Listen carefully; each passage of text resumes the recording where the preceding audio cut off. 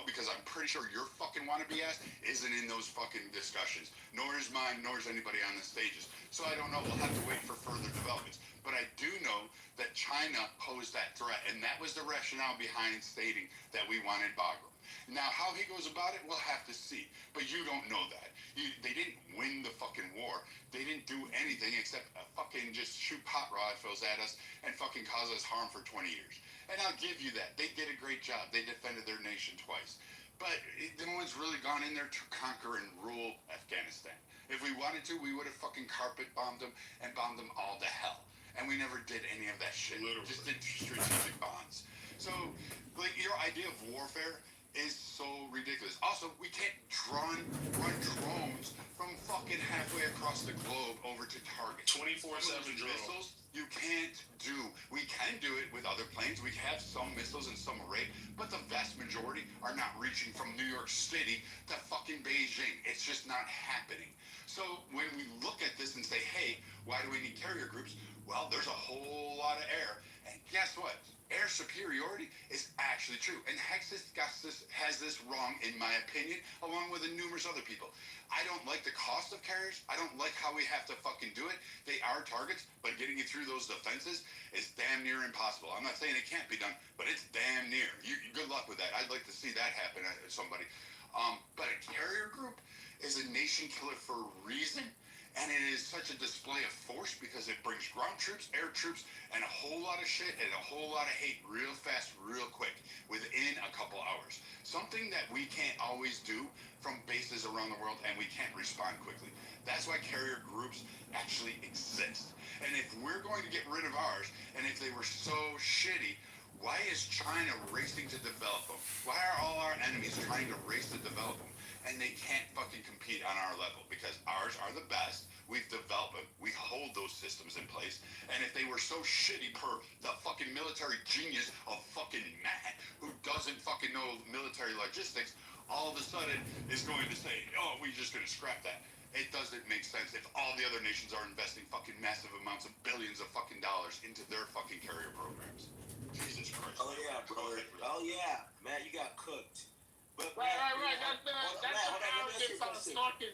That's the arrogance I was talking about. But listen, we gotta let you talk down. Eric, we are moderation, bro. What's up? So you mentioned something along the lines of how you believe that we shouldn't necessarily be involved in ourselves in like kind of like foreign affairs and be more concerned with domestic issues. Do you have that same stance when it comes to Palestine? Yeah, I don't think we should be involved in that. That's what a psychiatrist. Oh, interesting. Wow. Okay, I respect. What's interesting about that? No, I was just wondering because I know you're pro Palestine. I mean, I am.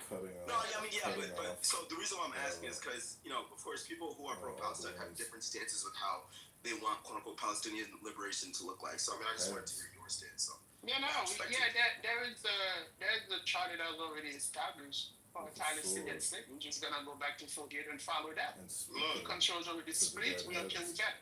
Secondly, listen. I guess No, I told the psychiatrist that I was having daydreams of cutting off all the female officers' heads with a sword and speaking to the dead reality, the world is moving forward. We are fighting a war now. We got to see the long range to the point where that was enough to you cause can worry. stay stuck in the past, right, and think that that's going to carry you forward, but it's not. If we look at the 12th war between Israel and Iran, you see Iran was able to hit Israel hard without lifting a fucking plane off the air. It was meant to discharge as a bipolar. 4,000-5,000 miles away. That's where war is going. War is going in the drone. That's where war is going. You see the way that Russia's devastated Ukraine? Which fucking drone and long range missile? It's time for us to do that. We don't even have hypersonic missile in the United States. Or maybe I'm not aware of it. Or they didn't say anything. Secondly, aircraft carrier, hypersonic missile will take that out with one because you cannot stop an hypersonic missile. It cannot be stopped. Not the TAD system, not the S-400, not the S-300. Nothing can stop hypersonic. Kitover. So now what are we going to do?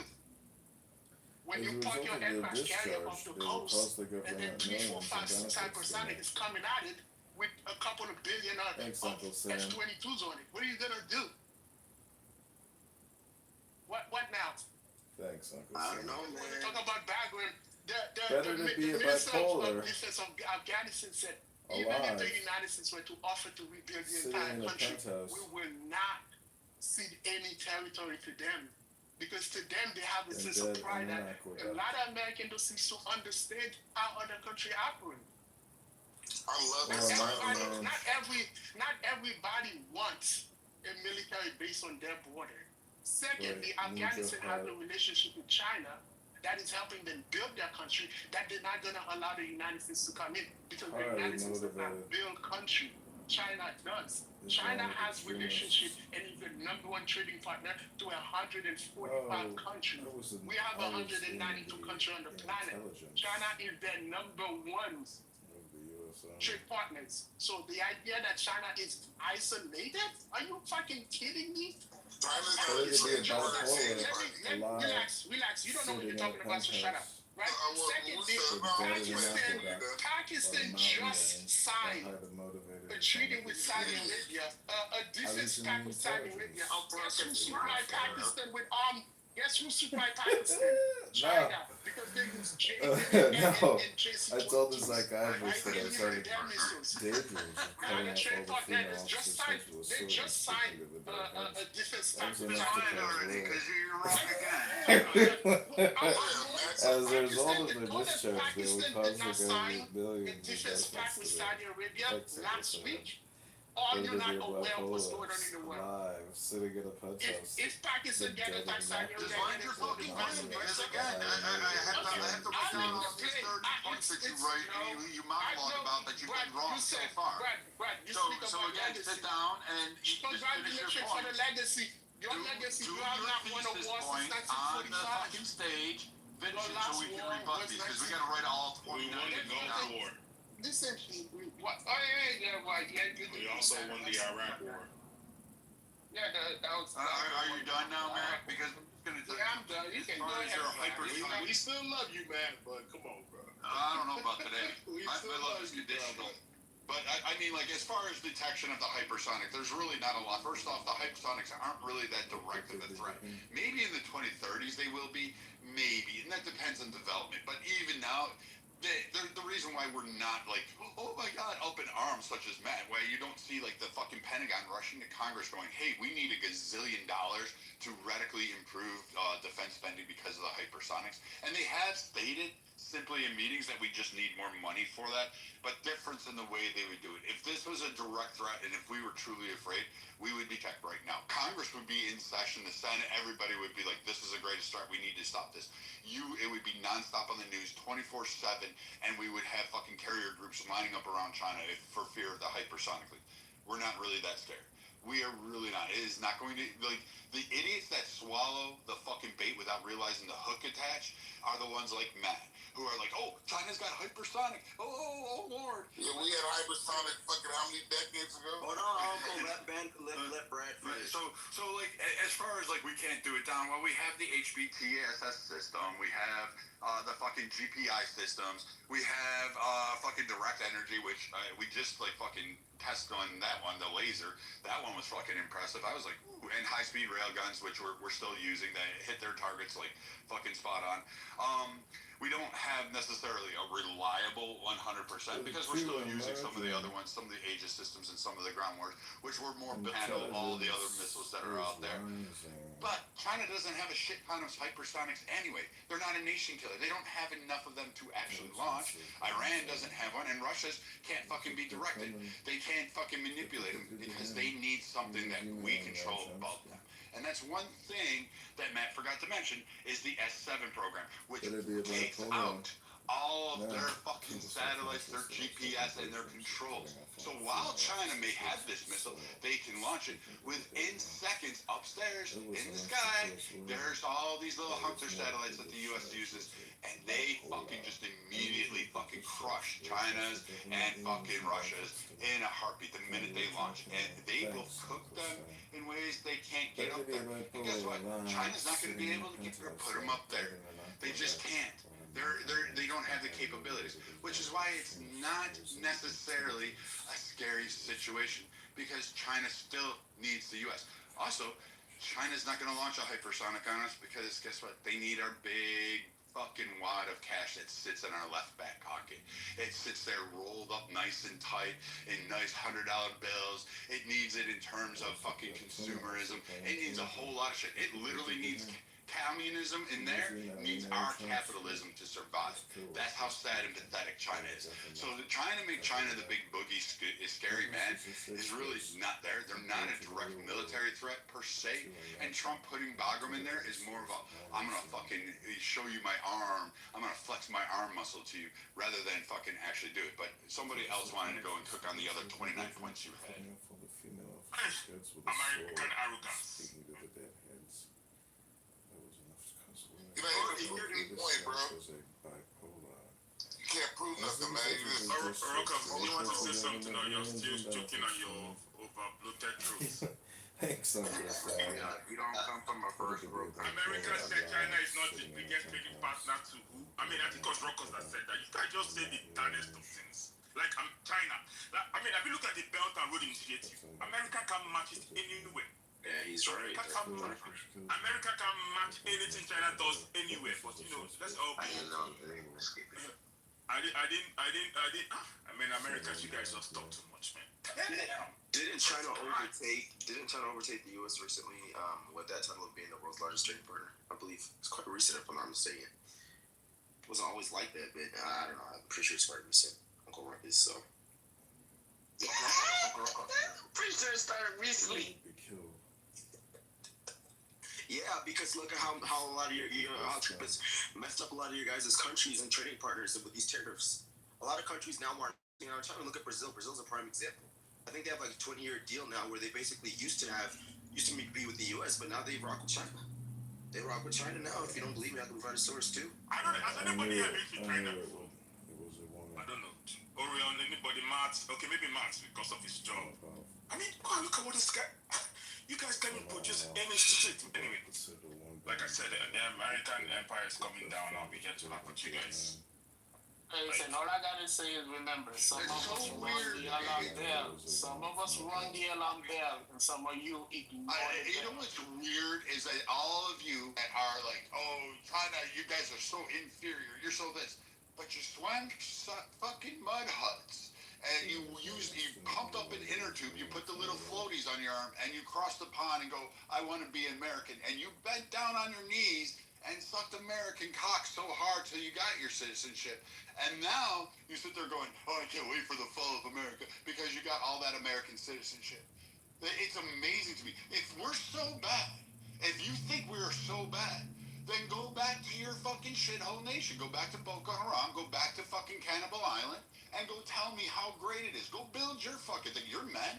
I thought you guys were manly men. You were like, I'm great. I'm important. I'm prestigious. Why aren't you building up your fucking countries? Why aren't you there entering politics? Why are you talking about United States politics, which you hate, apparently? You hate every American. We're arrogant. We're fat. We don't do anything. We don't bring anything to value. You hate our American blacks. You hate our American Hispanics. You hate our American Asians. You hate our fucking American whites.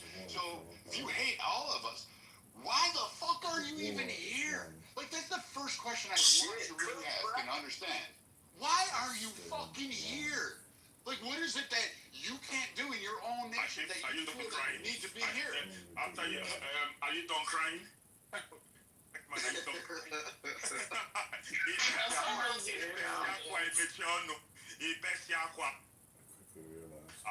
Your country. Wait, did your sister not like want to marry you over there? Is that it? I didn't interrupt you, please. I beg, just keep your mind. Your country is going down. I will make my money. Dollars, cash, ego, goodie, and I will pay you. Trash about your Bro, Africa, I would. Hey,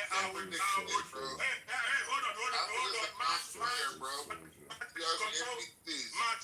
Matt, please help me out here. Look at you. You can do it on your own. You're calling for other people to help you. I didn't interrupt you. So you guys should calm down. After you finish crying, I'll still repeat the same thing I said. There's nothing you can do because you know what? I'm America. Amendment rights, that's what you guys tell me. You can't do shit. your country is going down. You know we can And I'll revoke be those, dead. right? Oh my God! Oh my God! Denaturalize you, bro. Guys, Inside there, we can denaturalize you. shut up! I didn't interrupt anybody.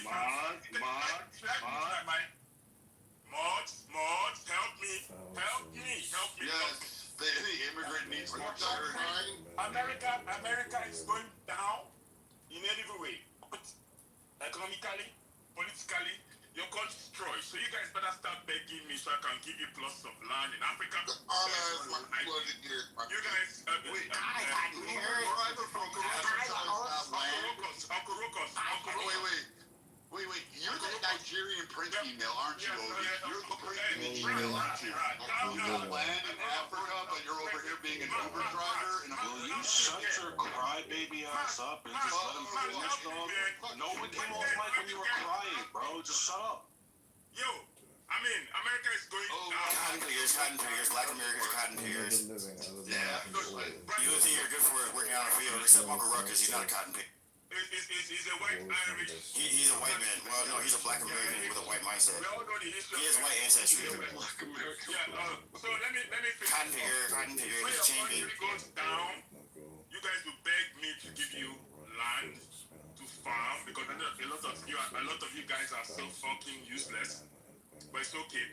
So, Max, the Americans continue to wallow in their foolishness, ignorance, be fiddling, like how Rome fell.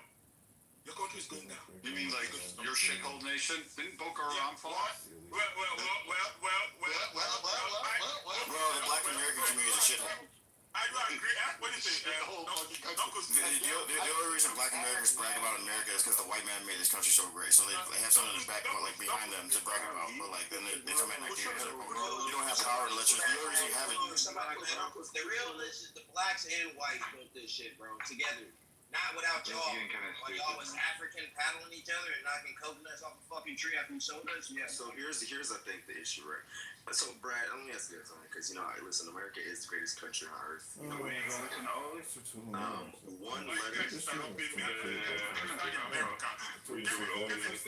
guys take a look at my PCR? Otis, the Nigerian prince who says he's got $7 trillion, and if you send him $240,000, he'll give you 40% of it. Okay, well, Brad, thank you.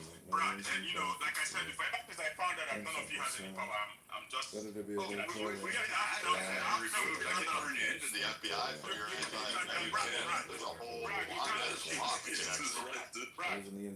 Yo, Odie, for the record, We could remove those.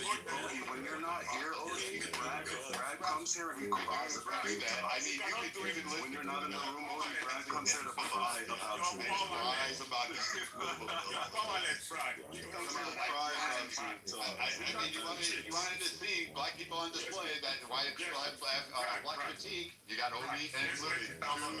Piece of the bob. There you go. We're much better than black Americans. Yo, Odie, whenever you did this guy, that he always comes in this room to cry about you, like, good job, well done. Wait, so like, Brad, so let me ask you this question, right? Like, are you not concerned about America's stance currently globally? Like with the positioning that we are like globally in terms of how, we have certain trading partners. Do you believe Are you that is being like serious, or are you trying to do like a fucking ignorant Louis statement? No, I'm being serious. No, like I said, I'm being like actually. I'm not. So in all seriousness, I've been concerned since 1980s. Like it's always precarious with global stances. I don't like any of those. I didn't like some of the.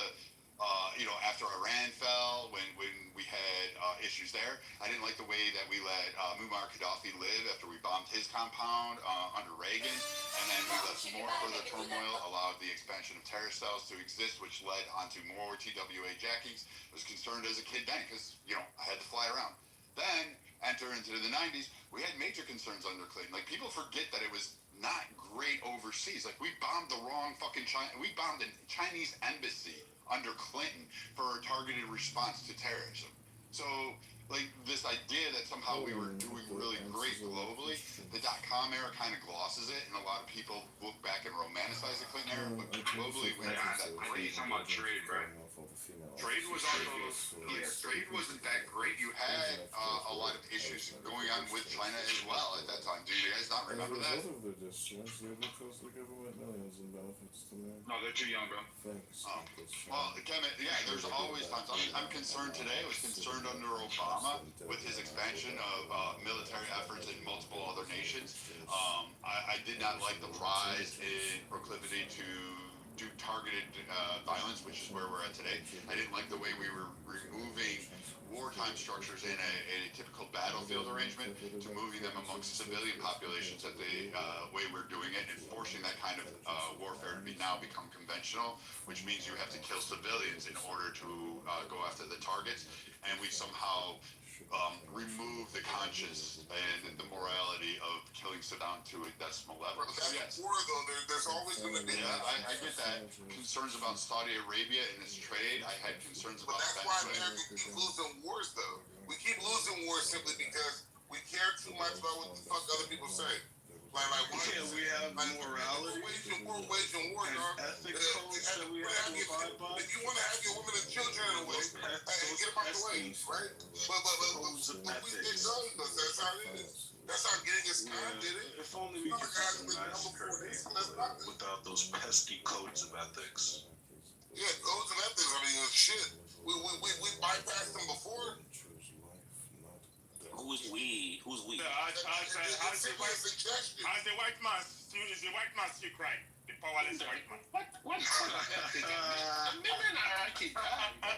The U.S. killed a million hierarchy. Like, what are you guys talking about? The white man that cannot let Code of ethics.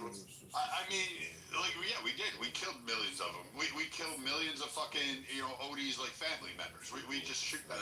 Actually, you son of a. Well, he was like the French Foreign Legion. Like, those faggots actually go out there and kill them all the time, too. So, No, you actually know what I'm saying. I'm gonna go to bed real quick. Wait, Matt, what were you saying, bro? I was just saying, code of ethics. The U.S. killed just like everybody else, if not. Yeah, that's Louis' point. No, other workers was like, oh my God, we have a morality. The U.S. There are standards that The white house, they might do some clandestine operation where like we find out there was some fuck shit done. You know what I'm saying? But for the most part, like everything that's on the surface, I believe like we're operating within some sort of like moral ethical framework. Oh, absolutely not. It might not be the highest moral ethical framework, but like there are things that we consider when we like carry out. But isn't that what Ruckus is saying though? Like Ruckus is saying, administration to administration, they're the ones who draw the line of where actual ethics is. And then the other side, the opposition, points at that administration. No, that's not true. And says how unmoral. Listen to the example that we're just given as far as Benghazi, as far as what he was Matt was just talking about with Iraq, and then the weapons of mass destruction. Like these it's not the administration that sets the standard. It's like the international governing bodies that we designate the powers to like control these things. No international body, no, absolutely not. Absolutely not. I don't even know who told you that, bro. Like they have these rules that is a consensus that the United Nations and things, but there's no enforcement mechanism there. Each country is voluntarily there to say, hey man, we'll do good. It's kind of like a handshake type of thing. But in America, like from administration, when the U.S. went into the Gulf War, the UN was against it, and we said too bad, so sad. We did it anyway. It's already set by the administration, though. That's what you said. I don't agree with that. All right, so I'll point it out. So one administration says that this was justified because of so on, whatever the plan is. The opposition that is trying to take take control of power in America says that that's racist, says that that's against the law, or whatever this is, because it's just banter.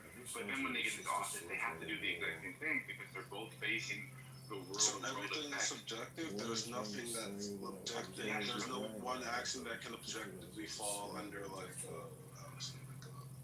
that would fall outside of a ethical framework. There's no outside body outside of the U.S. that controls our morality. It only exists by administration. It's who we select the Joint Chiefs. Like that, who determines your morality overseas in terms of war? I can't really hear what you're saying, Samo. That's exactly what I'm saying, bro. Like, for example, right now, you guys... Yeah, I locked all that. You're going to have to repeat.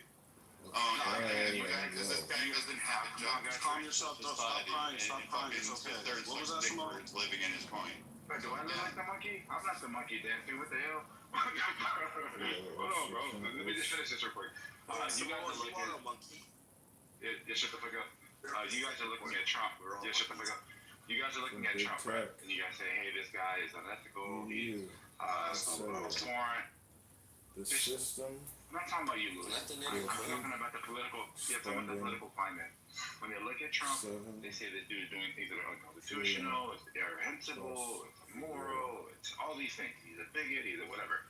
And then when you look at the other side, when they talk about Joe Biden, they say Joe Biden is basically the spawn of Satan because he's open border, and they have the justification for whatever it is, and they're going to do what they're doing under the guise that it's morally right. So when the Democrats are running that we should allow everybody to come in here, and they're taking positions about immigration and how people should be able to pursue the Democrats. I think you got my point, bro. I didn't get your point. Finish your point, so I don't let them cut you off. Oh no, that's it, bro. I'm trying to get ready for this workout, bro. And financial analysis. You won't do another set. Is the truth. Right. Provocative. So how much you bet? No, fuck all that. Yo, did any Democrat run on stupid water?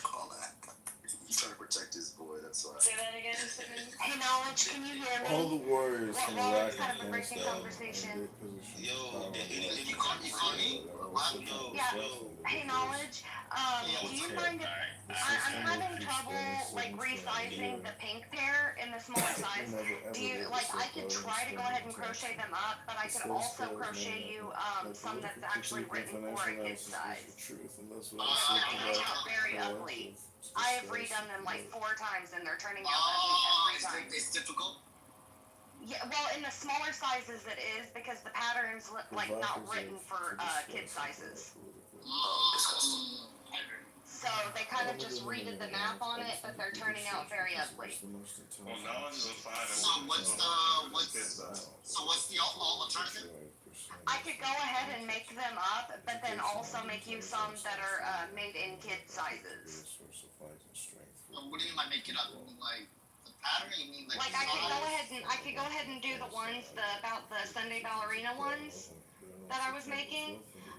But I could also find some other ones. I can find a pattern that's made in kid sizes. Yeah. Okay. I wanted to be fair. I'm not going to charge you for something that turns out extremely ugly. You can change the pattern. Okay. Alrighty. Alright, thank you. You're welcome. Also, Tim, the pictures. Yo, Dominic was trying to get in there. Y'all rolled right over Dominic. Damn, Dominic, that shit sucks, bro. I would have let that happen to me, bro. It's good. I would have let that happen to me. But I can remember what I was saying. So, I don't know. is much more Let's talk about knitting and quilting and shit. I mean, that's a peaceful topic. No, She's trying to dominate. What they're doing right now is they hear you, and they're gonna fight through it. I'm gonna show you how to do it. We gotta work together. I'm trying to make money. She's grinding out here for her family. And then when you be disruptive, they're gonna say, moderator. Well, you gotta fight through it, Dominic, because these aren't good people. He was gonna regale us with his trash stories from when he was. Oh, he took the leather cowboy hat off. Concrete, who is good? Go ahead, Dominic. Man, some people have more decency than others. Come on, Dominic. I was actually responding. I was actually responding to what the person before me was saying, and then I got cut off by some quilt shit. Yes, what are you talking about? It's all good, bro. What did you want to say, bro? Come on.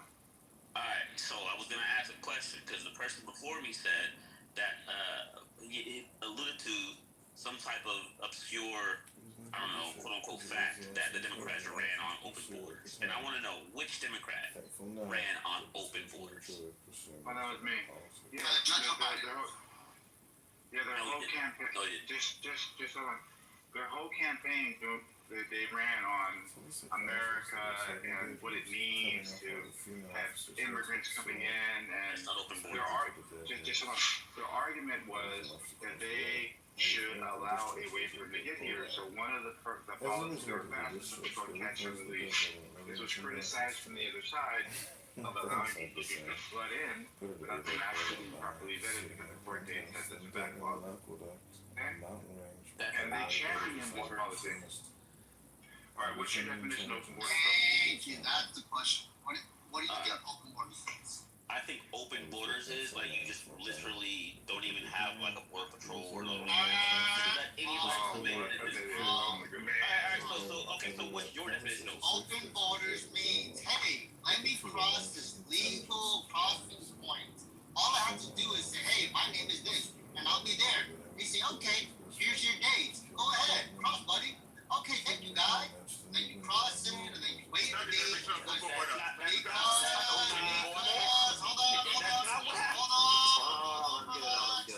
Relax.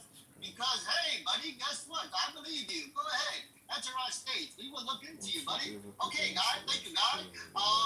In exchange, let me get your name, last name, and we will find out everything is here. It may take. You're still wrong. How can I be wrong on my definition? You said he was wrong. You said he was wrong. I said, You said, what is your definition? Yo, Dominic, didn't he say what is your definition? No, I said Dominic, didn't he say what is your definition? Define what you think we mean by open borders. What you meant? Yes, we meant, yes. Define what you think that we meant by open borders. You're just wrong. Whatever you mean is wrong. And then he said, open borders means there's nobody over there. There's no you just walk right across. So you're using the term in the wrong way. And then I said, No, there's a definition, bro. and I said, when we say open borders, what we mean is that you can go to the border, you can say, hey, I'm here to seek asylum, guys. And they say, okay, but that's definitionally not an open border. That's our definition. If there's somebody there to stop you, the border wasn't open. It was restricted. Don't argue with the fools, Concrete. We mean anybody can go there. Look, anybody can go there from China, from Russia, from Ukraine, you name it, from anywhere around the world. They say, hey, I'm here to seek asylum, guy. They say, okay, buddy. And they say, okay, give me some first name, last name. Yeah, we know you're wrong. We got it. You're wrong. And it's my definition. What do you mean I'm wrong? Not your definition. You weren't using your own definition. You didn't make up a definition. You heard the term before. You just started using it. We used the definition, Concrete. Exactly. Or I did. Yes. You receive response. Okay. You have 120 days, maybe more. Well, we'll contact you. We'll get to you. That's open borders. Anybody can come into this country, say, I'm seeking. Anybody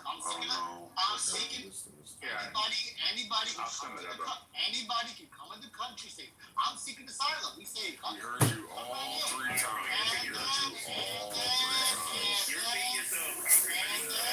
It would have been quicker. It would have been quicker. No, fuck it. Let's just do this now. Fuck it. Fuck the conversation. Let's just do this. Weird ass shit, bro. We just gotta talk over each other.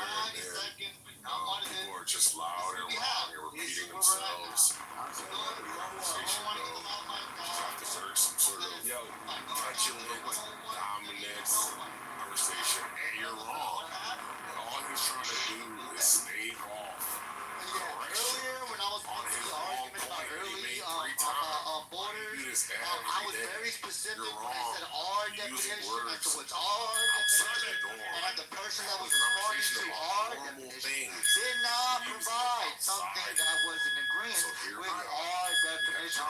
Hence why I got off the mic and I said, was a part of the conversation, said, yeah, that is correct. So once again, I'm going to ask for the person or any other all the people who thought our definition. people have When you say our definition is wrong, realize that you are inherently incorrect in your statement because it's our definition. That's like if I was to say something rhetorical and I'm going to define it to the letter B. You don't need to repeat Ergo, when I use the letter B, it means the letter A. And when you say our definition is wrong, you are inherently wrong.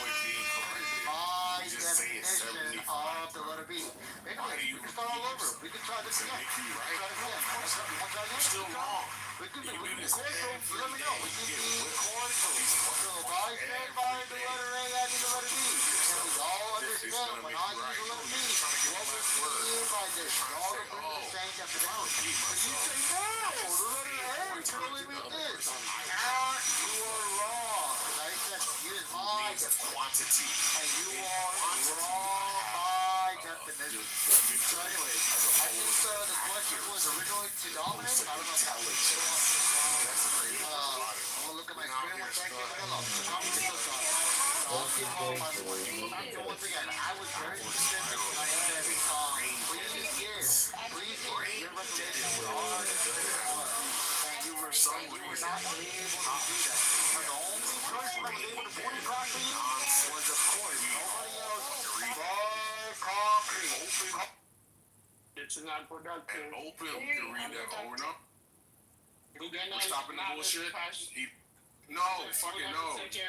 Hold on. He said it 3 times. Hold on, Concrete. We're gonna allow knowledge to crash that Cessna, and then you can depart in the Gulf in the GX 500. No, he said it 16 times. I just want to I made my point. Concrete wanted to just talk over my 16 point. times. But let's go. Yeah, let's let Dominic actually respond to the question.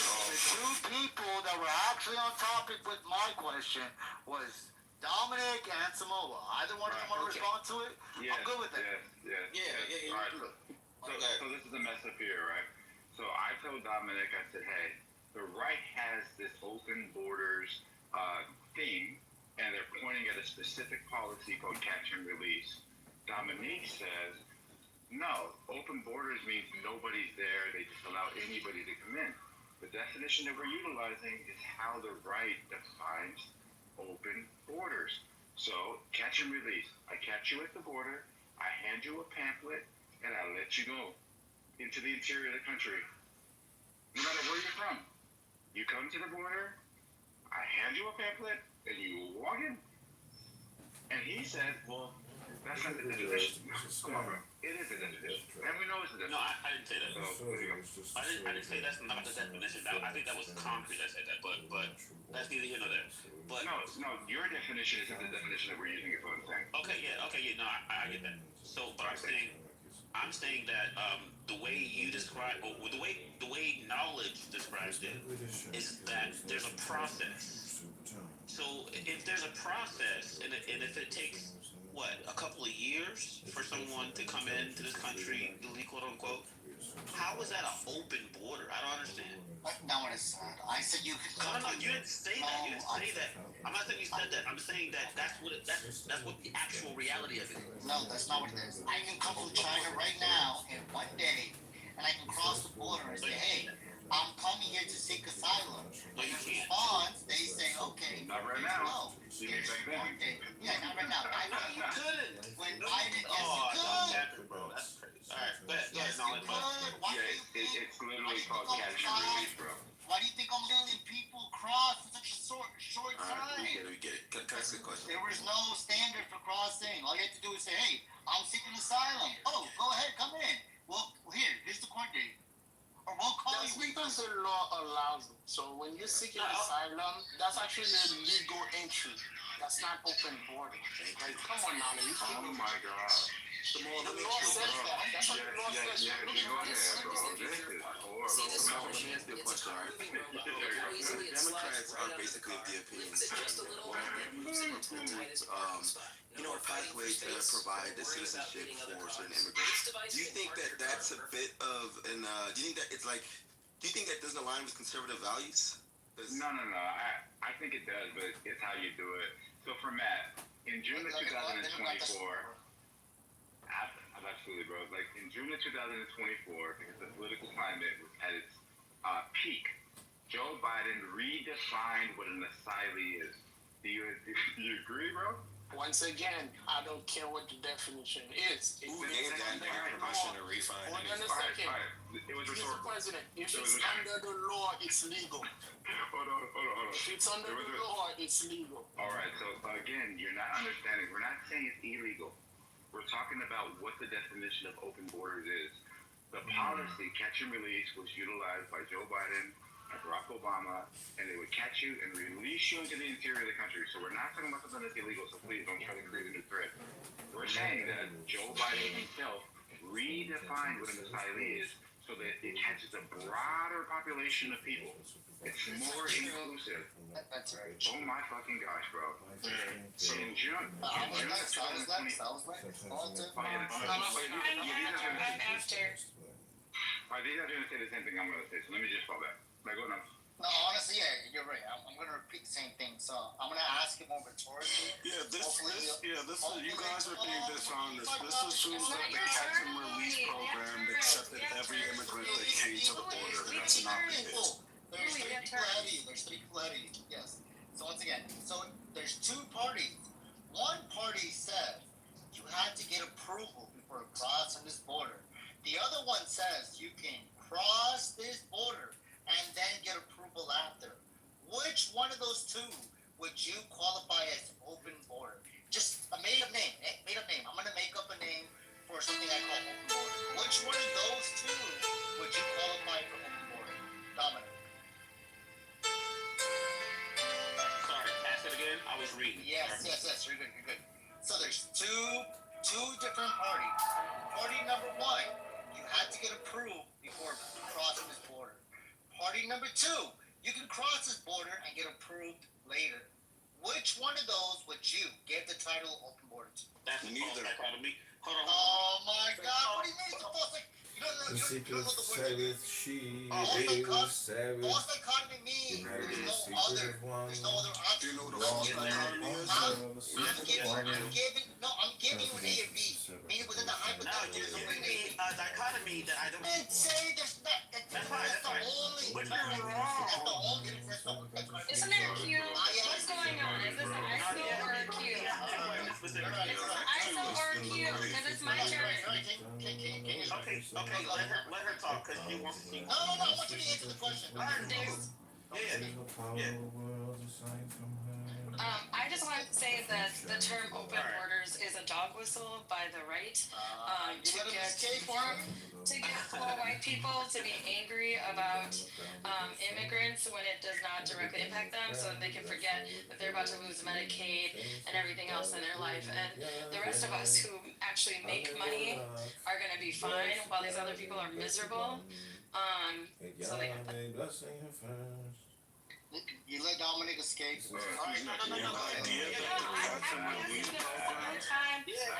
think the rest of my time. The idea that the catch and release program equals open borders. Why don't you respect the queue? Why don't you respect the queue? There is no Queue, and Dominic is taking the rest of our time. You just made up the queue so you could talk. There's no queue. No, we actually did have a queue of 3 people. Let them niggas spit, bro. Let them spit. Hey, Dominic, you were wrong, though, right? I'm literally reading up on the catch and release program. So while we were having a conversation and other people were talking, I was reading. I'm talking about the definition, though. You were wrong, though, right? We met by the catch and release program is not an example of open borders. You guys are incorrectly characterized. You're not listening, boy. No, it's all good. Just because what you say you think is what is factual doesn't mean I have to accept that. I'm gonna read up on it and then I'm gonna come back and I'm gonna rebuttal. if I use a word and the word happens to be like ambiguous to you, right? We have to anchor down on the proper definition on how I'm using the word. You can't say that I'm using it incorrectly if you don't know how I'm actually using it. So when can I still get your position? Because it's very clear. You've been very clear. You've reiterated what you mean by and I would like, I right? said that I'd I like think you've said it. You've defined it to nauseam at this point, right? Well, I just want Dominique to acknowledge Man, you that. agree with me that No, you're not gonna get me to acknowledge anything that you say because open borders. You know, is not something. Is not something. No, it's not a dog whistle. It's a misnomer. Exactly. So y'all need to define a fucking term to say that he was more loosely So that it fits your definition, right? Like it's not open. It's not open. So wait, hold on. So, if your door, let's just talk about your house. Man, stop. Oh, Just hold on. Come on. Right, go ahead. Somebody says, continue this house analogy. all right, somebody says, hey, Dominique, I need to gain entry into your home. You're saying, I'm not there right now, but the door is open. Am I saying that the door is literally open, or am I saying that it's unlocked? what the fuck It's is not that? unlocked. What is that? A better analogy was That was good. Deal with it. Let him answer. a better analogy. Assess that. Oh, this is, and then assess that this is someone who can come into my house, and you let them do so. And then maybe another person comes, and you assess that this is someone that I won't allow into my house, and then you don't do so. That's an actual character. That's an honest characterization. Why don't you just deal with that one, Louis? It's all good, bro. So you said if It's a good analogy, and if you can whip this analogy, then that means that you can't steal my position. I'll address it now. I swear to God, I will. If I could just say one thing real quick, since there was Q. One of the thing that I heard brought up about the open borders, the thing that keeps being mentioned is catch and release. So let me just, and anyone can look this And up. I was literally just reading that shit, bro. Okay, Dominic. In the early 2000s, the phrase catch and release started being used publicly, especially around 2005 during the George W. Bush administration. That's when Border Patrol and DHS acknowledged that thousands of non-Mexican migrants were being apprehended, processed, and released into the U.S. because this detention space was full and court cases took too long. So this is before Obama. It's been a thing since the 90s, but it was during the George Bush administration that the term catch and release was not only used, but actually in place. Thank you for that, Tim. Thank you. You can look it up. Bro, I don't understand why Tim does that. That has nothing to do with It makes an argument. I know that makes an argument. That is a... Oh my God. That actually has everything. The issue is that it exists. Yes, that's fine. We don't agree with catch and release. And you're saying, oh no, it exists. Wait, but that was a That's still an issue. That was a Republican. And it was an issue. No. It's an issue that you guys tried to characterize as a liberal brain to from the left. Get the fuck out of here, bro. That shit existed And it's not. in the fucking Bush era. Oh, this is so dumb. All right. He just read it to y'all. Did Donald Trump reverse the catch and release policy on day one when he came into office? Fuck no, he didn't. Bro, why do you say that so confident? I know, right? What a dummy. That was one of the executive orders. Okay, so yes, he did, and That was like. Hey, Dominic sounded super confident, bro. That was funny. Alright, so wait, hold on. Okay. Trump's first administration, was there catch and release? During his first administration, No. There wasn't? No, they had something called Stay in Mexico. No. Yeah, they had something called Stay in Mexico. He implemented Biden, You don't remember that? he implemented, mixed version. So Obama's administration would allow him into the country and then fucking hunt them down.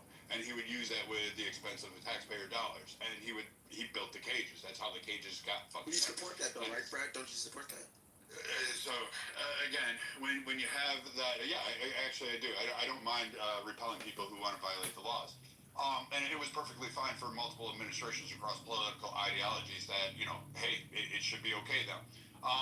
So when Trump came in, he used the same system. He just didn't allow people to cross the border and then go hunt them down. When Biden came in, he refused to use the camps and he refused to hunt them down. He used CB1 app, and then he'd use staging, which would be, here, I'm going to give you a piece of paper and hand you a court date, and you would show up. And then they, in fact, would have to go chase them down after they failed to show for court appearances, or they just lost track. This is how he lost like 300,000 kids. This is where there's a lot of complexities over the administration's tracking of these individuals, why it was so complex and problematic. Trump's come in and now locked down the border and brought back more of we're just going to stop you at the front, and we're not going to allow in Mexico. Listen to what Brad's saying, right? So what you're saying, Brad, that's the process. But then the changing the definition of what certain things means allows there to be an incentive for massive amount of people to flood to the border. Right. Because it allows for budgeting and funding. So, like, one of his campaign issues and one of the proponents for the progressives on the left was eliminating ICE. They didn't like ICE. They didn't want Homeland Security. It was a toxic for the left. So they wanted it defunded. Remember, defund police? They were part of that initiative, and that was one of the campaign issues with the Democrats in that turn. So they had to kind of, attack Homeland Security for better or for worse. They had to follow through on that, and they thought they were doing a great job because the left was holding them by the balls, because that was one of their main cruxes was we want more people. We want more people. We don't want ICE going through the neighborhood. They didn't want to do what Trump did previously. So I guess what's more of a concern, I guess, for some of the conservatives, is it so repelling the country or dealing with people who are already here and providing them a pathway to citizenship, which is more. Well, if you're going to take away the morality clause of, like, hey, if your first action to get in this country is to basically commit and not listen to America's laws, then I don't know what to tell you. Like, I don't feel you should be here. I think we can import immigration. I think we should allow people to immigrate. I think we should do a lot more vetting. I think we should put a lot of processes towards vetting and understanding. And I think we should look at how we divvy up populations. We can't dump like we did with the Somalian refugees. We can't dump them all into fucking Minnesota and Oklahoma. That just doesn't work out for neighborhoods. We're going to have to teach acclimations and things along those lines. Why doesn't it work out for neighborhoods? Exactly. Can you provide an example of how it doesn't work out? Little Mogadishu right now is not a fucking great neighborhood. If you want to go up there, go try to run your ass up. Actually, I'll go there. Wait, I'll go there right now, and I'll take a picture right now, and you guys will see that there's like a whole bunch of different people in that community, and it's nowhere near what he's referring it to. Alright, but to answer, looking over, you were talking Newsom is my bitch. Terry Newsom is my bitch. Thanks, Terry. Thanks, George. Thanks, boys. You guys are doing such great, hard PR work for the campaign. Every negative becomes a positive. I am rubber. And glue, you are cement. Whatever bounces off of you sticks to you. However the saying goes. You know what I'm saying, folks? And Obama did. And Nancy Pelosi just said, oh, it's for optics. You should have bid on it. Even the DACA people were like, why didn't you take that fucking offer? Yeah, why did Trump shoot down the immigration bill that the Democrats proposed? Hold on, let's do some clarity. Why did he do that? Hold on, are we talking about his first term or his second term? Second term. Second term. No, hold on, Brad. I'm asking you, like, when you said that. Oh, sorry. The first term. Okay, that's what I was thinking. Okay. Well, that's always been the political strategy. Like when DACA recipients, when Flores and others who were at the heights of those DACA lists, that they were like advocating for it, and they turned around and asked, like the DNC, like, why didn't you follow through on this? You said you were going to work with us. Obama gave you the blessing. Why didn't you push through? You had it on the table, and Trump took it away. He dangled it, and he won the optic victory. I would have called Trump on it. I think they should have. Had I been a Republican, I would have said DACA should be, I would have just granted them that, but I would have said going forward, on the table, you're going to give me a legislation act that prohibits this kind of thing so we don't have to go through this process and dangle people's lives forever. We're either going to send them back or you're going to give me my legislative way now. I think what you remember when they were saying that Donald Trump was for DACA. So if you guys can remember that, you guys have to understand the strategy that's behind that. If DACA designation is removed, it forces the legislative branch to save these quote-unquote people. And that's what he was doing. He said, hey, I got the remedy right here. And the Democrats didn't let him win. I love how you guys just fucking... Oh, you're not ready, Terry. You're not ready. You guys just... No, you ascribe... No, it's funny. You ascribe the motivation to what Donald Trump does after he does it, even when he doesn't ascribe it himself. He can't... Wait. But what was the motivation behind the when he does what's the you come about Donald Trump? This is the reason why he did Wait, but this is the part that you get not taken seriously and why people call you dumb. Is because if you have Trump saying, I will give you the DACA you've already asked for, plus 500,000 more. I'm giving you 1 million fucking DACA recipients. If you have Trump on camera in front of the fucking nation saying, I'm going to give you this is what I want border wall funding, and you have a choice, and you're the Democrat machine, tell me why the Democrats decided, you know what, I've got 2 years on this shit, I can give him funding and we can retract it if we win the White House next year, and if he bungles the border situation, we've got a fucking pure win. Why, politically, strategically, you wouldn't cater to the base that helps you get into office? He doesn't... No, hold on. Dominic, I don't think you get it, because I remember, like, I was taking a federal government course, we talked about this, and, like, to be honest, I think that's the most... I think that was the closest deal the Democrats had to some sort of progressive immigration reform that we're going to get, like, within the past, like, 10 years. Obama tried it with DACA, even some, I think, bill he passed. It was in, I think, 2010. And there was some, I think, a couple, like, House Democrats voted against it. Few, I think it was, like, 2 or 3 or so. And if they did vote in support of it, we could have had some progressive immigration reform. And, I hate to agree, but I think, once again, the Democrats kind of fumble their bag. I mean, because if they care so much about DACA recipients and all these immigrants and they want some sort of reform thing, they got to be bipartisan, I hate to say it. And I'm not even into, like, this whole border wall thing or whatever, but, like, if we're comparing a border wall to, like, people who are born, like, not even born here, because I don't think DACA recipients were born here, who grew up here, I think, to be honest, that's why I asked the question. I think that people who have been in Sri long enough should at least reap the benefits of American citizens, and I think if we're going to prioritize a wall over them, I think that's unfair, to be honest. I don't understand. But for Pure, real quick, if you just go back and watch his State of the Union, the first State of the Union, where he gives you the 4 pillars, and he's offering you this amnesty to all these people that are here, you're saying that he never did that, he just attacked DACA first and didn't tell us why. We know why he did it, because he said it out of his own mouth in front of billions of people that watch him around the world. So we know what the strategy was, and they weren't going to give him a win. It was like, oh, they just made up reasons why, and that's what the narrative was. He's removing DACA, and he's getting all these people that are part of that program. The Democrats are getting them riled up, right, for like all that support for the stormtroopers. That's the Nancy Pelosi coin count.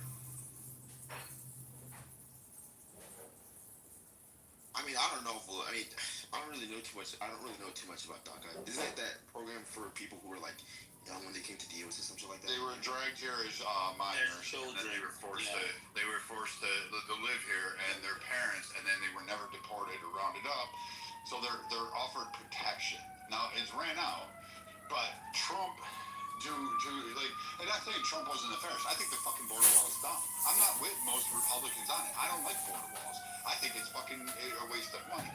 But politically, when I look at it through the map and through strategy, you had 2.5 years. You could have granted funding for fucking the border wall. It wouldn't have been completed. Biden didn't fucking complete it, and he was building up fence lines and borders. So you could have fucking stalled that and actually had, hey, you know what, we got budgetary things. We gave you the border wall. Here, Republicans, now we want this. And you would have had it. And you could have got DACA on the backside because when you had Biden that won, you would have sat there and going on the border bill, on the CARES Act and other particulars, you could have fucking cared. And even under CARES Act, they had a chance to do it. And they didn't push it through. DACA wasn't on the list of any of the priorities under the Biden administration. So, like, when Trump brought it up, he was condemned. You're still condemned. But I'm sitting there going, it was a no lose situation for the Democrats because they would have had their base, they would have had the people, and they had a significant vote that was going, and they would have won it. Which is why a lot of the dockets didn't believe the DNC program under Kamala when she was running, which caused you what? Votes. So optically, the Democrats fucked up on that part. Yeah, I do agree. I do agree. So are we also in agreement that Trump was against bipartisan bill to curb Terry Newsom's all upset. Don't wait from the original point. The original point you made was that Democrats have never pushed open border. We pushed the argument, I'm not moving away from that. and then we pushed the argument from catch and release. You pointed to, there was a catch and release under a Republican program. And once again, we said that two Democrats recently, well, technically for 12 years, Democrats have pushed for this open border program. No. Yes. You have not. No, you have not. You have not provided any evidence that any Two Obama terms and one Biden term. It's a total of 12. What are you doing? What do you mean? What am I doing? He's trying to say that there are prominent Democrats that are. No, we're talking about the two different administrations. Joe Biden. No, we're not talking about Obama. That's not what we're talking about. That is what he's talking about. Okay, but knowledge is asking me about something we were talking about earlier. Oh my goodness. Am I correct, knowledge? Well, to be fair, I think what was this brought up to you about the docket thing is a form of Trump actually supporting. But we're going backwards. We're going backwards to something we talked about earlier. That's what knowledge just brought up, right? Yeah, because you're escaping it. Okay, so let's do it. What is he trying to say? If we're not moving forward, then go ahead. I don't know what he's up against. I think what knowledge is probably just like confused. He can't get over the fact that he can't name a Democrat policy that advocates for open borders. We gave you two. Can't do it. Catch and release. That's not an open border policy. That's not an open border policy. Okay, then how did so many people enter this country through Biden? It's a loophole. Don't help me.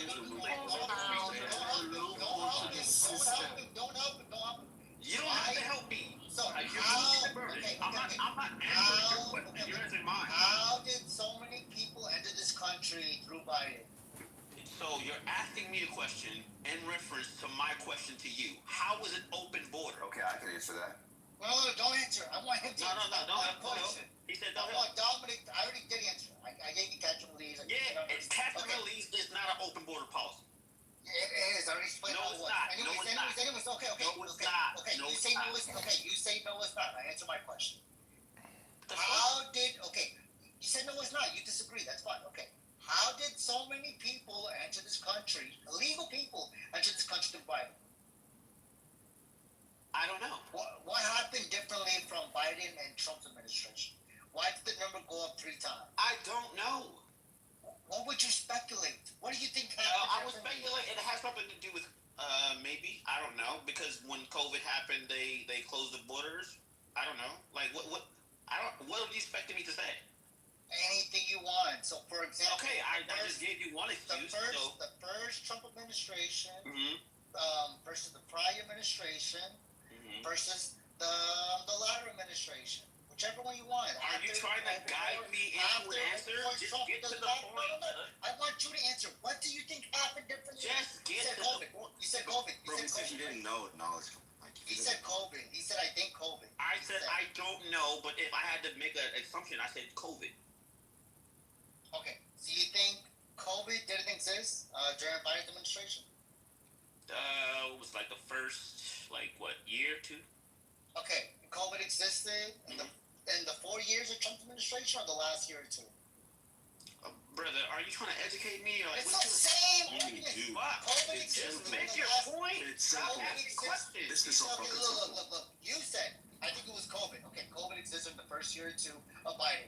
Okay, if it was COVID, did COVID not exist when Trump was running? Yeah, it existed in the first year or two. So once again, what happened differently? You're saying both things were the same. COVID existed before. COVID existed after. Some bills like the Muslim ban. The only thing that changed. Can you get to your point? Yes, the only thing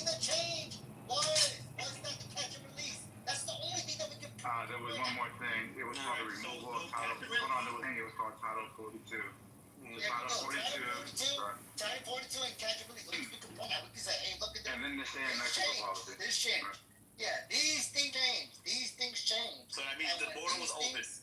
And when these things change, a lot more people came through. And the Democrats are like, I don't know why they're coming through. I don't know why. I have no idea why. I don't know. I don't know. Okay, so that means the border was open to you, right? Oh my goodness. I gave you my definition of open. That's cool. And I just. All right, Dominic. So you have a dam, and then you don't have a dam. No, you have a dam, and then you have a leaky dam. Do you still have a dam if it's leaky? Yeah, you kind of have a leaky dam when you have a leaky dam. That's it. Yeah, which dam is more effective, Dominic? The leaking dam or the non-leaking dam? Which one's gonna stop the water? And don't say it depends on the nature of the leak. Yo, that's a double entendre, right? Okay, I know. I don't got bars, bro. Y'all spitting bars above my head. That's an entendre, bro. Easy ass question, bro. No, because okay, then answer. My problem is you're not addressing the fact that the borders would never open. Okay, how about this? The borders were leaking. How about that? They were never broken. They were leaking. How about that? It's one point to say that under one president more immigrants came in through the border than the next president. Okay, yeah, fine. That doesn't mean the border was open. We don't even have to do that. We don't have to do that. Who had a better dam? The one that That's fine. No, but or the one that didn't allow you can acknowledge that without saying the borders were open. Acknowledge. Can I just say this real quick? Hey, let me just say this, Pete. I want to get into this too, though. So, I got 10 seconds, bro, and then you can go ahead and say. So we don't have to look at administration to administration. We can just look at Joe Biden's administration in 4 years. There was a certain point where the spigot turned off from an executive order signed by Joe Biden. So if his executive order in June of 2024 turned it off, that would mean that it would have to be on, right, Dominique? The spigot would have to be on in order for it off, right?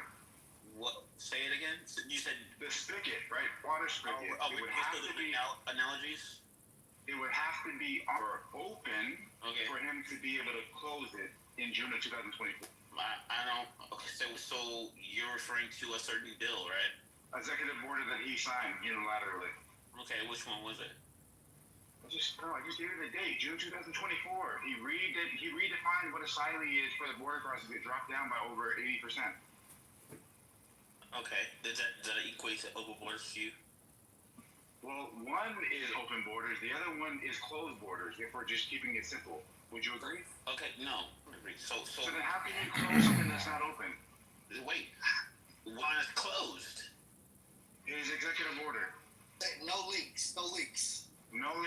So that means it dropped. It dropped. The flow of water decreased by over 80% of a willing of a pin. The executive order immediately stopped the flow of water. This is why people think Americans are stupid. Why are we doing this? Why are we doing this? What happened? What did I miss? I'm out the way, bro. Hold on, here, and maybe people can help me with this. Okay, Dominic, you there? Yeah, I'm here. All right. So, do you remember when Texas tried to shut down their borders? Nah, when was this? During the Biden administration at some point in time, right? Texas tried to close their borders. Mm-hmm. Do you remember? So if you don't know that, then that means you don't. What would you say if I told you that Biden basically tried to force them to open their shit? I don't know what you're referring to. Asking you for a reference, I'm saying, what would you say if you found out when Texas tried their borders, right? And Biden sends a letter, lawsuit, whatever. Biden tries to get legal on them to say, no, open it. What would you say? What would I say to Biden sending a letter? Would that be something that moves towards the spectrum of opening a border? I guess, sure. Okay, so it's not an official policy, right? But it's a federal government legal request to open a border that a state closed, right? Now, if the state's saying, hey, look, we're getting this massive influx of people, and Biden's like, it don't matter, open the shit. Would you say that is in support to an open border? I don't know. I would have to read the actual. That's fine. That's challenging what I'm saying to be the case. Using my word, just taking my words for them just as true. Yeah, if I take your word for it, then yeah, I would have to agree. That's like asking. Okay, cool. Now, because you never heard of it, what you can do is you can go look into that. Now, if you find out that's what I was doing. No, that's fine. Look, look, you can fact check me all you want. Look, no, I'm not gonna. I'm not. It's not. That's fine. That's fine. We're getting caught up in the bullshit. Look, the point is this: is that it sounds like this. It sounds like this. It sounds like you were challenging something. No. And you wanted to hang your hat on this fact that it wasn't a open border policy. It wasn't an open border policy. Right? Which means that if it's not a policy, it's therefore not in support of an open border. And I'm saying you could use this in addition to the many other things, such as the record fucking illegals coming into the country, being shipped out privately, quietly through fucking airplanes by the federal government, giving them fucking the federal government package of money, not forcing them to get COVID shots, sending them, remember when they got sent to fucking Martha's Vineyard or whatever the fucking case that thing is, right? In addition to all of that we just kind of want to close our eyes to, when you actually had a state that wanted to shut their shit down, the federal government said, no, you're not. Here's a legal letter saying, open the shit. That's not a policy, but that is a fucking request by the federal government. That doesn't help your case, is the point. Now you can go ahead and fact check. No, I'm not gonna. I've been trying to read up on this shit, and like I said, I was trying to. Like my original question was, can you find one prominent Democrat that was that has power or some type of? Yes, I can right now. Okay, and then President Joe Biden. Okay, that's cool. And then and I wasn't taking a position either way. I was leaning toward saying that there's no prominent legislator that leans towards open borders, quote unquote. Yes, you do, because you're defining open borders as a policy, right? But if you listen to the debates when Trump was saying you can go in there right now, right? See, the conversation of open borders fundamentally was based off of the massive illegal immigrant problem that basically, at least some point in the early part of the administration, they said there was no problem. Later on, then they said there was a problem, which is why Kamala Harris is like, oh, we have to open up, and we have to do this. And Trump was like, look, we can go there right now. And then they used that whole bipartisan bill thing that didn't pass. And then when Trump shut this shit down, and now this shit is basically almost zero, he's like, look, you didn't have to do anything. All we did was do what was already in our power to do. We just shut the shit down and stopped everything. So the concept of open border, you just want to hang on that, is, or the technical term open border, you want to hang on that, is not referring to the concept of allowing people to come in. Why were they flying illegal immigrants to other states privately? Wait, hold on. Let me reverse this and ask you a question. Go ahead. Why was Trump against the immigration bill that the Democrats proposed? Because he said it wasn't necessary. And it had money. Hold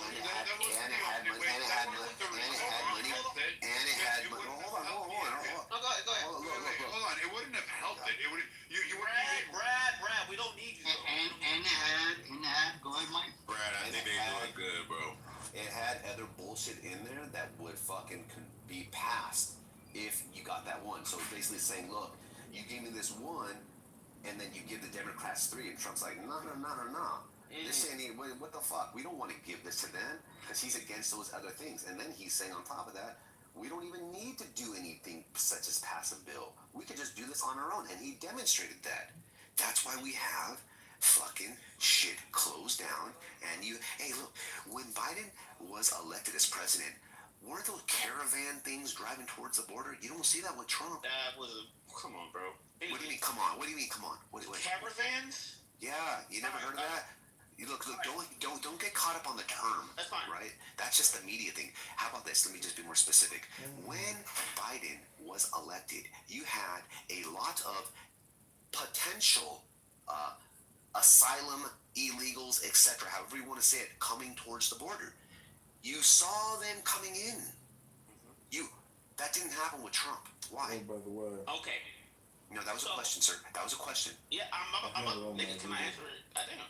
Go ahead. So the answer is Trump opposed that bill, admittedly by his own words, because he wanted to politicize it. Great. Okay, I'm going to concede to that. Wait. Oh, God, you're not answering my fucking question, bro. Okay, the question was very simple. Why is it the case, and this is just your opinion, it's not a factual thing, I just want to hear your mindset. Why do you think when Biden was in office, you had people from other countries coming towards our border to enter the country, and when Trump was in office... I asked him the same question. Thank you, and we didn't get an answer, obviously, so... Okay, so I don't think that question is... That's cool. Okay, cool. So I don't think that question is relevant to the fact Perfect, that's fine. Just answer it and then we'll determine the relevance. Hold on. No, because you're not answering. You're just saying, I don't think this...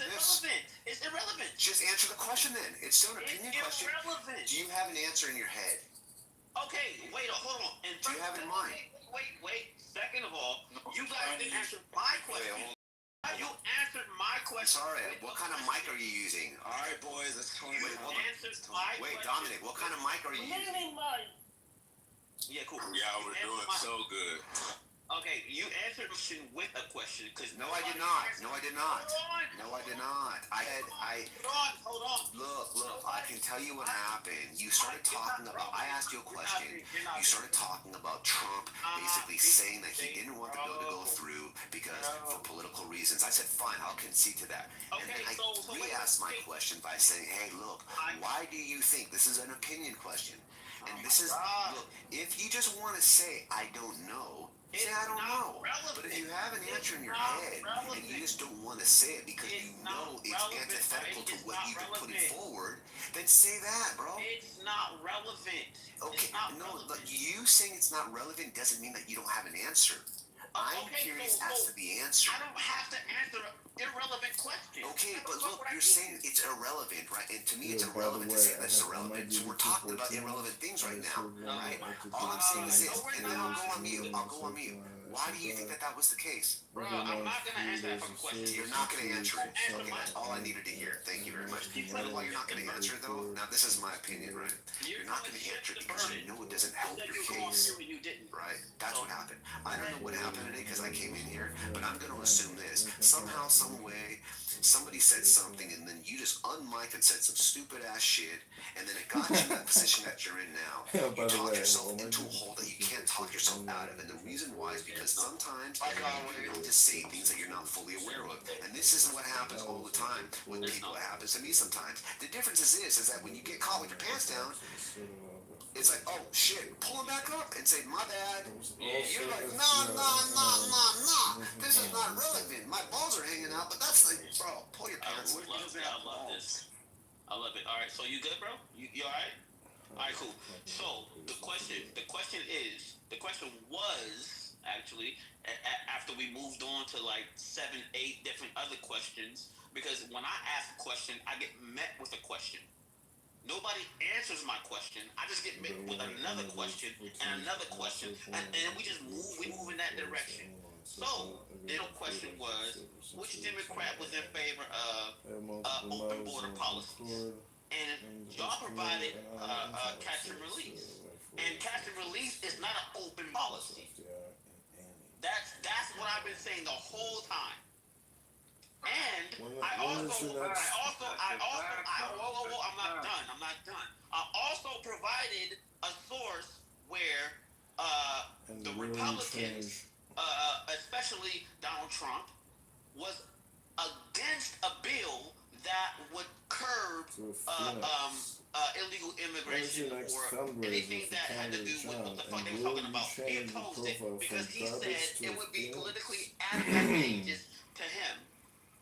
So what am I not conceding? What do you think I'm not conceding at this point? Stop right there. You good? Stop right there, bro. Yeah, go ahead. Right. So you're not conceding the fact that after they said no to the bipartisan border deal, Joe Biden did exactly what Donald Trump said he had the power to do, and created the executive order to stop the flow at the border. That's what you're not conceding to. What the fuck? Why would I concede to that? That's stupid. Because it happened. Okay, so oppose the bill and then cry about it later? Hey, Dominic, can I read the No, what it definition? is not Wait, the can I read a legal argument, definition? Yes. One argument seems like I'll get out the way. hold on. All right, one argument seems like argument to a denouement, right? Now another argument seems to be this is why he denied it, and Biden went ahead and did the same thing or whatever. That's another argument, and it segues into it. It makes sense. But I think as far as was any Democrat supporting open borders, I think he solved that argument. Oh my gosh. Mike brought nuance to it. Mike made him think. Yes. Okay, how long you been here? As far as his original stance, I believe that argument is so. All right, thank you very much. So, all right, hey, Gary, can I just read this definition? It'll take me 10 seconds. I'm not long-winded. Open border legal meaning refers to the government policy allowing free movement of people across a political boundary with little to no restrictions. So, I mean, you really can't say that the catch and release program was open borders if they were allowed to cross over into the United States. That is an open border. You got to give her props. She got in and she got out. You got to give her a prop. All right, thank you. Yeah, I give her a prop. She did. All right, thank you. If Dominique started off by using that definition, we would say under that definition, you're absolutely right. But when he pivoted, or actually allowed us to utilize the actual term open borders, that means that we're solidifying our meaning on what we're attaching to it. We're associating a policy. Interception. I asked him, I said, what do you think we mean when we say open borders? That was the question that was asked. Yeah, that was my question, wasn't it? But anyway, yes, that was not his question. And when the question was asked, he said, oh, okay, that's a different definition. Now remember, we're the ones, when using the term, that control the meaning of the term in the context on how we use it. So Ashley or anybody else who brings up a definition that's not consistent with our definition is absolutely wrong here. Absolutely wrong. Okay, no, I want to... Move out the way. Let me read it. Hold on. But because y'all made up a definition. Exactly. Exactly. Hold on real quick. Relax, bro. Come on. I gotta go. So let me just finish real quick. Right. So we're attaching the meaning of open borders to the right-wing policy that they're directing it to. We're not the ones who define that. They did, not us. We're just giving you what the meaning is on how they use it. So, AK, you just jumped in. You're not able to really track arguments. There's one meaning. You just told me that you base the meaning off of what you think would support your argument. That's all you just said. That's not what I said. There's one meaning, sir. All right, so I'll put this out again. There is a meaning that the right wing has attached to a policy called catch and release that is outside of knowledge and Samoa's control. Okay, understood. You're right. Did you guys agree with that with Dominic? Just on. So when we say open border, it means when is your next fundraiser for candidate Trump? Will you change your profile from garbage to a fiend? So can you guys just use some brain cells here? It's pretty. No, you're retracting. You're backtracking. All right, but just get out the way, bro. I hate to be. Yeah, I get out the way. Don't be me. Finish that second. All right. So then Dominique comes up and he says, "This is kind of like a red herring. Look at the bipartisan deal. Why didn't Donald Trump support it? Because Donald Trump said you don't need the deal. There's a lot of fluff in there. There was funding for Israel. There was funding for things that had nothing to do with the actual border. Donald Trump says this guy has the executive authority to do it unilaterally. Guess what? 2 months later, Joe Biden exercised the authority that Donald said that he had. Okay? And because Mr. Dominic doesn't know these things, he's going to be like you, AK, just out there in the wilderness. Just saying. I don't know. We're arguing in circles at this point. You guys notice how confident he sounds, but you're wrong. Don't let his confidence confuse you, bro. He was wrong. It was a good debate. Yeah.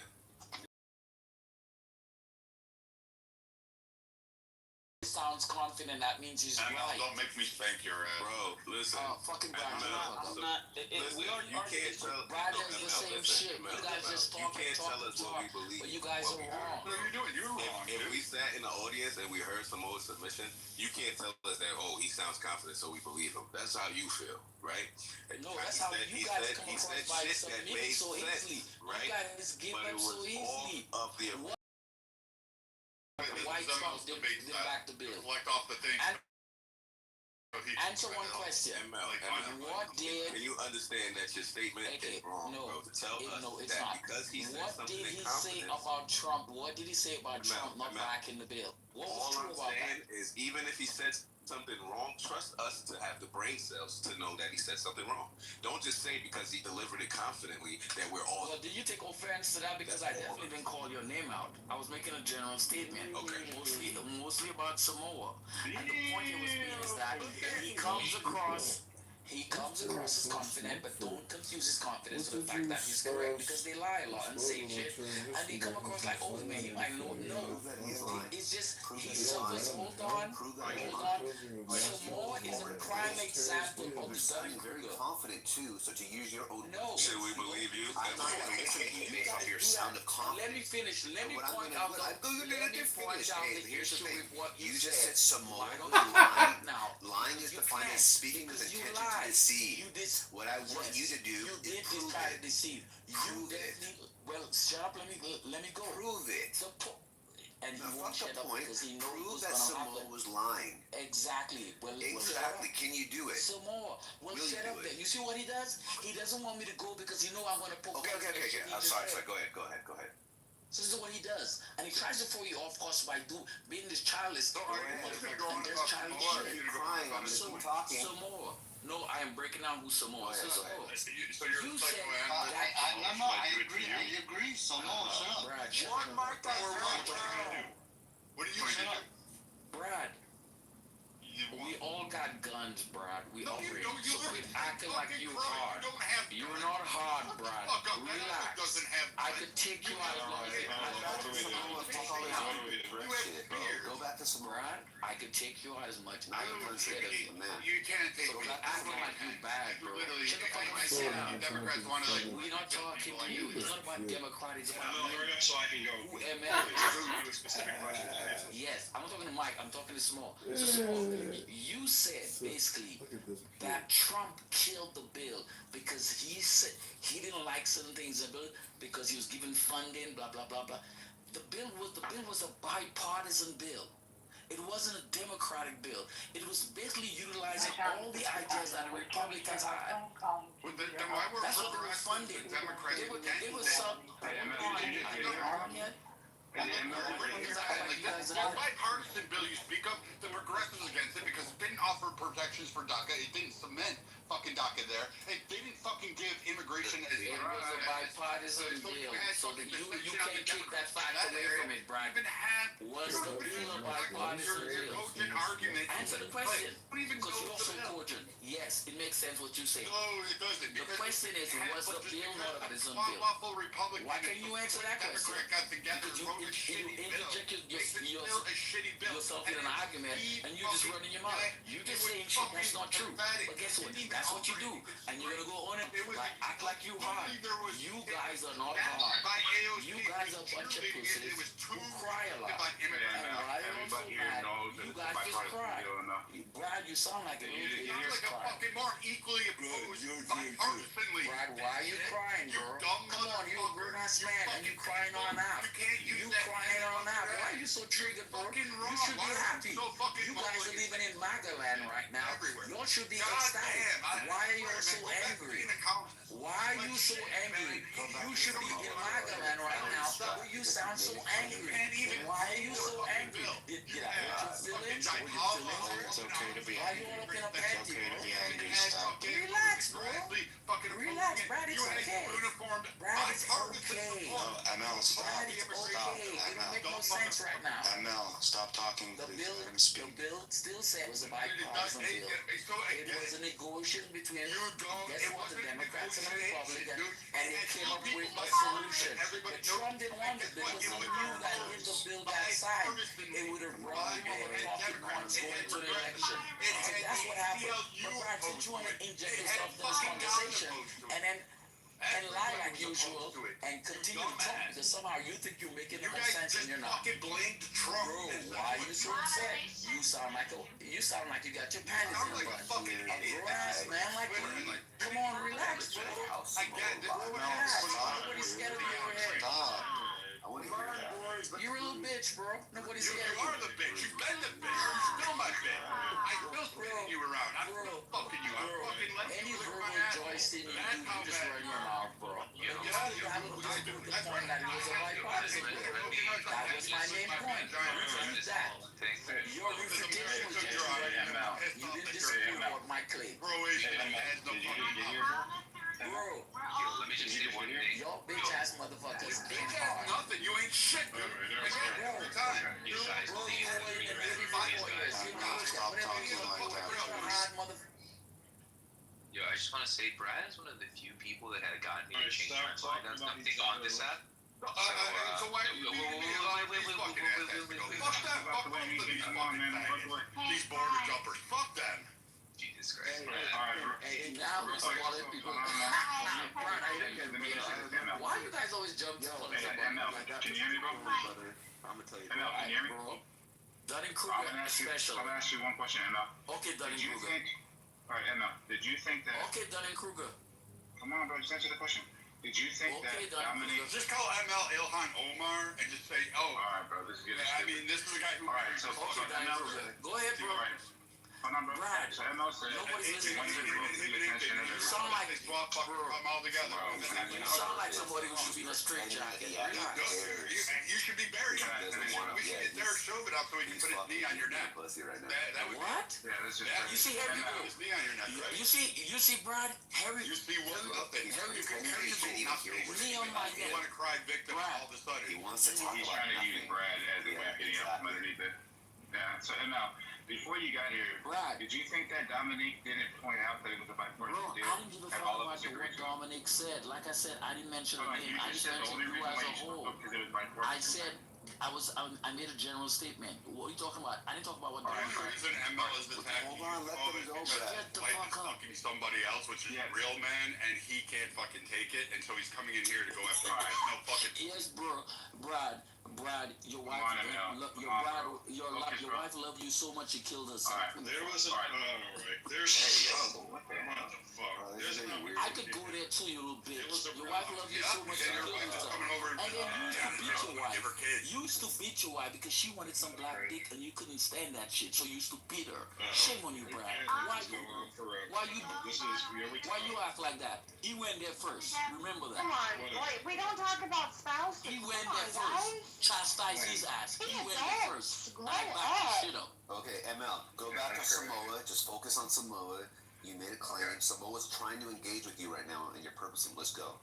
I'm Did you have to rape your wife in order to get her pregnant? Was that were you like raping her? Were you beating her down, ML? Is that how you did it? Because I know Brad, the like difference between you you're and that I. black guy that Brad, raped hold on, Brad. I know you got that shit. Brad, hold I on. know that's why you got Brad, the the whole difference high between goddamn you and I, when women see me, their panties get wet. When women see you, they get scared. That's why you ain't got a woman right now. That's why I am married. Why you ain't got a woman right now. You doing that? Hey, Brad, that's why you ain't married right now. You ain't got a woman. Raping your wife and getting her pregnant and then like hiding. That's why you're not married right now. Does she have to No woman wants to be with you. 911 all the time? Nobody wants to be with you. You're a Are pathetic fool. you raping a boy? You're a Are you back to doing fool. boys again? Are you back to doing that shit? That makes you so good because you can say that. Come on, practice your free speech. Is that what you're doing? Practice your free speech before Trump We know cancels you it. got that one. We know you're that Practice kind your of free speech before Trump canceled it. Is that all you got? Does that make you a bigger man? You know what? Why are you so fascinated with gay sex? Unless you're gay. Why are you so fascinated? You're more fascinated with than a gay person. He's more fascinated with gay sex than a gay person, guys. Listen to this shit. Brad, you're so intelligent. You know little shit. You just don't make fucking sense. And anybody who's agreeing with you, they're fucking stupid too. It makes sense, bro. Come on, I can go on, Brad. You saying somebody gay doesn't make them gay. You gay. Okay, right now, shut the fuck up. Okay? Calm down. Who the fuck is that? Brad's gonna deport you, Brad. I don't give a fuck about throwing his ass. Brad's gonna deport. Alright, guys, can we just talk about politics? No, we need to get back to Samoa whooping out. Alright. Oh yeah, Samoa hasn't whooped any ass. Why you guys think Samoa is some? Alright, and now I have one question. He's not. You don't have a fucking question for me, bro. You have. Alright, I guess it's because of my update, or maybe because I didn't pay for the app. I am not allowed to throw people into the audience. I don't know why that is. But, ML, since you don't want to answer Mike's question for Samoa, I can do that for you. It's not that Samoa is lying, so right off the bat, like saying he's lying is kind of like not the right way to say it. So he's just leaving out. He's just leaving out. He's obfuscating. Turn hand raising off. You gotta turn hand raising off. I'm sure that's probably why. Alright, now you got it. There's no point in trying to have a conversation. Don't turn it off, Tim. Turn it on. The hand raising is not needed. You need to turn the hand raising on. Don't turn it off, because then nobody can raise their hand. No one will check your snap benefits. You guys do whatever you want. I just remember all the time. Guess how old she is. If you give me the thing, I'll turn it off and then I'll drop it back down. Do not turn the hand raising off. No, you're You not. turn it on. See, Ashley? Do you have the hand raising thing activated? Oh, somebody call our experts. It's I'm good with talking in this room. You guys don't want to have real conversation. Do that in the chat right now. Is it off or is it on not needed? There's a difference. not needed. Okay, when it's on not needed, nobody can be moved to the goo. Yeah. Okay. I'm just making. Tim, why'd you move down? Because this room doesn't want to. It's frustrating. It is fun. Right. Frustrating. And the And reason I why was it's just trying to help you. Why are you frustrated? Don't let this shit get to you. I just know Samoa, you're making no sense right now. But you hear Nala talking right now, bro? No, I don't. Samoa and ML, let's go. Samoa and ML, let's Get go. your big mic. I just noticed I was the only mod, so I get why the question was asked. Okay. Alright, real quick. Exactly. ML made a You're not hearing statement. Hold on, man. ML made a statement that the reason why he wanted to speak up is because of the fact that it being a bipartisan deal was not known to the stage. Can everybody let them know that we all know it was a bipartisan deal? I never said that shit. But I never said that. If you're going to refute something that I didn't say, then it makes no sense having a conversation. And listen. Hey, Myers. Listen, hold on. Shut the fuck up, Brad. Brad. I can take you up, Brad. You ready, Brad. Acting like you hard. Fucking picking coconuts wrong. Bro, you can say all what you want, but you know how you've been to St. Croix. You've been to St. Croix. Go back to it. I've been to St. Croix. This shithole fucking island. The only thing you got benefit-wise is fucking has oil, and you fuck that shit up. You fucking Bro, like we said, you can't. You've been to St. Croix, so you know how it is. You don't know. St. Croix isn't fucking that great. The women fucking are fat, they're old, and they're disgusting. Which is why you guys like to rape. Which is why you rape women and then brag that you have kids, and you're like, oh, I got pregnant because Again, you're on an island and you're raping fucking girls. That's you, motherfuckers. We know Right. you're raping. Are you gonna make shit up to make you feel good? Because your little dick is still 4. You and your 4-inch dick, you and your 4-inch dick ain't impressing nobody, bro. So guess what? There you go, bro. Rod, tell us how big your 4-inch dick is. To be 6'2" and still have a 4-inch dick. Can you stop talking about his penis, please? Dick is still satisfying Just your imagine right? that small dick mother. Please, You have small dick energy. He has small dick energy. Knowledge, do you think we're modding until another mod shows Y'all up? mind if I sing a song? Concrete. Knowledge, check the chat. The funny thing, stop saying check the chat. We're not checking the chat. The point I was talking to Knowledge, you little bitch. Shut up. We don't give a who talking to. But the point here being is, but I want to know why you conservatives always try to call somebody gay. I think majority of you guys are gay. Because if you look at search histories in America, the data points to that. Gay trans sex and gay sex, a lot of it, the searches come from red states. So you, hold on, motherfucker, I'm not done yet. I am not done yet. Find a woman, how can you tell I'm gay? Bro, just because you're the one calling me gay. We want to hear about lying search history, man. Let it go, ML. I didn't think this day was gonna come, but I'm ready to do it. Jew. We're lying at. Jew. We want an emergency Jew topic. Emergency Jew topic. Can we please stop the crash out? Can we stop the crash out? Excuse me, point of moderation. Point of moderation. Point of moderation. Use the button, Ashley. I'm trying. But anyway, I gotta go to this. Tim, I'll be happy for this. You should have just stayed up. All right, listen, we're gonna stop crashing out. We're gonna stop. No, I'm just fucking ML's wife. I'll blame Crashing out. Only if women only find you attractive. So relax. I'm out. Get back to Dude, how does your wife know Stay out of this, Shot. I forbid you from talking about these men and shit. Again, I'm always Right. Get ready, we going to dinner. Because you're not used to talking to people who did better life, and that's Get the fucking kids problem. ready, we're going to dinner. I might be a believer.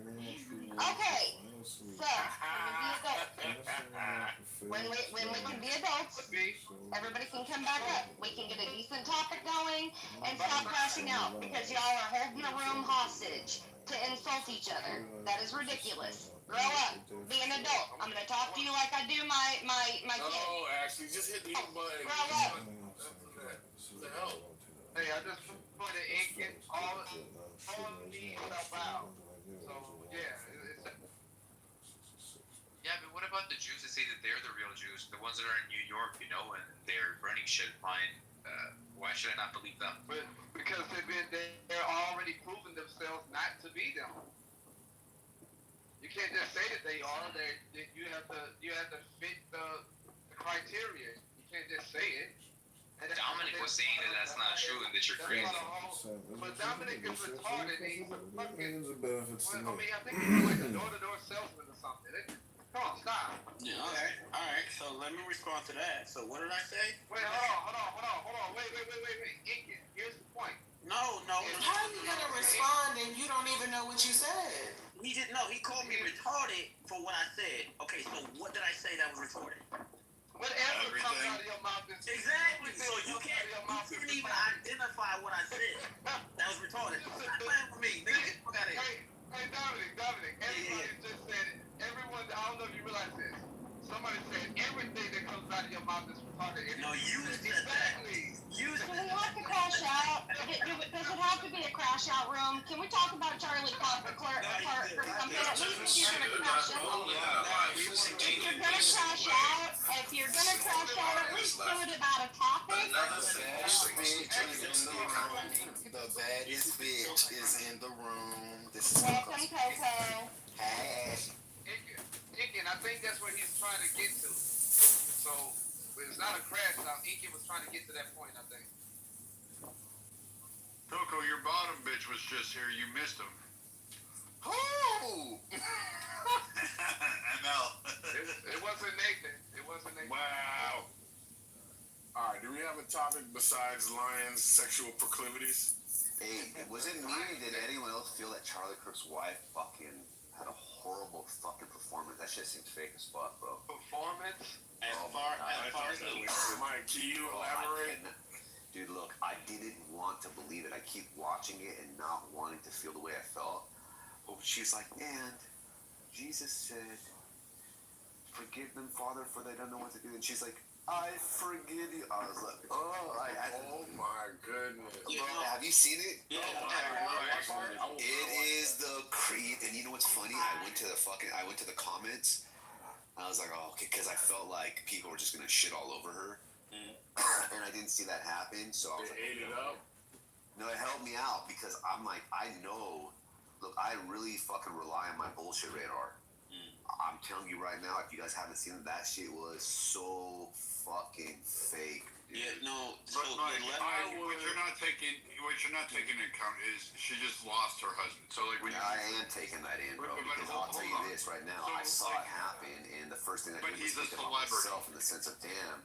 And then I heard about the story, so I was okay. Fine, good, yeah. That aside, I look. You can't tell me what all that, but she's not the one writing all this stuff. It doesn't matter. Fine. It doesn't even matter where it comes from. It matters how it was expressed. Okay, she didn't write it. Whatever. She wasn't. I really believe she's really sad. I really believe she really cares. I really believe all that stuff. I'm just saying, bro. Look, when I saw that. Go look. Hey, you know what? Everyone's going to yourself. That shit's fake. What I saw was just a girl that's really still like mourning and really upset. I didn't take it as it was fake, but I did take it as she does not mean it because her facial expression just exposed like just nothing but hatred. I don't think she like truly forgave him, but that's my opinion and that's up to me to decide, right? But like your body language and your facial expression is always going to tell the truth on you, regardless of what comes out of your mouth. And her body language didn't scream that she forgave him to me, but she did just lose her husband in like probably one of the easiest ways you can. So, and it was public for the world to see, and there's people celebrating it. So, like, I mean, I couldn't blame her if she didn't, like, truly forgive him. Mike, what did you... Body language did scream, like, defiantly. All right. If that was your husband... Hold on, come on, Lion, you hear me getting in there, brother? Come on, brother. Mike, what did you think of visiting the open casket? That was trippy. I was too, at that moment, I didn't really have too many thoughts about that, but like a part. You had it all together. I mean, that part, I don't combine those things together, so what I actually thought was, I want to see what the face looks like. Because they only showed like the chest. It's sad. I was like, damn, because we just saw what we saw, because that happened kind of soon. But I'm not gonna lie, there was slow, like, drip accumulation of, like, I don't necessarily, like, and maybe it's unfair, because I would be devastated, like, if that happened to me. I don't know if it's, like, you know, what is it, Botox that freezes your face from moving or some shit like that? I don't know. Yeah, when I see the face, it doesn't seem like it's destroyed. It tells me that there was something on between them that wasn't really genuine. That's the feel I get. I could be wrong, but I'm like, bro, she seems. Hey, look, it just seems fake, dude. Sorry, it's fake as fuck. Are you talking about the wife? Are you talking about the wife? Yes. Yeah, I had a similar vibe. Have you heard? I had a similar vibe. Have you heard the theory that she is a asset, like a CIA asset? No. Ever heard of that theory? Mockingbird. That so basically, supposedly met. I just heard it secondhand. So is basically they met He was at applying some for a point. job. 3 months later, what I heard in me, you can say what you heard. And then 3 months later, they are in Israel together, by coincidence, and they meet again there. So there's these two instances that are 3 months apart, and it just so happens that they met in Israel, and I guess whatever. And then people are saying some other things that make it seem kind of strange and coincidental and convenient. And then with this lack of emotion, I think that falls in with that lack of authenticity. So she applied to work for him. He was conducting an interview that week. She applied to work for him? Yes, and he was interviewing her. And I guess from the chemistry that he felt, he was like, fuck this interview. Like, I don't want you to work for me. I want you to be my, girlfriend. Like, I want to date you. And so they started dating. That was according to him. Like,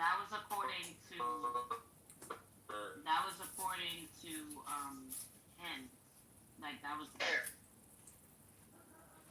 so she was applying to work for him, interviewing her. He said something for July ago. She's a woman of God. He felt one day through the interview, and at this interview, I want to date her. And so they started dating. Lion, what'd you think of the situation, man? That's some shit. Hey, that's. Damn, they're trying to silence him. See? Yeah, man. Fucking Mossad. I'm so tired. Going out 2 nights. Say it again, Lion. Yeah, cut out. Repeat what you said. Lion,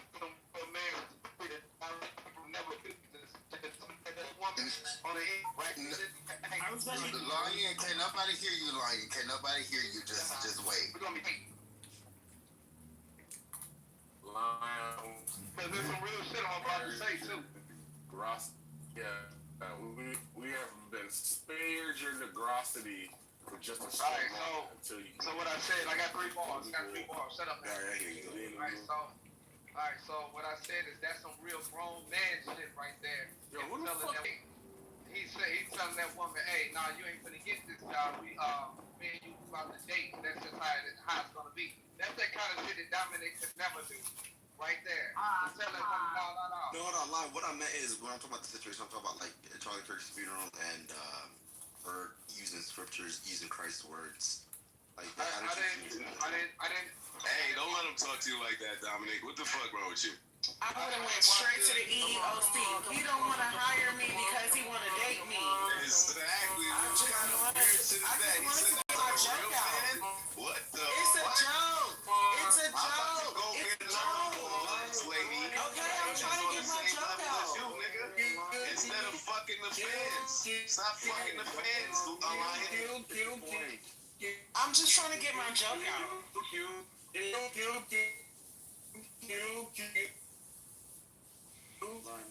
the Matrix. So like I was saying, I would have went straight to the EEOC. Line is still on the mic. I would have went straight to the EEOC. He didn't give me a job. He didn't give me a job because he wanted to date me. No,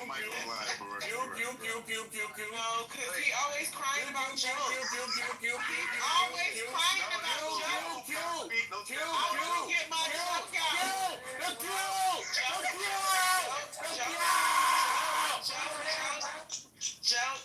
Joke. I would have went straight to the EEOC. Joke. Why are you doing knowledge? This is the third time. You're not letting me get my joke out. Got it out. No, I didn't. No, I didn't. Yo, why, Lion, remember this, Lion, when she will... I don't give a fuck, he do it all the time. Can I get a point of moderation with knowledge? Oh, Look how she mod for her. I don't know why always do that, yo. I don't know why the conversation, they mod for themselves. No, listen, there was doxing in the chat, and I wanted to ask Knowledge if that's what he considers doxing and what he was calling about it. If it's in the chat, Knowledge. If there's doxing in the chat, what do you want done about it? Ashley. Man, if you got this job and don't know how to do it, get the fuck out. Ashley. The mute button, hold on. Ashley, the mute button is not your clitoris. Don't flick it so hard. I just wanted to ask about anyone in moderation about doxing. Hey, Ashley, Nobody else would want their personal information out there. It's not on stage. Is right, Ashley. Do what you think is right. You're mine. Knowledge. If somebody doxes in the chat, do you want Do we not have back channels anymore? Come on, Ashley. We have to air this shit out on stage in front of everybody as a mind. I'm not gonna lie.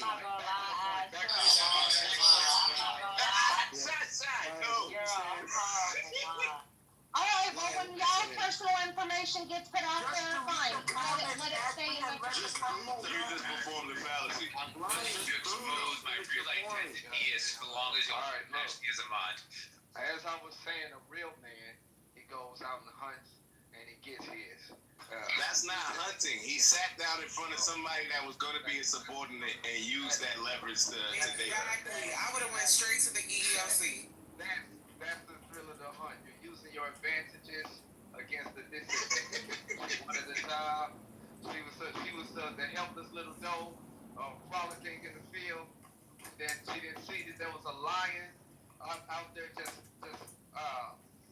scoping her from afar. And as soon as he came close, he just pounced on her. Are we talking about Charlie Kirk and his wife? That's right. Yeah, I'm kind of proud of her. She a model or something, right? She was Miss Universe or whatever. Yeah, that's what's up. Talking to you mainly. Yeah, she came from a better family than he did, and she got home that day, and her dad was like, "Yo, good job," and she's like, "No." Bad, but shout out to her and her kids, man. She got the dick. That's what she got. Don't lie. I was talking about. She got signed on the dotted line. I was asking you in reference to her quoting Christ. Like, how'd you feel about her? Hey, listen, white people and all of these. I don't care. All of these white people and Jewish people are always misquoting scriptures all day long. They built their entire belief system off of it. It means nothing at this point.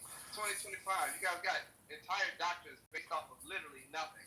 Oh, Jesus said this, and then we look it up. No, he did. Jesus said that. The Bible said no, it doesn't. Don't say none of that shit. Y'all made that shit up. So, what different now? I think it's a good segue, though. I think like the "I forgive you" thing. I think if it was delivered right, like it probably would have made me fucking tear up. But you know, I'm not gonna lie, bro. I like crying sometimes. That shit kind of feels good. Hey, next time you cry right now. No. Look, saying you like doing it doesn't mean that you have the ability to do it on the spot. It means that you enjoy the things that the emotions. So you're not that good at it. No, I get you. I'm joking. It was a I'm an emotional person. Like, I like to laugh. I like to cry. Like, I like sad songs. Like, I wanted to be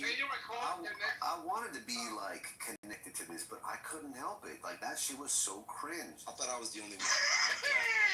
That shit was like so cringe. It was like fake anger, fake sadness. Like, you think it was who y'all talking about? Who y'all talking about? His wife. Even the way she would like dab her I'm the same thing. Who said that? She got coached. You know, I was thinking the same thing. Yeah, see, I'm not. And when she said, "I forgive them," I was like, she glad. She more than glad. Stop. Let me stop. But no. That's crazy, pure. You said she glad? I think there was something going on that we didn't know about. Exactly. You know, tell me about the conspiracy theory.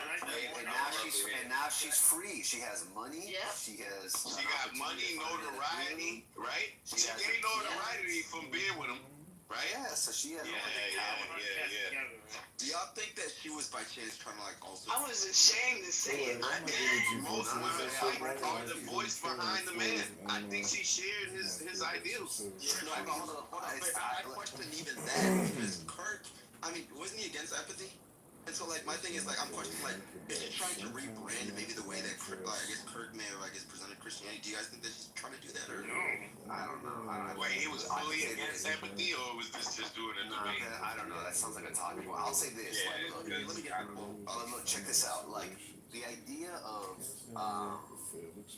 like Charlie Kirk, the way he responds, like the immediate response, you could tell like he was really about his shit, and if he didn't really mean it, then he did a good job selling it, because they weren't like practice. He didn't try to sound good. He didn't try to please the audience. He was just like, he's almost like autistic. There's some type of neurodivergence in there, right?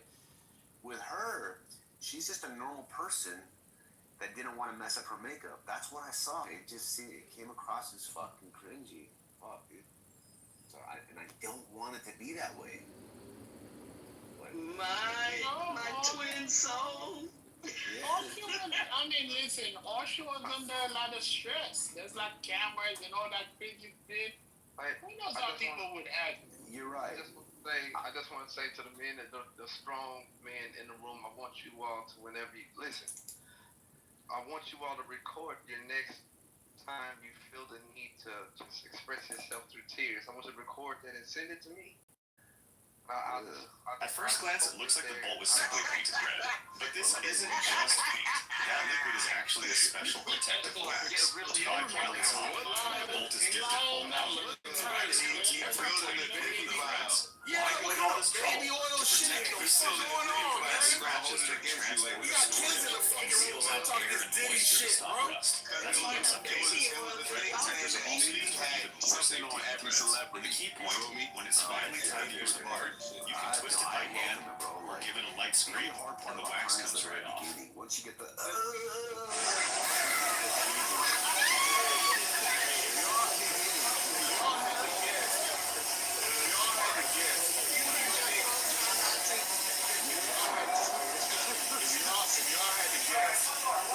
search history like induced the most vomit?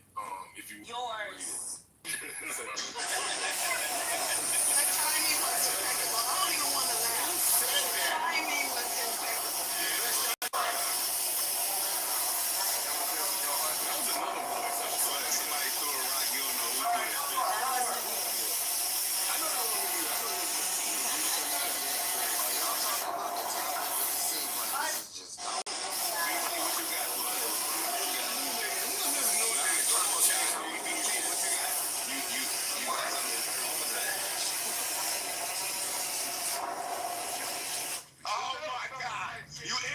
Say you don't want to interrupt.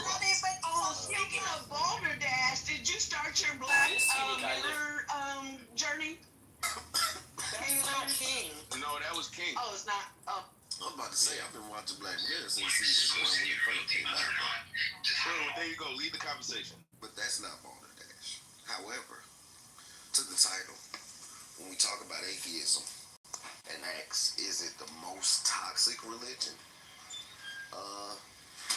I would say it depends on the atheist.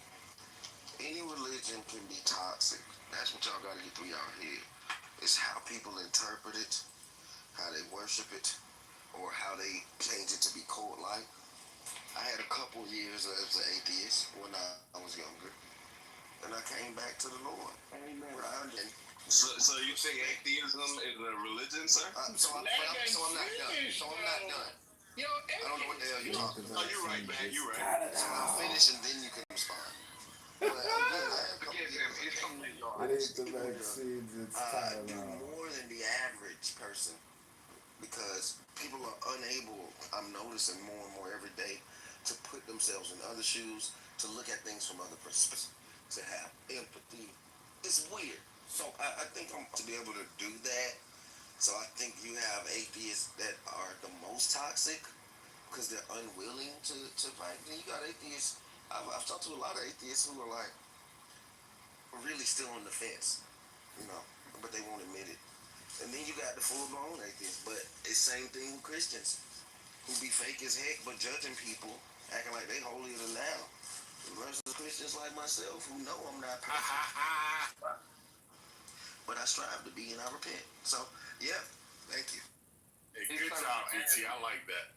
He's talking about Andrew Congressman. Yo, how you gonna put me in the same bank of fucking category as Andrew, you fucking asshole? You know Andrew's like a special type of person. That's true.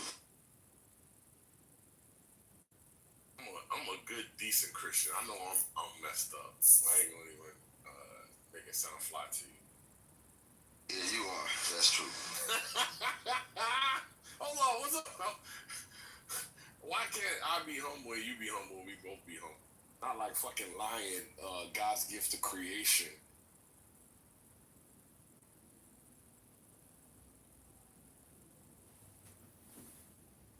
If that's God's gift, I hope it comes with a receipt. Hey, hi, how can I help you? Yeah, I'm here to return lying. Oh, what did you like about it? What was wrong with it? Where do I start? Look, it doesn't even have to be cash back. I'll take store credit. I put them in the box and everything, you know? Listen, I don't even the care wrappings about back on, didn't even cut the tags off. Help me out here. Can I just leave it here? I don't need to get anything back, right? I don't even want the money. Can you just recycle this? Now when Lion hit back, I don't want to hear no crying. Oh, this nigga here, bro. I swear, man, I never seen Matt have such a strong moral failing 3 times in a row last week, bro. That shit hurt my heart. 3 times this nigga fucking let Shenan, and then Shenan again, all at my expense. All right, I'm back. And I'm like, yo, what the fuck? That's a direction from management. If you got any complaints, direct that to Nala. Oh, that makes sense. That's a hateful ass. Hey, Concrete, so what are your flaws? As a good Christian that you are. I like patience. I'm a very patient person. Like patience. Especially with dishonest people. Like, goodness gracious. I had, like, more diplomacy skills and, like, I could, like, move in the middle. But I can't do that. Oh, like lady? I don't know nothing about that. Yeah, that's how she is. I'm not like that either. I hate lying ass niggas, and it's hard for me to hide it. Fucked up You denounce Christ, right? You're a denouncer of Jesus Christ, and you're still claiming to be the children of Israel, while the children of Israel do not look like you.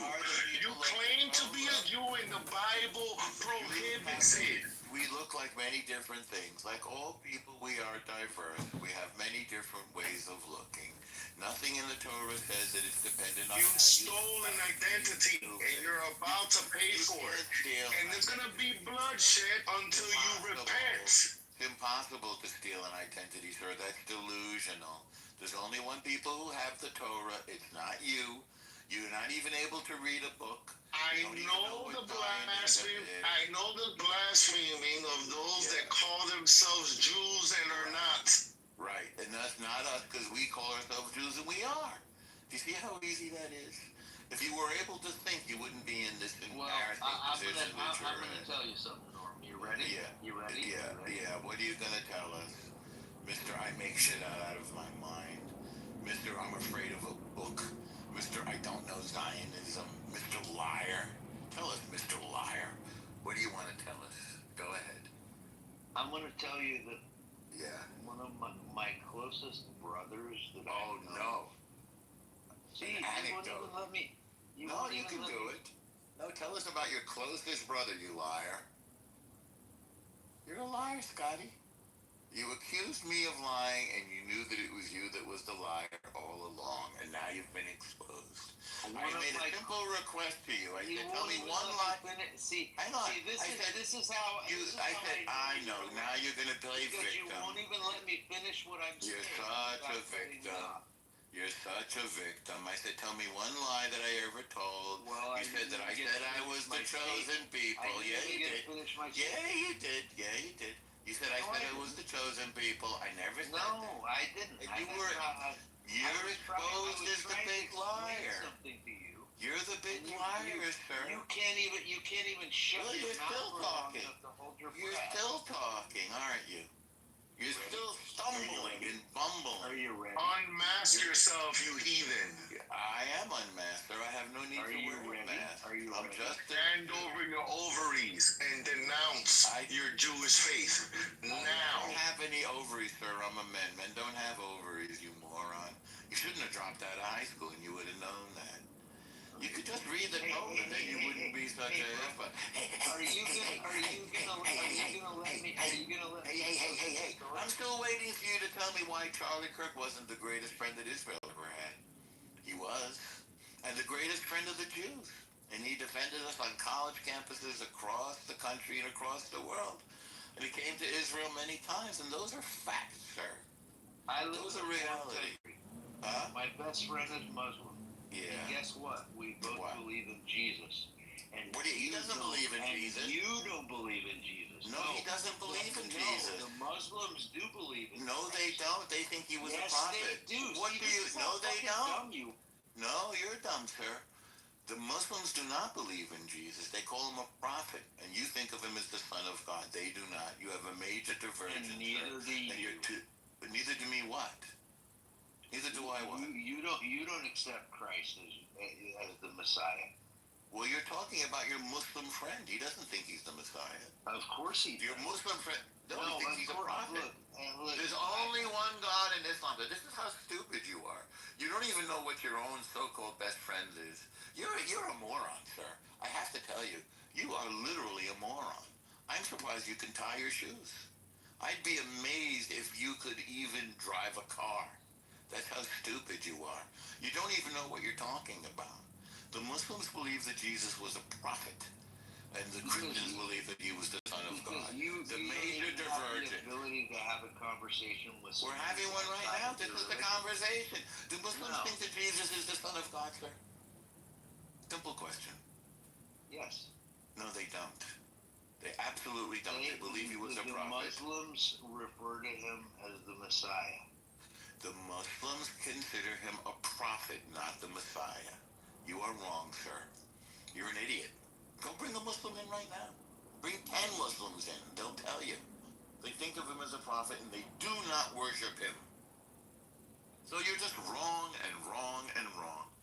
And it must be really frustrating to be as wrong and as stupid as you.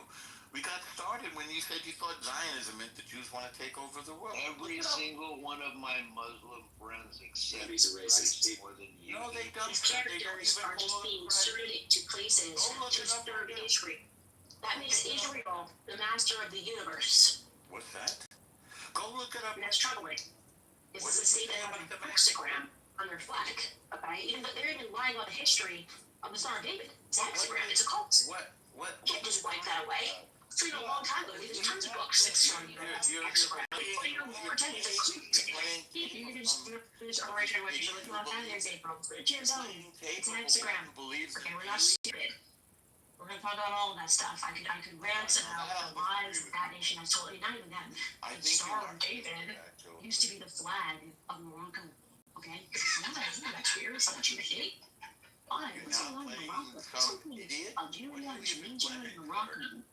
Yes. Why don't you play Charlie Kirk? Why don't you play There's all a question of about that. the Because they're involved in things this cult. about Israel? And that's why we have to sort of wake the world up to this I think you guys killed Charlie Kirk because he was so pro-Israel. My point. I think you guys killed Charlie Kirk. My point. I think you killed Charlie Kirk because he was pro-Israel.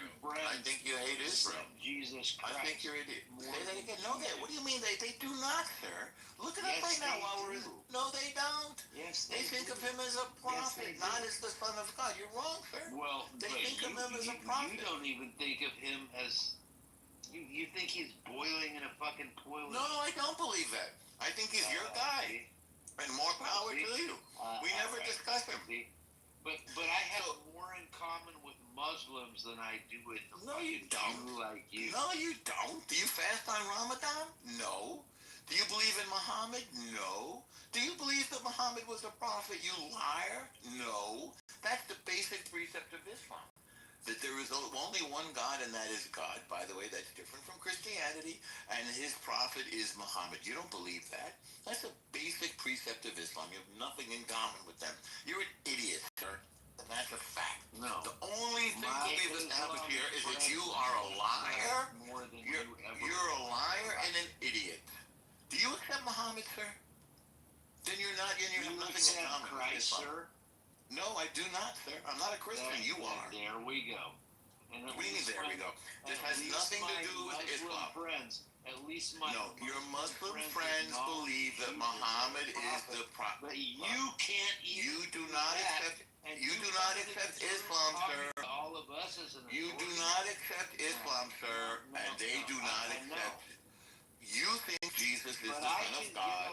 Muslims do not. Than I can. Actually, we get along very well with the Muslims. We have alliances with Saudis, with the Emiratis. I don't know who specifically came out and said that Charlie Kirk, but that is for the second time denying that he is. People are going, what's actually going on here? Those are dribbles. The Nazi propaganda is turning away from the Middle East. Because the United States now has to pay China, and that should be. So you don't even have anything to say. You're just playing nonsense. This is insane. I do think you're insane, sir. It is outrageous. It is outrageous. Literally. A once-in-a-century talent who defended freedom, defended America, defended our common Judeo-Christian civilization. Judeo-Christian, sir. Not Islamo-Christian. He told me so in a letter that he sent me just a few months ago. Judeo-Christian. One of my greatest joys into Christian, he said, is advocating for Israel and forming alliances with Jews to protect Judeo-Christian civilization. He encouraged me to make the case directly to the American people about how vital Israel is to U.S. national security. He told me, the Holy Land is so important to my life, it pains me to see support for Israel slip away. Now, if Charlie disagreed with a policy of mine or a decision here and there, not only did I not mind, I welcomed it. This is the essence of Charlie. This is the essence of Charlie. It's exactly what Charlie stood for. And I knew that his suggestions always came from the heart of what BB is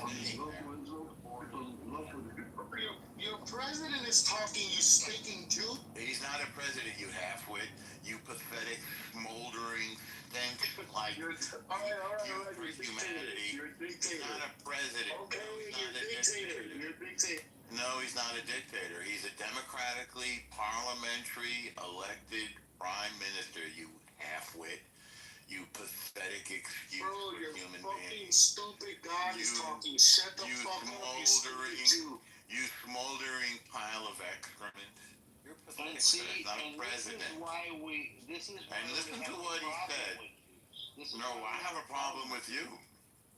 Yeah. Charlie Kirk had a problem with anti-Semites like you.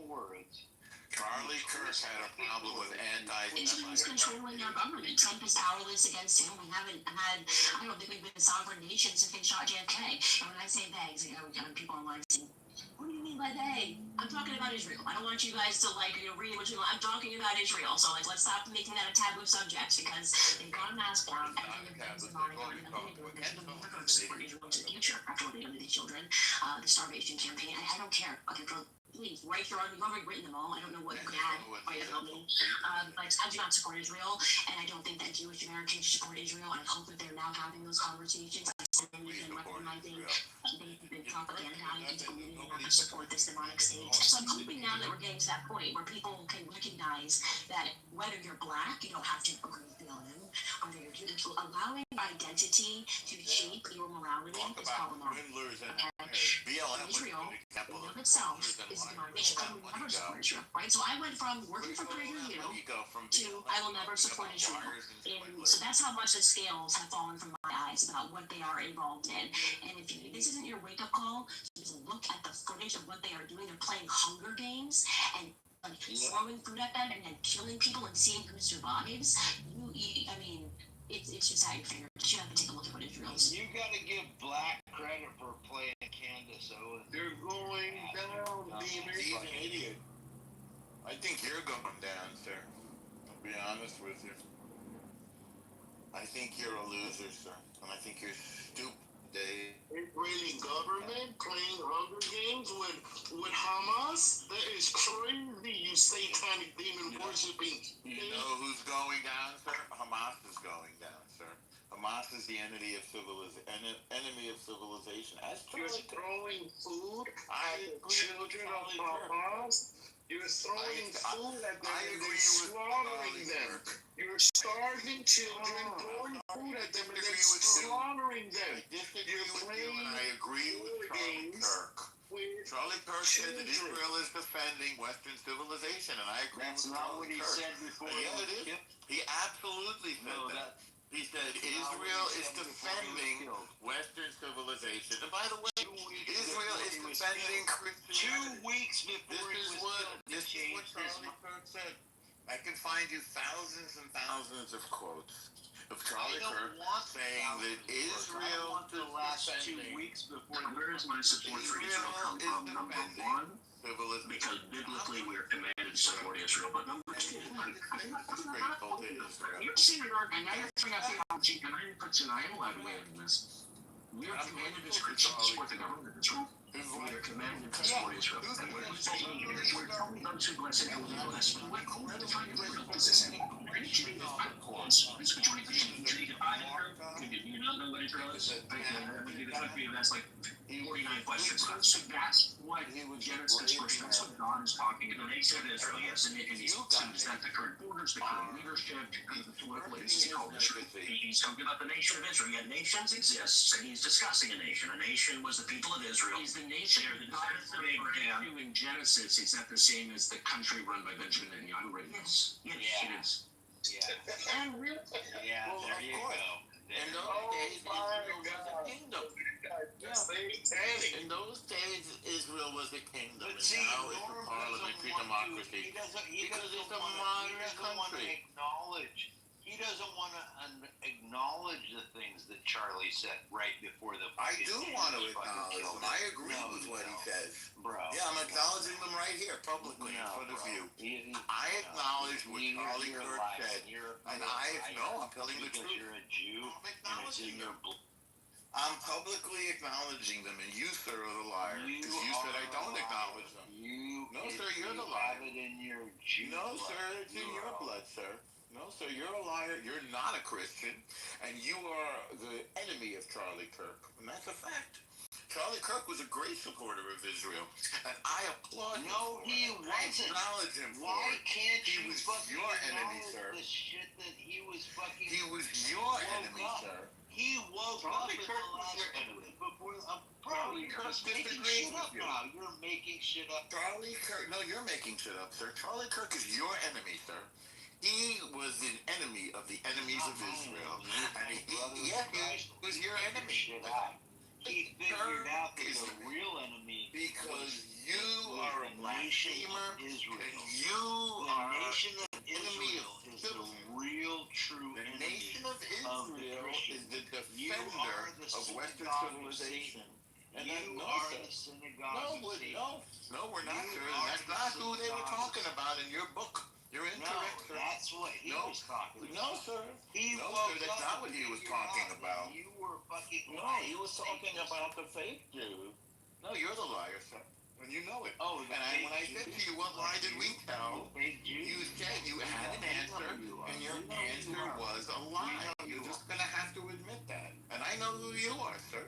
And you're an enemy of civilization. That's who you are. No, I'm an enemy. You're an enemy of the United States. You're the enemy from within. Satan. That's who you are. And you're exactly the person that Charlie Kirk hated. You are the fucking guy. You're exactly the person that Charlie Kirk hated. Ignorant and blasphemer. And the enemy of civilization. That's who you are. You're a moron, sir. See how one minute you were with Charlie and the next minute you turned it around? No, I'm 100% with Charlie. I'm 100% with Charlie Kirk. And he was a great friend of Israel. I'm grateful for his friendship. And he was your enemy, sir. Are you willing to acknowledge the things that he said in the last 2 weeks? I acknowledge everything he said. I acknowledge everything he said. And what did he say? He said that Israel is a defender of civilization. That's a fact. He said that those who don't support Israel are idiots like you. And that's not what he said. Sure he did. That's not what he said in the last 2 weeks before they fucking killed him.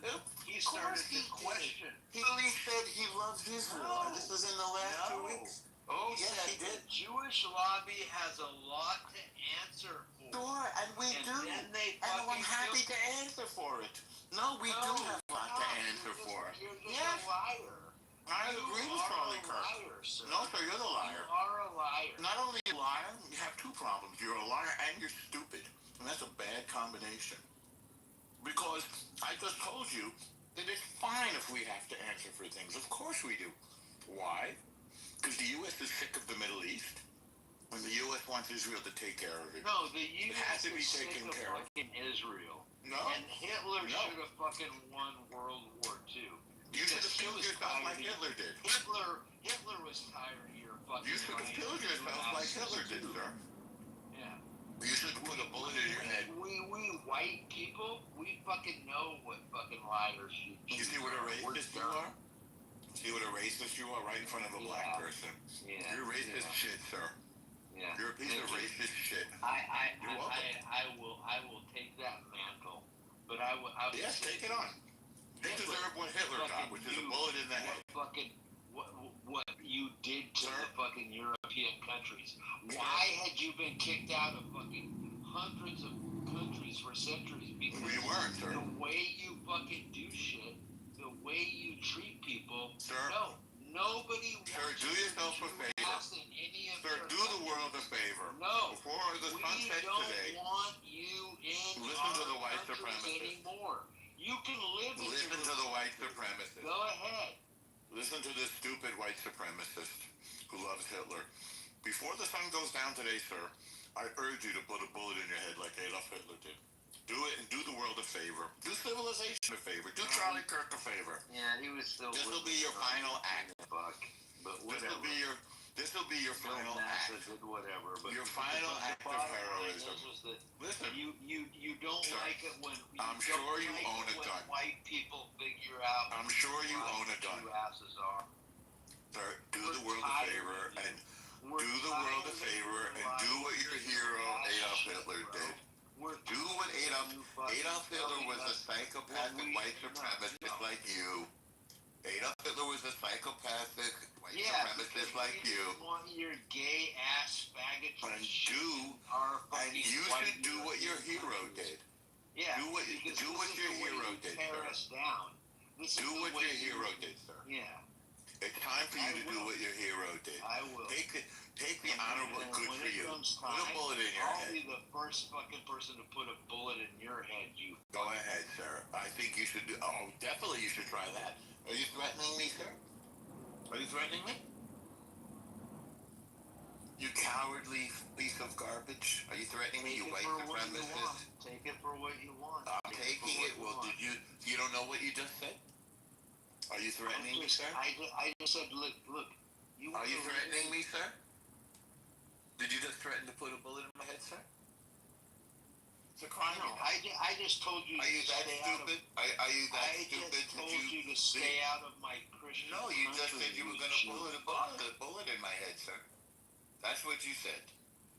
That's a threat of violence. Well, you just broke the law. You said the same thing to me. No, I told you to put a bullet in your own head, sir. I did not say the same thing to you. See how the Jews do that shit? Well, You're this so is what we fucking did. crafty. You're so fucking smart. I'm smarter than you. That's correct, sir. I'm not you're a gonna do moron. it. You're gonna do it. We're on to you, bitch. We No, get you're your not, fucking actually. game. You're a white supremacist Nazi. And you know what? And you deserve everything that your hero. Fucking war. You deserve everything that your hero Adolf Hitler got. You need to put yourself out of your misery, sir. I can see you're unhappy. You don't like the way things are going, just like Adolf Hitler. You know what? Adolf Hitler brought death and destruction. Genocidal fucking wants to kill Adolf Hitler brought death and destruction. Country that existed before you. And you're bringing death and destruction to yourself. Sir, it's time for you to do It's time for you to do the courageous thing. Around on a Christian like me. It's time to do the courageous thing, sir. I agree with you, sir. It's time for you to do the courageous You're the thing, fucking sir. person. You're the one who said you loved Adolf Hitler, not me. That fucking motherfucker, Bibi Netanyahu. You're the one who said you liked Adolf Hitler, sir. No fucking Palestinian. Only one person in That's there? why you. Only one person in this room said he loved Hitler, sir. That was you. Who wants to kill everybody? Only one person in this room said that he liked Adolf Hitler, sir. You fuck. Sir, you just said you loved Adolf Hitler, sir. Adolf Hitler was the enemy of civilization. You loved Adolf Hitler, sir. You're the genocidal person. You're the enemy of Western civilization. Because you people do the right thing. Sir, do the right thing and do what your hero did and take yourself out. I urge you to take yourself out, sir. I understand you have decided you love the Nazis. You're a white supremacist, sir. Hey, you're a white supremacist, sir. Hey, I disagree with you. You're a white supremacist, sir. Hey, you said you were a white supremacist. I disagree with you. You said you loved Adolf Hitler. You fight your and I urge you to do what Adolf Hitler did. Do the courageous thing. You want to fucking kill people? Take the high road, you sir. want to create fucking genocide? Take the high road, sir. You're the one who said he liked Adolf Hitler. You're the one who said that he wanted white people to win, sir. You're the white supremacist, sir. Fuck you too, sir. And now it's time for you to do what your hero Adolf Hitler did and take yourself out. I urge you to do so before nightfall tonight. Will you do that? Will you make us that one commitment, or are you too big a liar to do that, Scotty? Go ahead. Do the right thing. Adolf Hitler took himself out, and you should do the same. See what a piece of shit that will be the best gift. That will be the best. No, you know, we would in fact, so much I see what a piece you are. Everybody on the planet. What you're showing us is what a piece of shit you are. Without go ahead, Scotty. Do what Adolf Hitler did, sir. You like him? Good. Do what he did. Take himself out. He brought death and destruction to Europe, and you would bring death and destruction to the United States. But that's not going to happen because you're going to take yourself out. Because it was your country. It was the courageous Bolsheviks in Russia. It was the fucking Bolsheviks. Russia's not my country, sir. I'm an American. You won't even. I've been an American longer than you have been. You won't even acknowledge the Jewish. I've been an American longer than you have been, sir. I'm not from Russia, sir. I'm not from Russia, sir. You're so disingenuous. I'm from America, sir. But are you pro-America or pro-Israel? You are a liar. I am pro-America and pro-Israel. That doesn't make sense. That means you're going to backstab one of us. No, I'm not going to backstab anybody. Hey, sorry, sir. You could only pick one. Or are you a polytheist? I can pick as many as I want. If you're a polytheist, then you can be polynationalist. I don't have a problem with that. I believe in one God. Are you a polynationalist? I don't know what that is. I've never heard of it. You believe in multiple nations? What does that mean? You are pro-multiple nations. I am pro-goodness and righteousness. See? Are you pro-American and pro-Israel? Yes, I am. That is polynationalist. You're a polynationalist.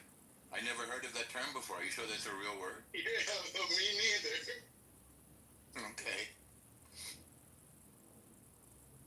I hope America continues to do the right thing. I'm a big You worship multiple nations, therefore you worship multiple gods. You are a legion. You are a legion. I don't worship any nation, sir. We do worship one God. And who's that? God. You prostrate to multiple nations. No, sir, I don't prostrate to any nation. And we can clear this up. You hate Christians. You hate. I do not hate Christians at all. We live in a Christian world. I don't hate Christians. You're lying again. Why would I hate Jewish? You hate Christians. And when you claim to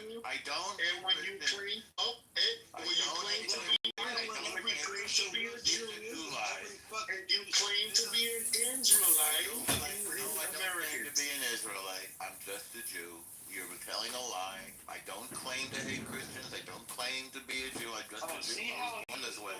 Claim. I don't claim. I don't claim. That's your little. I am who I am. Isn't it? That's your little out. I am who I am. I don't claim. That's a doubt. That's right, Scotty. That's a doubt. I know. I don't need an out.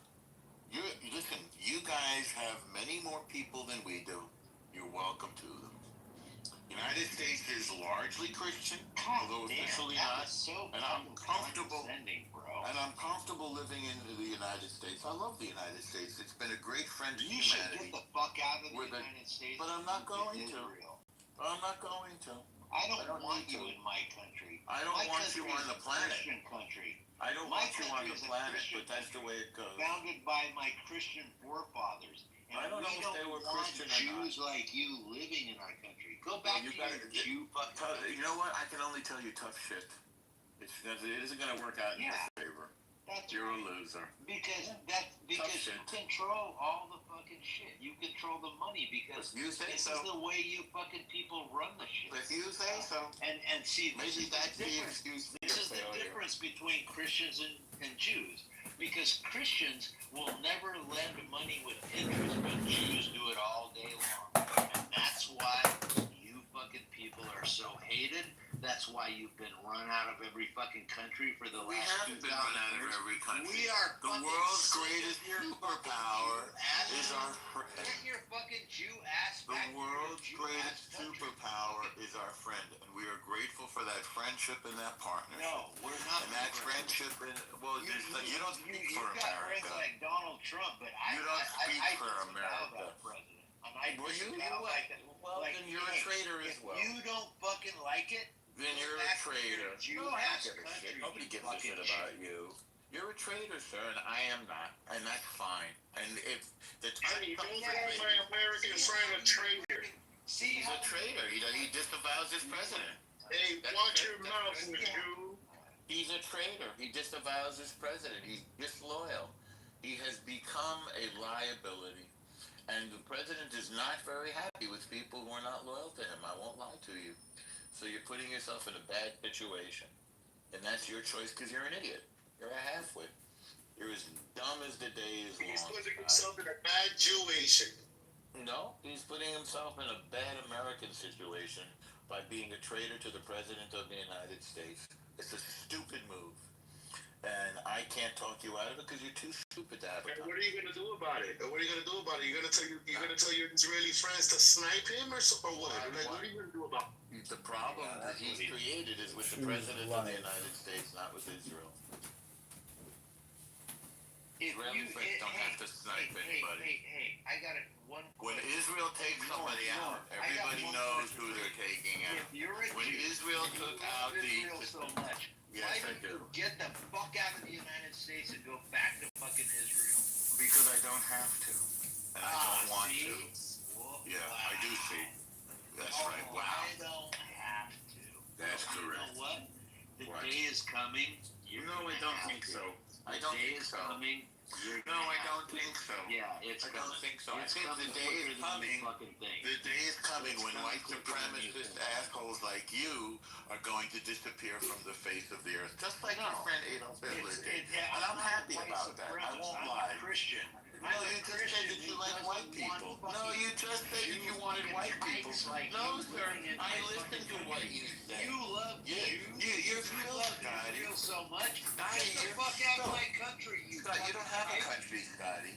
You don't even have a house. You live in your car.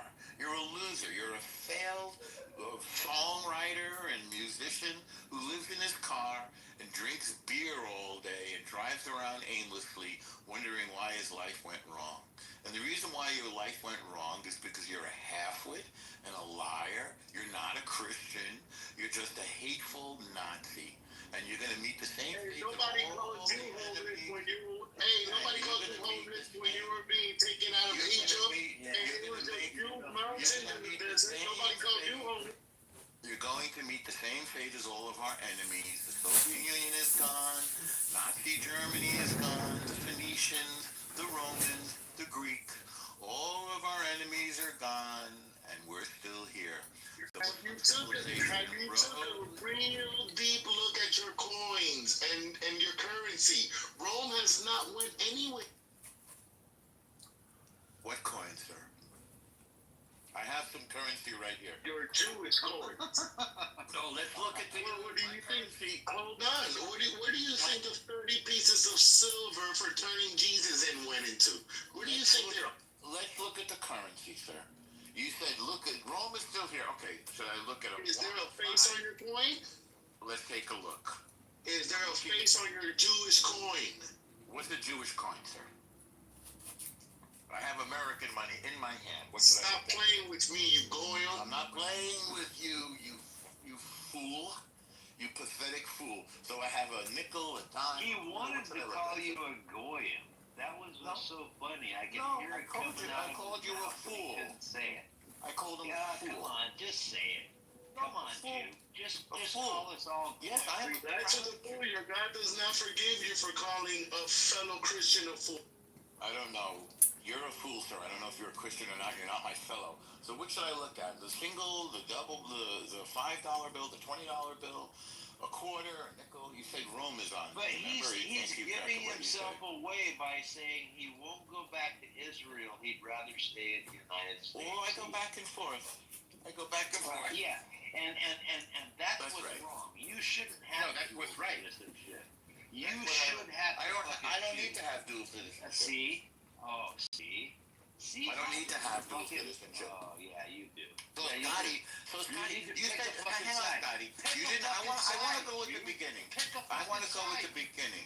No, I have picked my side. I'm an American and I love Israel. That's who I am. You're not an American. You're not. I'm an American. I'm you sorry, I claim am. to be an American, but you're. Well, I have an American. Of because course, I'm at an the end of the American. day, you would run. Were you born in Israel? Yes, I was born here. That's correct. Then why do you have dual citizenship? I don't have dual citizenship. You're such a moron, Scotty. Why don't you go drink another can of beer and go drive your home to a new parking lot? Where are you gonna sleep tonight, Scotty? Which parking lot? Home Depot? Walmart? Damn, not Home Depot. I live Home in a Depot. 3-bedroom fucking apartment. You live in a car with 120,000 miles on it. Sleep in the parking lot of Home Depot. I got as far away from you fucking kikes as I possibly fucking could. You live in Asia now? There's a little bit of Jews in this. There's a little bit of irony. He doesn't even live in the country. Scotty, you're a trip, man. I could not have invented a character as pathetic as you. You are an example of a truly pathetic human being. You're genuinely entertaining. Yeah, well, you wait. Here's a man who can't afford to live in his car. You wait until I come back. Here's I'm waiting. Here's a man who can't afford to live in the Home Depot parking lot in his car with 120,000 miles on it and all of his crap stuck in the car, stinking, reeking, drinking one can of cheap beer after another to stop the pain in his head, wondering where his life went wrong. Yeah, a couple $1 million in the bank with all my Mormon family and all How's that rock and roll career? my food story. How's your rock and roll? When I come back hey, there, Scotty, rock and roll. when I come back, No, you're never coming back. You're never coming back. We're gonna kill all you fucking Jews, You want to make another threat, Scotty? Yeah.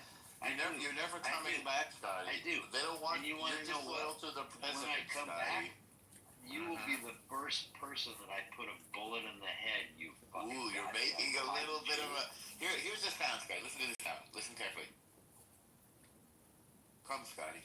Come and visit. I'll make you a nice cup of coffee. You got it? You reading me loud and clear, Scotty, baby? Scotty rock and roll with that great career. Living in your car. Living in your car. Drinking one can of beer after the other. I'll meet you at the Empire State Building, Scotty rock and roll.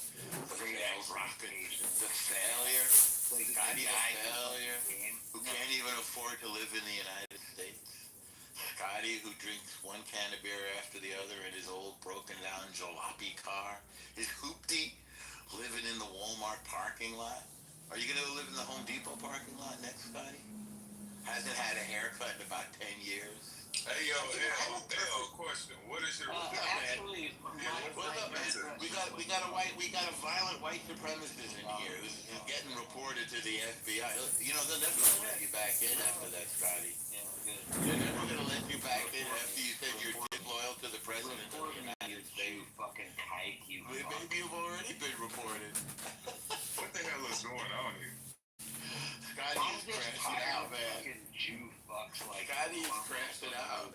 Room acting like he's the fucking, Messiah. Like I'm the fucking what? I'm not the Messiah, sir.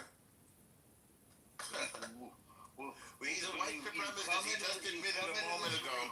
He just admitted a moment ago that he likes white people. That he's a white supremacist, and he thinks he's gonna get some currency in this country. We don't want you in this country, man. Stay out. Go away. I don't want to be there. Go be with your Asian boys. Yeah.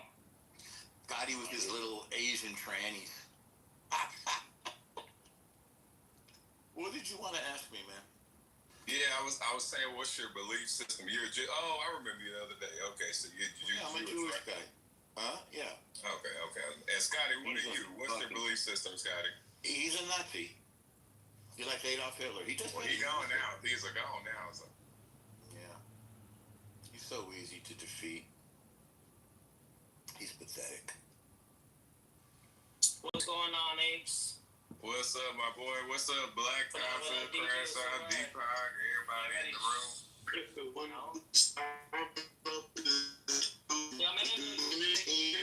He just received a Jewish. Your service is crashing, yeah, Mando. You a Matrix, Mondo, Matrix.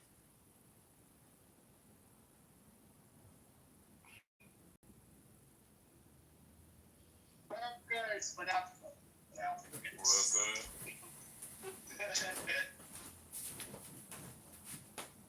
Hey, I don't know what it is. Black be getting these rooms lit, man. I have to come check on Black Room every time. Like, I guess lit.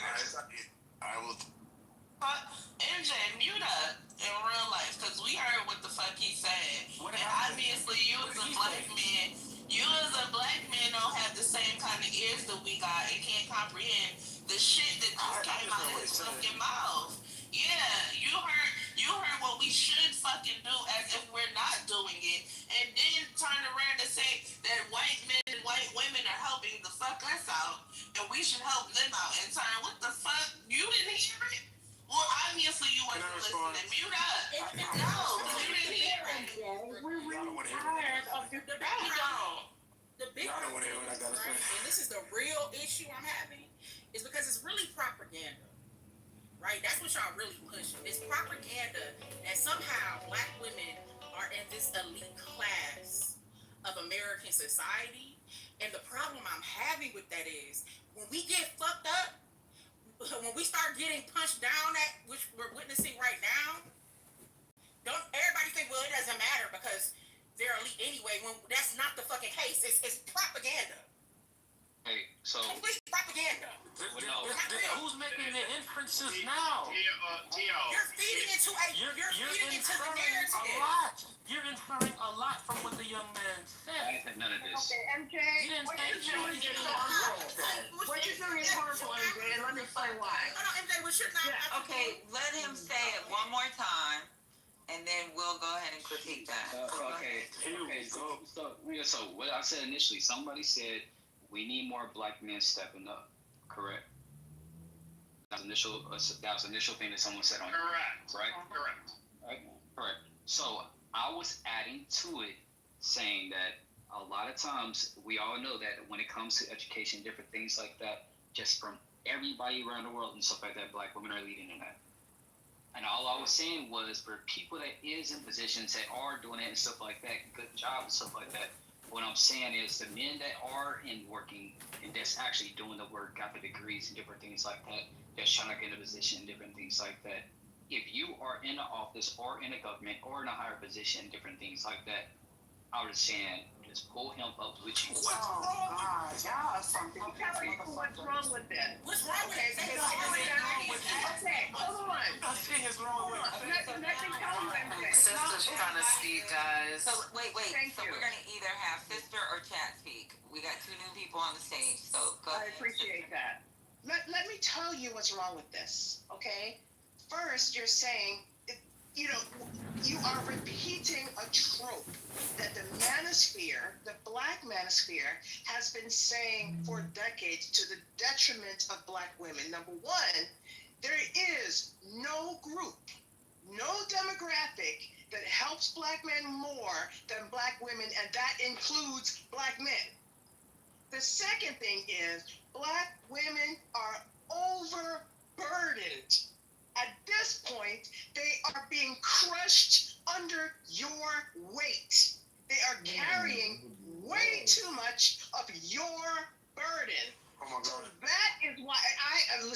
stop talking over me because I am not playing with you today. Because at this point, when black women need help, Jasmine Crockett, all kinds of black women who are in positions of being attacked by rapists. What? Shut the fuck up, TC. I am still speaking. Have some manners.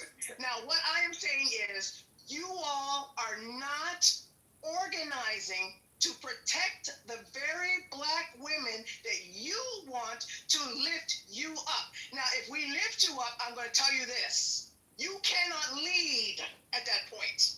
So if you're going to say, okay, black women, I'm going to follow your lead, and I'm going to do what you say, then I'm going to go ahead and say, all right, y'all, let's lift them up. But that's not what's happening. What you're then saying is, sit down, manosphere bull crap, let me lead, I'm the head. That ain't going to play. That's not going to work.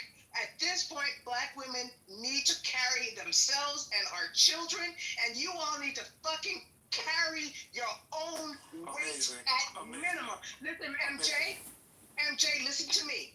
Now, if you had said, and if he had said, black people, when you are in positions of power and authority, pick up the black persons beneath you, I wouldn't be up here getting all upset. But the narrative is almost exclusively black women being responsible for wiping your asses and fucking them too. That is not going to happen any further. I am tired of the infantilization of grown black men.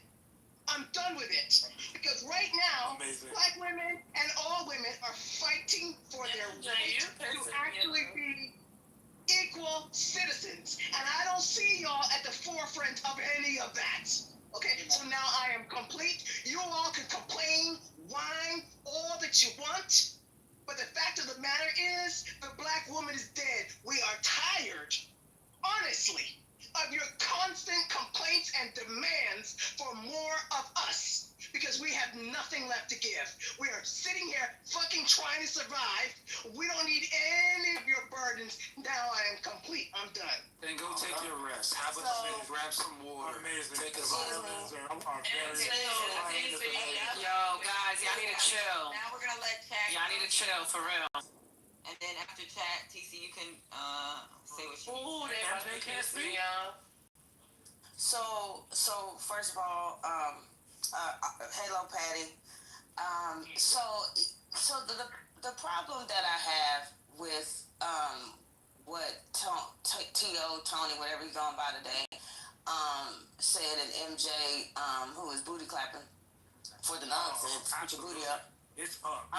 Way up. So 35 according to a McKinsey study, for every 100 men promoted to manager, only 58 black women are promoted. Who should be lifting who? Like, imagine believing. Like, I appreciate the fact that y'all think we have a lot of power, because we do. But to me, it is very infantile. But we're also seeing matriarch. Listen. Interrupting her, MJ, that is rude. Yo, MJ, I'm gonna put you down so she's done, because this is ridiculous. Come on. You know, men like that, I know they 2-minute brothers. Because they don't know how to sit and let it marinate and get in there good before they respond. They're impulsive. So I know you don't last long. Somebody is very upset at your house, in your bed. So the thing about it, and when we also talk about the wage gap, right? Like, black men are making more. Black men are also in more leadership positions. Oh, I'm not quite sure why, and I do believe it is an incel talking point as well. I agree with sister, because imagine thinking, and it sounds like there is a lack of fatherhood. Because I don't know a father that would respond in that way. I don't know a son that had a father that was active in his life would not tell his son to blame things on his mother. or to put the weight or the burden on his mother.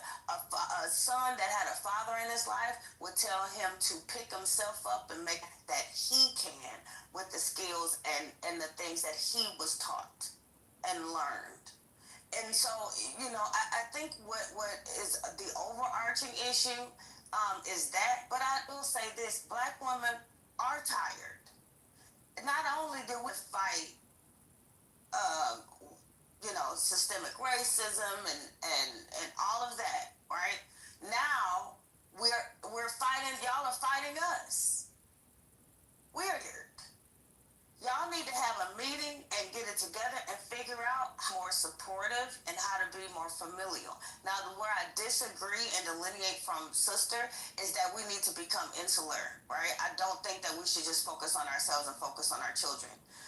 We need to focus on family. We need to focus on building a familial unit. I mean father, mother, child. That's what we should be focusing on. But if we counter that and say that women need to focus on themselves and their children, then that actually feeds into the narrative that they are making. So I'll leave it there. Thank you. What I say, that chat, and I want to clarify one thing. When I say focus, what I mean is, if there is no reciprocity, you should not be giving anything to that man in particular. When I see a Black man, and I do help a lot of Black men, what I am doing is I will check his past. Has he done the work when it comes to supporting Black women? If he's into the manosphere, he's on his own. If he's into all of that headship bullcrap, where he has not actually supported a woman, then he is done. Honestly, at this point, if he has not actively made a stand for women's rights, for women's equality, for women's pay, he deserves nothing. Now, I believe my husband choked on a chicken bone and became able to work. I would count him to the end of my days. But I'm not doing that for TC. I'm not for TO. I'm not doing any of that because they would not do that for me. And that's why you're tired. And that's why you're That tired. makes a lot of sense. Why would you? Wait. I said TC was gonna go next, and MJ's gonna go right after him. Okay, I'll go at the end because she just put something on me that that's not who I am. TC was supposed to go next, babe. I got you. I mean, I feel the exhaustion. I'm feeling the tiredness in her voice. I can hear the trauma, and I'm shooketh because far too many of our women are taking their pointers from women that are tired, and they just need a rest. They need to take a sip of water. They need to, let the next generation take over. She doesn't need to be teaching our women that they need to check 6 boxes. When was the last time they attended a women's rights meeting? When was the last time they helped the women to sign up other women to join the Feminist Club of America? When was the last time the Black man assisted the woman in aiding other women to demasculinize other men? These are artificial standards that the left has put on Black men, and is contributed to the division of the family in America. And I really, sometimes I wish I could disagree with Chat, but when Chat be on, she be on, okay? It comes back to the Black family. I think, where did we get this idea that the society, American culture, was going to give us something special if we went out and got a degree and we became credentialed? When did you buy into the lie that if you just followed the rules, America was going to play fair with you, Black woman? Now spent all your time and your youth and your money to acquire degrees and become credentialed in Women Rights 101? I hear the exhaustion in your voice, sister. You did what you were supposed to do, but they didn't reciprocate. And so now you're demanding the Black man to give you something that the government couldn't give you when you turn to the government for validation. When what you should have done is you should have rested in your femininity and allowed your man to build that empire, and you wouldn't be so tired. You would have a perspective. And so all I want to say to you is this, right, sister? I hear your criticism of me. Okay, I hear it. I hear your criticism of T.O. and MJ and all the others. I hear it, but I hear trauma. And I think a trauma perspective is not healthy when trying to teach. Hold on, man. You were I got 15 seconds. 15 seconds. I thought I had 30 seconds. Okay, can I take 30 seconds? Come on. All right, 30 seconds. Here we go. All right, so I get why you name called me, because I am everything that you don't want the black man to be. I am successful. I'm independent. My wife rests in her femininity. She doesn't have to fight anymore. She's not as tired as you are, because she's not expecting anything from society. What you should have done is you should have allowed your black man, if you have a black man, okay, to build that empire for you, and you'll be well rested. You'll be resting in the arms of a man who understands his masculinity. That is enough. I'm given the floor to respond. Please. Okay. So I he will. said what's going next. We're gonna let. Yes, but he attacked me, Patty. No, So are you gonna? No, kidding. No, he didn't. He did an armchair psychoanalysis and lied about me. Okay, see, look, sis, I'm gonna have to put you down. We put MJ down. He comes in here every day. You see going in? Every day. So if you're down, if you can't go on mute and let MJ go. Go ahead, MJ. Yeah. Oh God. Thank you for the stage. Thank you for the floor.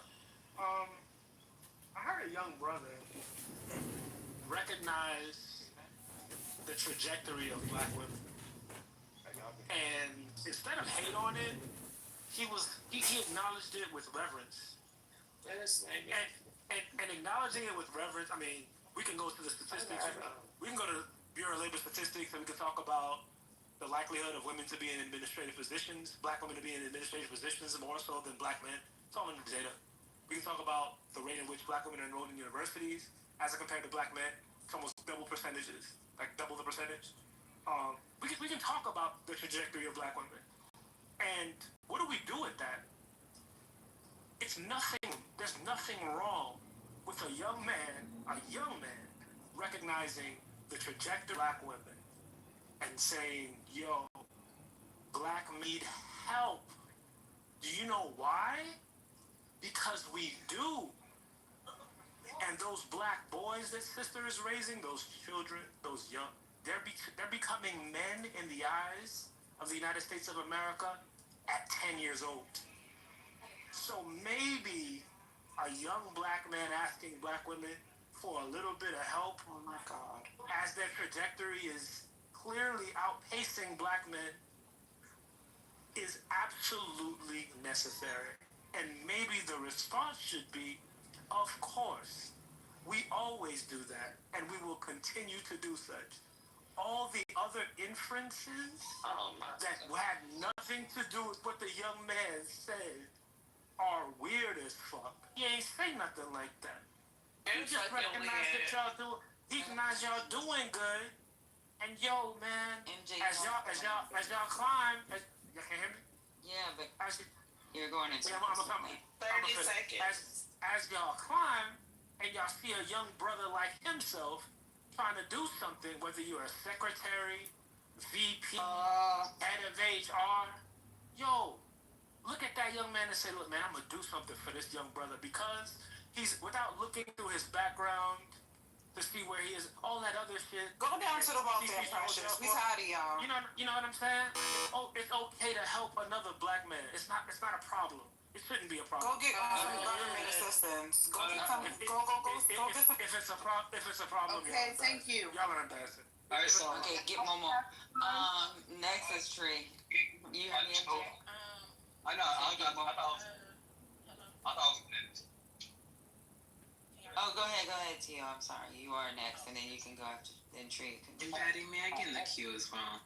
Okay, so it's gonna be Tio and Tree, CJ, and then I'll take 3 names. Put your name in the chat. I've been never put back in the queue to respond. Tree, I said T.O., then Trey. Did you hear? I said you would go right after T.O. Alright, so one, that lady put something on my name and said that I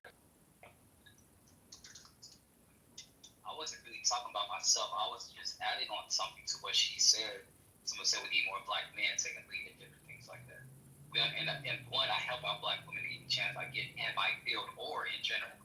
I don't know what I said to make her think he doesn't help black women. No, I mean, if you're black, I'm helping you out.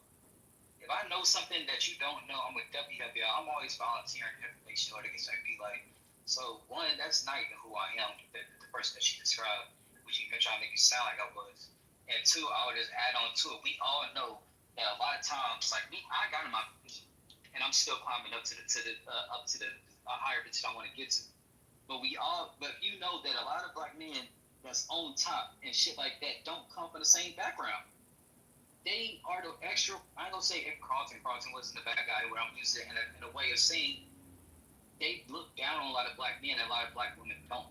So I'm just saying is the person that made the comment of saying that we need to see more black men in position of power and this and that. I'm saying if you see something, like pull somebody up and different things like that. If there's nothing more, nothing less to it, none of this extra like yelling. It's like I'm about to go on mute and watch Final Destination because I got a headache and I wasn't saying none of this. I was trying to add on to someone was saying, add some positivity of saying like how we can grow with each other. But I guess what I said was people. Y'all sick, bro. Y'all really need some help. Y'all don't have a fucking clue about social Q and the shit. Who was next? Who was next? So how do you set the Q and T.O.? Who was next? There's a kid, guys.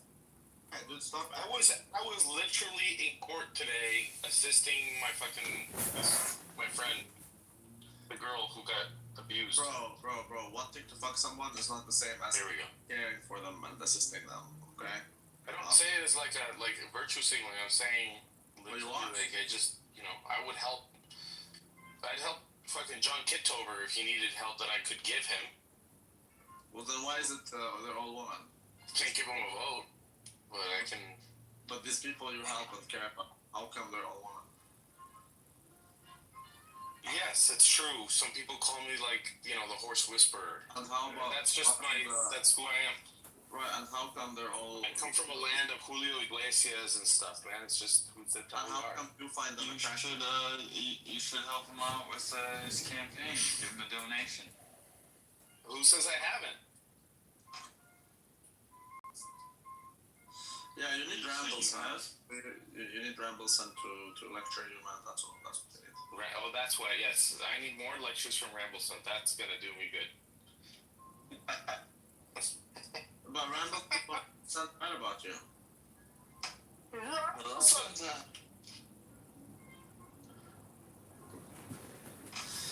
Honestly, I don't even know why I'm troubled, man. I don't care about Hora. You do what you want. See, you don't care. Yeah, exactly. I canceled her. I don't care about her no more. Not my circus, not my monkeys. Is that what those Randalls say? Fuck, even when they're your monkeys, you don't care. You just beat them with the fucking paddle. But these are afflictions of love. There you go. Okay, so the truth is exactly that. The truth is stranger than fiction. It can be stranger than fiction, yeah. But this is my truth, at least, is that I don't care much about her, so you can do whatever you want. You can keep using and abusing the bitch. Ain't got no problem with that. Because you know what? When she actually overdoses or does some shit to herself, I'm not to blame. So I did my best, and that's it. Dude, she's gonna try to destroy life if she does anything. That would be considered extreme by, relative to her normal behavior. Dude, can you, There's no her normal behavior is abnormal, that's the point. What I would be worried about, dude. Are you talking about Louis? Lou, here's the deal, this is the normal pattern of behavior for Noda. Behave badly, get yelled at by family. And sometimes in some rare occasions, which has been happening more and more often, get 5150, right? And then go back home and behave badly and then get yelled at. You see? I'm not going to yell at her. So I'm already... woman. This is like her family. Her family is like, this is the deal with her 24/7. They get called when the police get called. No, they are the callers. They are the ones that are. Yeah, that should tell you something, dude. That should tell you something. Oh no, they're crazy. They're a crazy family because they're Middle Eastern. Yeah. That's probably a wise thing to think when you're dealing with them. Look, dude, she's 40 years old. For the last 25 years, she's basically been an adult. Hasn't worked. Has lived at home. Doesn't have it. They've facilitated everything that they can for her, and their brothers are older now. Like, they have their own lives, and it's like, at the point, it's either like you literally have to babysit her, or you can't have her kids. Yeah, she goes crazy. I think she's like an evil person, but like, you can't have that over kids, man. Like, what are they supposed to do? What are they supposed to lock her in the room and bolt the door How about shut? stop feeding her hummus and fucking falafel? Let's just start with simple things. What does that have to do with? Dude, she's got her own money that they give her. She can go she can eat healthy. I'm sure she eats healthy. Look at her, dude. She spends all her money. She spends all her money and then she makes some money. She's 40 years old and look at how she looks. I mean, cause she's not. I doubt she's fucking. I mean, there's something that's maintained her youthful looks. That is the paradox. That is the paradox. How can you eat carb-based diet all day and not have inflammation unless it's inflammation of the brain? It's a good suggestion. Good diet, but that's up to her and her family. Why are you dating her or something? No, I'm not telling her to do anything. I'm simply. She asked me my opinions. I tell her, hey, your diet might be like something. You're not her boyfriend or anything. No, he has Stockholm syndrome. Sure, can you go? I can't tell her what to do, Eftol. She does whatever the hell she wants. Just saying, are you sleeping with her? Are you sleeping with her? No. Yes, you are. He has more than a friendship with her. Well, that's really unethical, man. It's not good on your part. What am I, a doctor? What are you talking about? What am I doing wrong with my website therapy? Why are you dating a mentally handicapped woman? That is a good question. Jesus Christ. We all told you. You're being told that. Oh my God. Yeah, we all told you that. Randy. Remember when we even had our last... Has Randy ever shared any pictures of what he does on the weekends? That's all he does is interact with mentally handicapped women. No, I don't. It's a big problem, and I almost wound up with one of these because they're very emotive and they're fun in a way. I get it, but you have to. I don't know. You do you. I don't hang out with women like It's one thing if you're actually like dating them and you're like the one that has to sort of clean up the mess constantly. It's another thing if they think they're dating you, and you're just kind of there when it's convenient for you. That is the case. I don't hate you for it. It's like you gotta kind of say it. Do you see the false equivalency here? Like, you've seen the woman I hang out with. Do you think it's fair? Well, what's he saying? Do you think it's fair? They're crazy in a different way. Okay, here we go. They're like freaky for sure, but they're really like. If you're in love, then you're ready. They're not mentally ill like. I mean, from the videos I've seen. What about what Rico thinks? They like to be subdued and. Maybe you're. It's all the same shit, man. It's just different flavors. No, it's not the same. Right now, you guys are accusing me of choosing shawarma flavored, but like, the reality is that it's not like that. Then you should not. I mean, look, if she's no different and you're very experienced with women, as you say, then you should have like a pretty straightforward plan of action of how come she needs to be fixed. Diego, you know how pretty you deal with this all the time. You deal with this all the time. It sounds like she's just no, I don't. So she's very different. But you say you're very experienced because I'm very experienced and I never met a woman like that. I've never seen a woman like that. Are you kidding me? Just go on Twitter and put Palestinian woman. See what comes up. Okay, I'm Palestinian. I never met a single woman like that ever. And how come I see it on Twitter every day? But you don't. You're trying to make it seem like this is normal when it's not. I don't know a single woman in my entire life who is like that, dude. Stop. Not a single. It's like look. We can ask Ranks. A typical French woman. Is she needy and clingy? But this is totally needy and clingy. Is like if anything, she's the opposite with you. Although she is like needy for your. She doesn't bother you off the. Or maybe she does now. But for the longest time, she wasn't bothering you off. That's what I'm saying. Like you would only see. Like you were very brief interactions with her on Clubhouse. Which would be like somewhat rare. You were kind of tied up there, pretty busy for a year and a half. We've all known her for like 3 or 4 years. I wouldn't say the New York incident is like what is normal, but it's like not out of the ordinary. It just got caught on tape. Someone else. That's the one thing you got on her, and I'll give it to you. I'll give you that. That is the one. But that's not even like where I'd say I don't think really anyone here is making their assessment, even factoring that in. Like that hasn't really affected at least my assessment of her.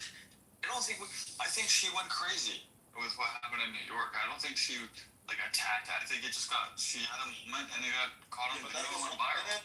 That's not even her wildest thing. That's not even in the top 10.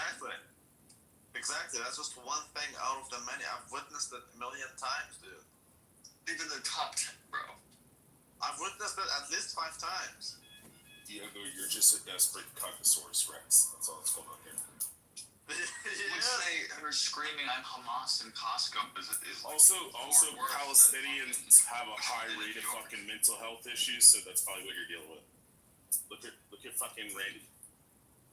I'm retarded, but no, like that. Severe mental health issues like schizophrenia, bipolarism, depression, manic depression. Yeah, so of sort of the Jews, but you don't see Jews acting like this. No, not nearly as high as the fucking Palestinians. Yo, bro, I don't know. All I know is that I've never met a woman my entire life. Yeah, Diego's a bitch. Not once have I ever met. I've met a lot of crazy though, but like someone who was like that, not once. And Diego, I get that you want it to be normal, man. I get it, but it's just not. Diego does make a good point that if you just go to the fucking West Bank or Gaza right now, you see crazy things. Dude, all the people who defend Palestinians abroad are women. The men are nowhere to be found. Yeah, they're all crazy. No, there are few men. Women, that has nothing to do with Palestinian. Didn't you see that news of the woman having these 2 British officers come, and there's a Muslim woman there? You seen the meme that's been floating around? Like, that's who wears the pants in the Middle East is the women. Diego, we've all lost all respect for you. All right. Good pep talk. I needed my balls from you, so I needed them back. Oh, you never had them in the first place. She has them in a glass jar on her fucking fireplace. Yeah. There we go. Says the black man, who also comes from a community of fucking where the women you don't know who Ken Griffey Jr. is? Seriously? It's a black man. I can see it right there. It's baseball. I think you all look like Chase. Okay, that's my real Chase. Which one is real Chase? I think it's the first one. Wait, do I sound black, Diego? Okay, this is Thank you for the an English only room, please. The first picture is the accurate picture. Yes, I see it. Oh, yeah.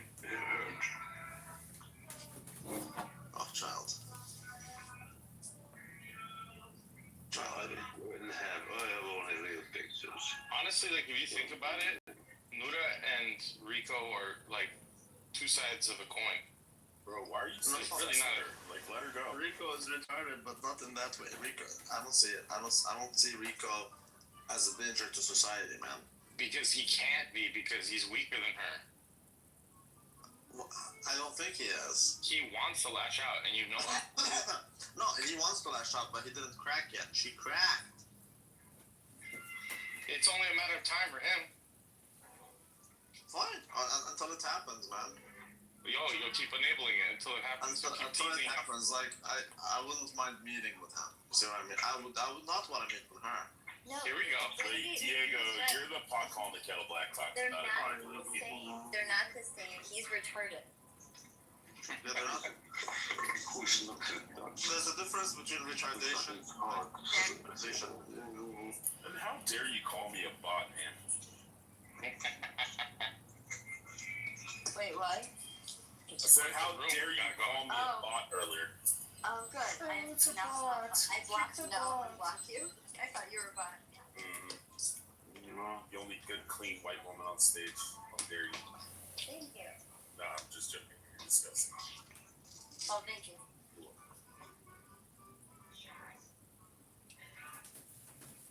Think about if she really looks like that. Think about that. Well, how about you learn to speak fucking English, John? Really fucking look like I don't know. He can't speak fucking English. String together a coherent He fucking came up as soon sentence. as you guys said. Sounds like a Palestinian. About the Palestinian. It sounds normal English. It's normal. Russian, Palestinian, they're all very easy to understand. They pronounce. None of them are really from that land. You know? Super clearly. So what were you saying? Go ahead, John. There's nothing to say, really. Yeah, we can hear. But I have no clue what this guy is saying at all. He's one of yours, Randy. Maybe they might have something to say. He's Eastern European. I think you hear when I see them, when I say something. Oh, wait, he might be. I try to understand and they understand it in your way and something is happening. So.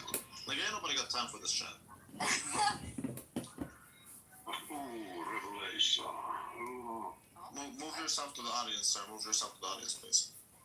This is the audience move. Oh my god. That's exactly what the...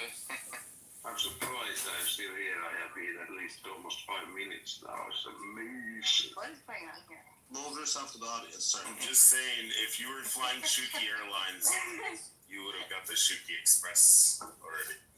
See what I'm saying? Randy's getting slipping. Do we have to move you to the? Just move yourself. No, don't move him yet. I want to figure him out. You're moving. I understand. All right, John, just answer the question. Where are you from?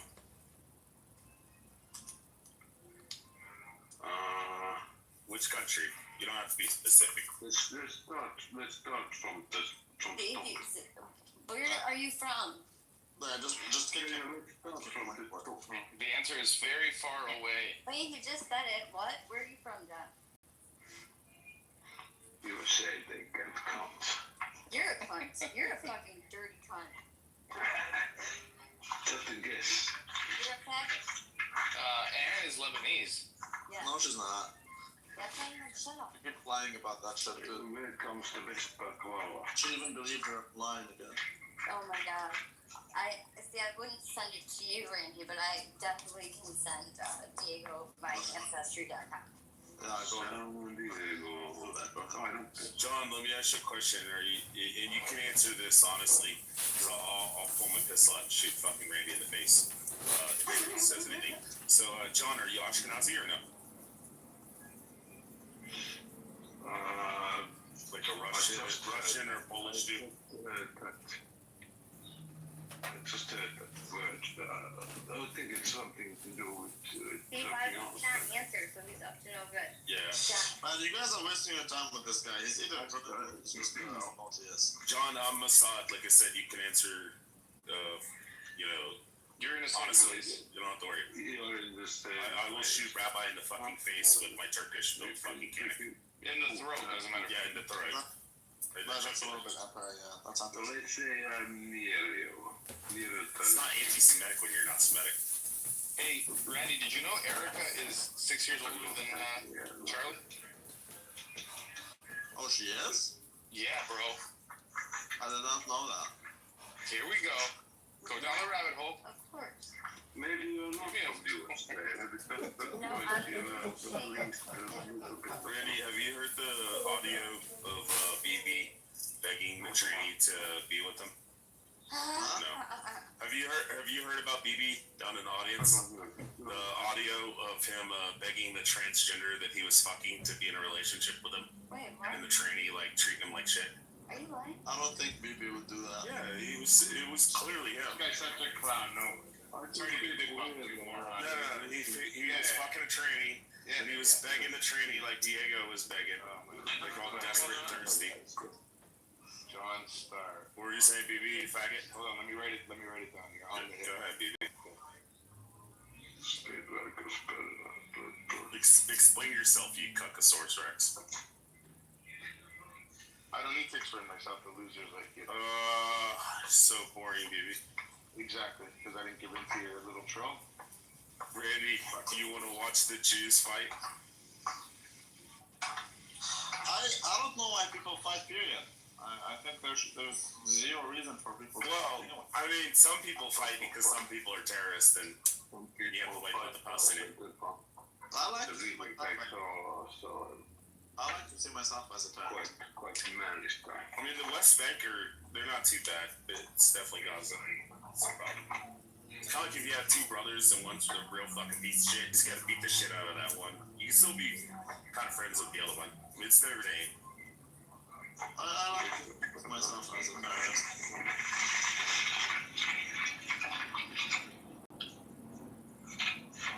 So, BB, were you gonna explain yourself about you begging the tranny to be with you? There's nothing wrong with trannies. What's the problem? No, I'm just saying, like, he's I don't need to explain. He hates the gays, and he's like, oh, you disgusting, Dylan, you fucking disgusting faggot. You remember you were screaming at him because he sucked a dick one time, and you're like, you dirty faggot.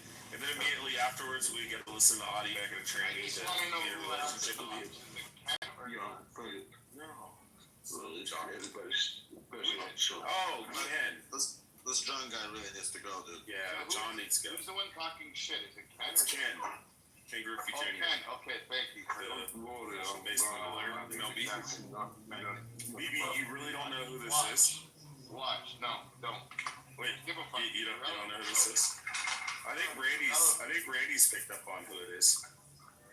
I don't know who you are. I will really have school tomorrow. You should be killing me by now. I have no clue who you are now. No. His voice sounds familiar. Yeah. It's Rich. There you go. Oh, thank you. Semi-rich, yeah. Oh yeah. Such an anti-Semite. Oh, you're a huge anti-Semite. How am I Semite? How? Who's Rich? I don't even know who Rich is. The fucking loser. Explain yourself, baby. LARPing. Loser. How am I an anti-Semite when I support Jews in Israel? I support Israel because I'm an anti-Semite. What are you talking about? I support Israel because I'm an anti-Semite. So, go ahead, BB. Explain yourself. How I'm an anti-Semite for supporting Jews and supporting Israel, the state of Israel to exist. I can explain. And win the war against Gaza. I can explain that after you, Coach. Yeah, just wait for it. No, go.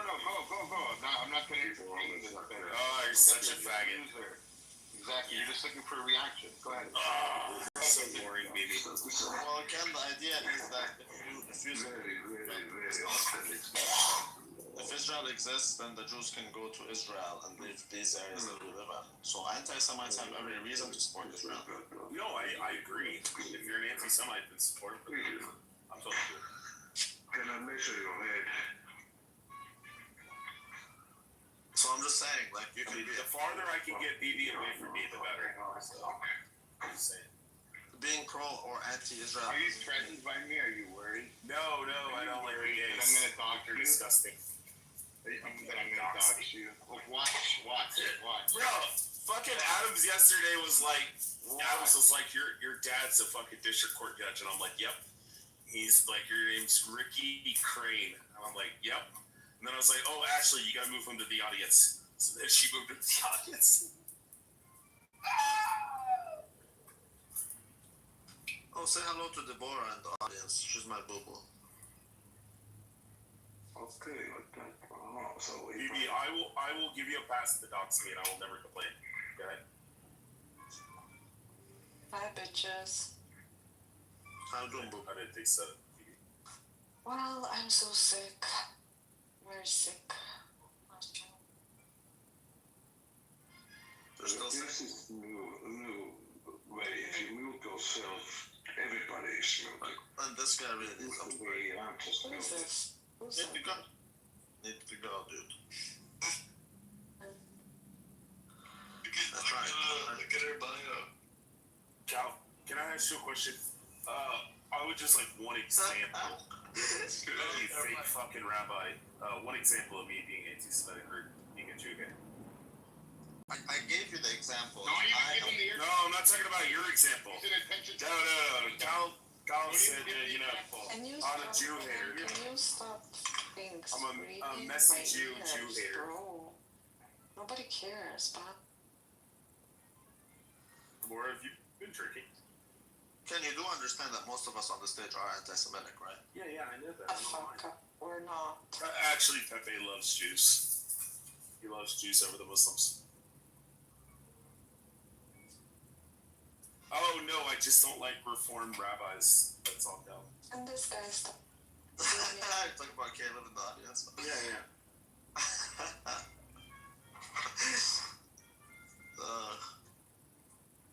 I have no doubt Caleb is a good guy. I just think he's a horrible rabbi. But Yeah, he's a terrible Reformed rabbi. Yeah.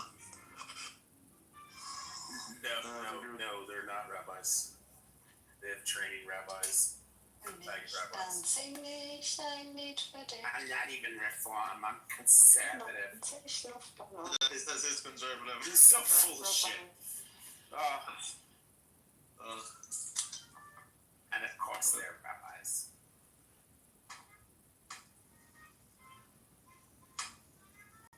Oh, but Caleb, to be honest, I mean, people like you make me want to hate my own people even more.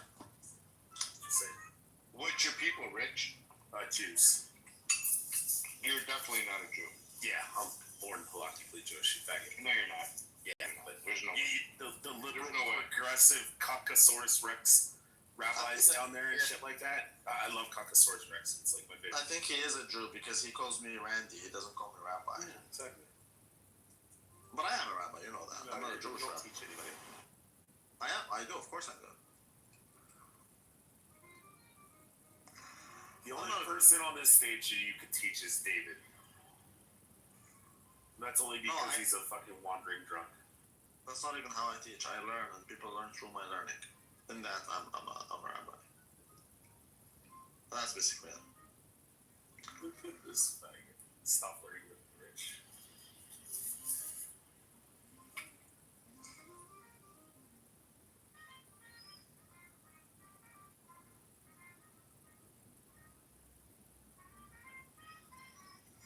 I don't know why you guys always need to fight. I hate. Guys, see what Tucker Carlson said at the? I don't. Did you just wake up for that, Pepe? Huh? No. Well, there's a pause, and I was barely listening in the background. But Tucker Carlson's getting accused of he made a statement about he said Jesus was noticing things and speaking to power or whatever, and then they were like, well, how do we shut him up. So they killed Jesus, and then he's saying like that's what happened to Charlie Kirk, and a bunch of people are saying it's anti-Semitic, and that he's blaming Jews for killing Jesus or some shit. I don't know. I didn't read into it that far when he said it. Well, I mean, Pepe, even if he's not explicitly doing it, we all know he's doing it. He is kind of a fucking raving lunatic. Well, I mean, Jews did kill Jesus, though. That's not something that's contestable, you know. I mean, technically, the Romans were the ones that actually did it, but yeah, the rabbis were definitely the ones. The Pharisees were like, "Hey." Even the prophets spoke about it. It's so funny because people always skip the prophets. They just don't like the prophets. That's what I don't get. But you also have to take into consideration, Randy, that Jesus said he could bring down a legion of angels. Okay. The Bible does say that that those Jews in particular, the rabbis, they basically had they're demanding that he get put to death. And they're not even rabbis; they're Pharisees. Like the prototype rabbi. Mm.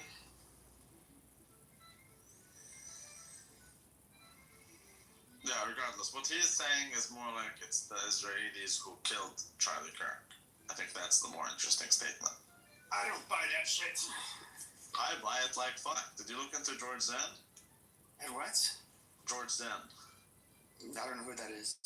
That's the Ashkenazi Jew who was used as a decoy. The fat old bald guy that was like, but I don't get crazy. Like, if I was gonna, first of all, I mean, they probably have a lot more experience, but they do have more experiences. I was never a spy or assassin, but I mean, why would you just just kill him when he's back in Phoenix and you catch him alone and he's like a suppressed weapon, and then just let him drink a water bottle with like some fucking shit that's like undetectable poison that causes a heart attack. Like, the goal isn't just to kill him. The goal is to make a statement. But if Israel's not going to claim responsibility, then how would they be making a statement? Because it's implied that okay, hold on. All anybody would know is that it was just some random kid who shot him, so the statement wouldn't be made. I don't think so. I don't think it's a situation where you know who did it, but you can't say it. Yeah, I don't think Israel did it. It just sounds way too. Invite you to check in. What's So look a little bit into George. How it's the same. Lou, you're in the Matrix. Lou, you're in the Matrix. Also, if you do, Randy, look into George Zinn. You should look in that the guy's fucking schizophrenic, and that he also called in a bomb threat after the Boston bombing. And everybody that said that he's like a fucking local. He wasn't like some guy that came from out of town. He's been there living in that area for like 20, 30 years. And a bunch of people who were there are like, hey, that guy's fucking crazy. He has like schizophrenia and shit. And he's a fucking nut job, but he's totally fucking peaceful. So him screaming, I did it, I'm the one that shot him, is pretty fucking understandable when the guy's schizophrenic. And then on top of that, the second person that they picked up was because some fat guy walked out of the back of the fucking building and he seen a random person running across the parking lot and he went, that's the guy, that's the shooter right there. And then they picked him up and they were like, oh shit, this isn't the shooter. So, I mean, I'm surprised they only picked up 2 people. I don't know. No, I'm just saying, I thought that they were going to have like fucking dozens of people fucking detained. I mean, for them to only have 2 is crazy. I think the George Zinn situation, the guy is an Ashkenazi Jew who lived in New York. Who was in New York during 9/11. Okay, like most Jews. And he's the first, but he's not from there. And he's one of the first witnesses. He's one of the first who said it's Al Qaeda. Then it's the same guy who was in a 2013 bombing in yet another state. Oh no, he called in a bombing. You're talking about the Boston bombing. So he's schizophrenic and he called in a bomb threat in another city. Correct. Yeah, because he's fucking schizophrenic. And then secondly, find a fucking Jew that hasn't been to fucking New York before. Like, or hasn't spent time in New York. I'm not saying he is. Jews in Israel that have never been anywhere in the U.S. have been to fucking New Jersey or New York. Right, that's the only place. That's not what I'm saying. What I'm saying is he was there during 9/11 and he's one of the first to call it Al Qaeda. That's what I'm saying. Not just a Jew in New York. That's not what I said. He's there during is the first to say Al Qaeda. That is the same man that threatened in 2013, not in Boston, but yet somewhere else, perhaps also as another decoy. He is also someone who has nothing to do with that university. It just so happened to be there and used so conveniently as a decoy. Correct. But do you think that it's that deep of a conspiracy that he's been living in that area for like 20, 25 years now, is what they said? It's like 20 or 25 years he's been living in that fucking Orem or whatever the fuck it's called. He's been living there. So he moved down there from like wherever the fuck he's from originally. And then he moved down there. And he's been there like 20, 25 years. So you think it's that like of a deep conspiracy that he's been like, I've got to plan this 20 years in advance. No, I sit know here that and wait for Charlie Kirk to show up. And then we're going to have our Mossad agent shoot him in the neck. Which he didn't even shoot him in the neck. He shot him in the fucking Kevlar 3A plus vest, and and brother was no vest. It's called Spalding. No, it is. It's a fucking vest. You can see the indentation. And you can see the mark. No, I'm not. I'm actually talking.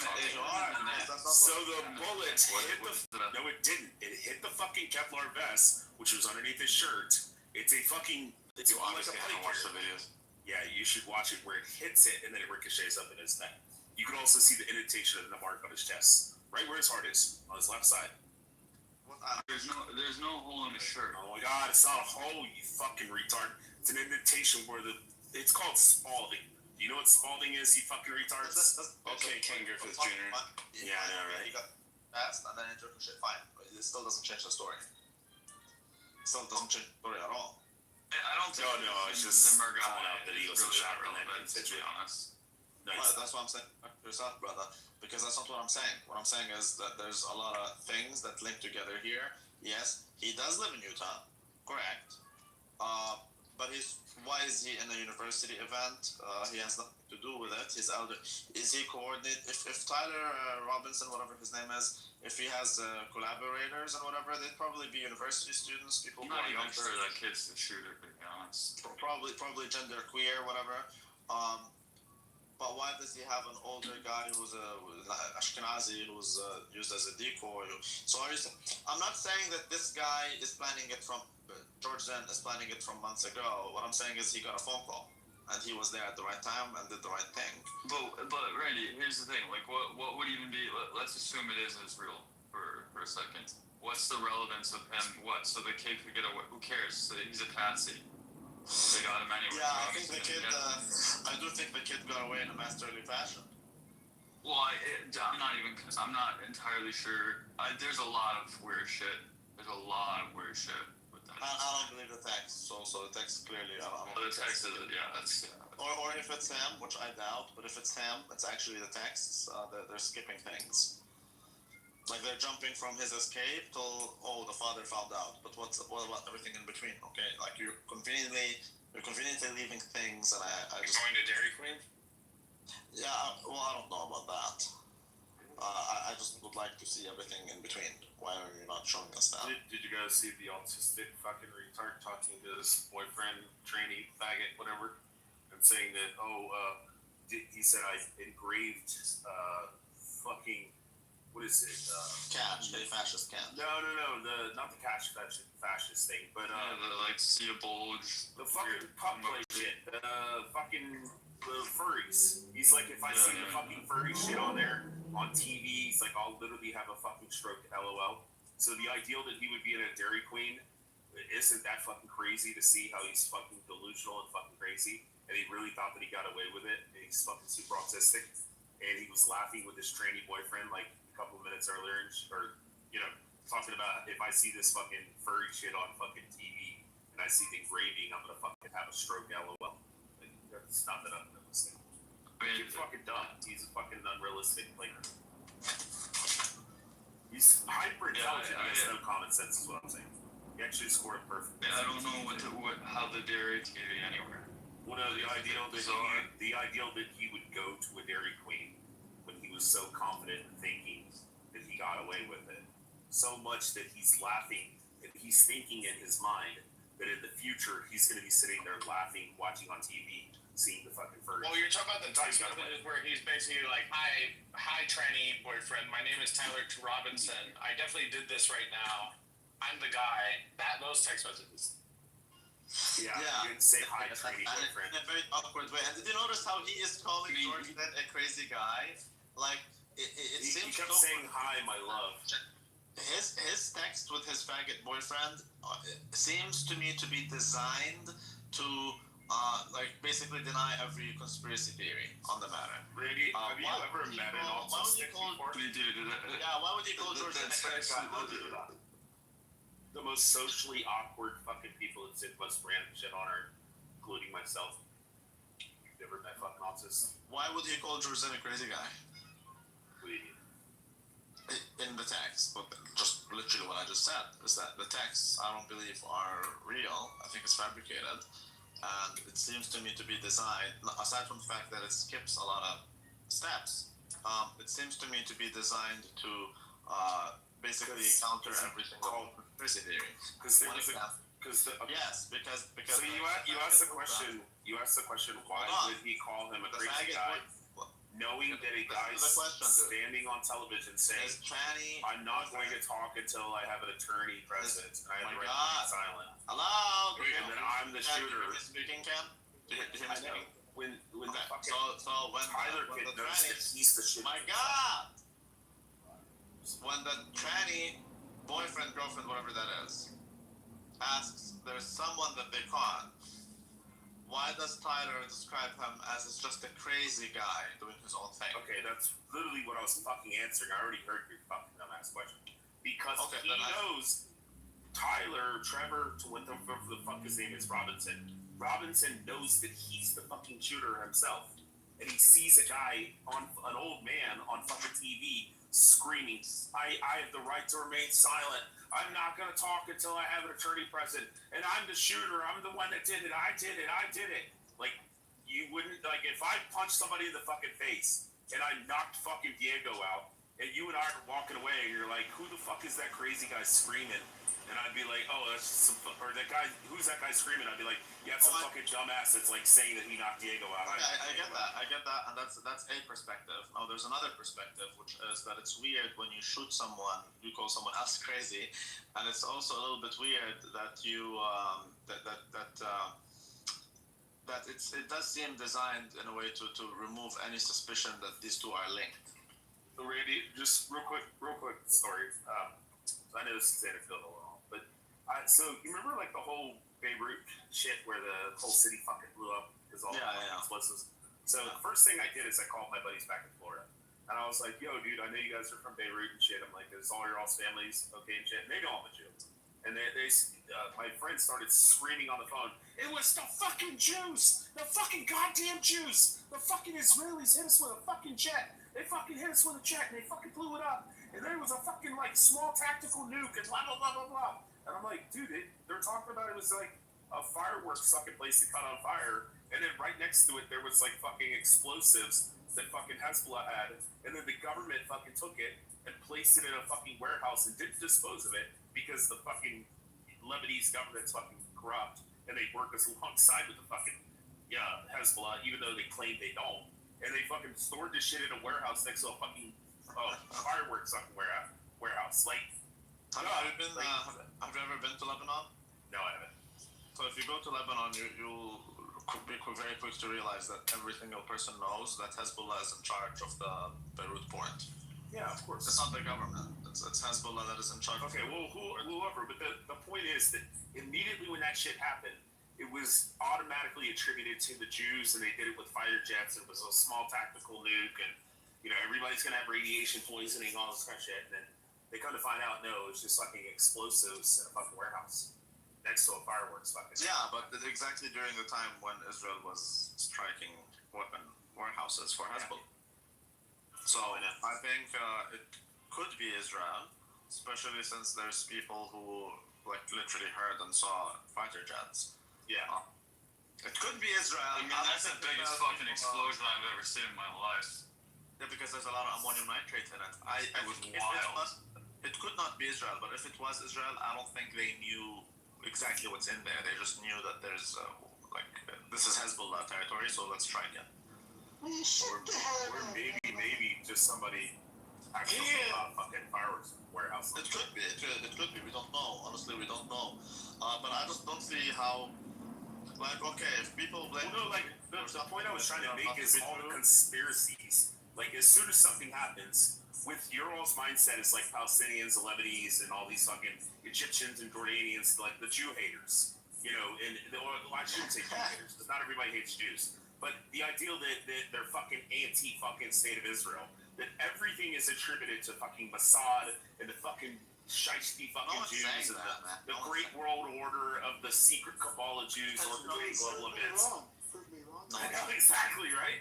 But like, it's fucking stupid. No, he's being You could just say that it's a fucking tranny who was pissed off at a guy who's speaking ill about his new fucking community, and he's super autistic and fucking weird. And he's a social outcast. Well, it could also be a he got radicalized, and then he went and fucking killed him.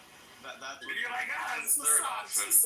Now you think there's a cabal of autistic people? Come on. I know there is a cabal of autistic people. I mean, you can look at fucking mass school shootings and just see all the mass shootings and be like, oh, these are all autistic. But no one is saying that. Not one person. No, I am. I definitely am. Okay, so I'm autistic. I have Asperger's. That's a very nice point. There's a counterpoint to it. Like, you know how you think everything's attributed to the Jews? I think it's attributed to autism. That is a point. No, there's a counterpoint to it. And I think most Jews are autistic. If you think the Jews were falsely blamed for one thing, correct, doesn't mean every other thing is also false. So, just like you can't blame the Jews for all things, you also cannot excuse them for all things. And I know why that will be convenient for you. I get it. But I'm not bought. I don't see it.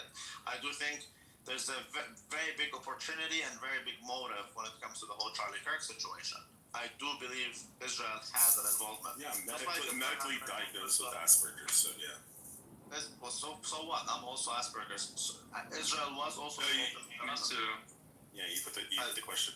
Is this why you guys can't get... Oh, I did not put that question up. I'm going to find somebody did.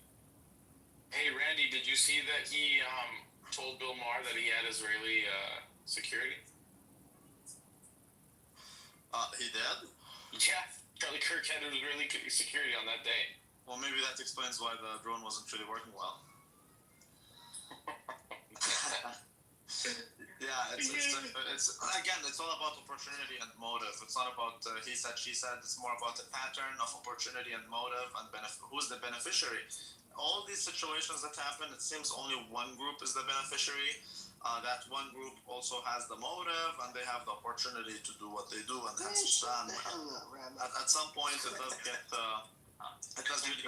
difficult. I'm trying to excuse Israel, okay, Cam? I'm really trying to. But at some point, it really becomes so difficult to do so. That's all I'm saying.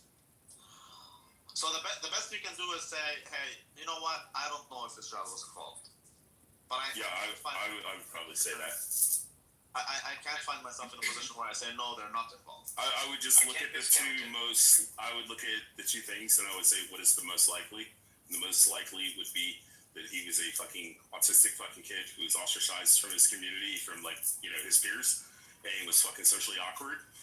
Went to fucking, got it. Was probably fucking gay, and then started getting all this gay tranny shit, and then fucking hated Charlie Kirk. It's like it's that easy, bro.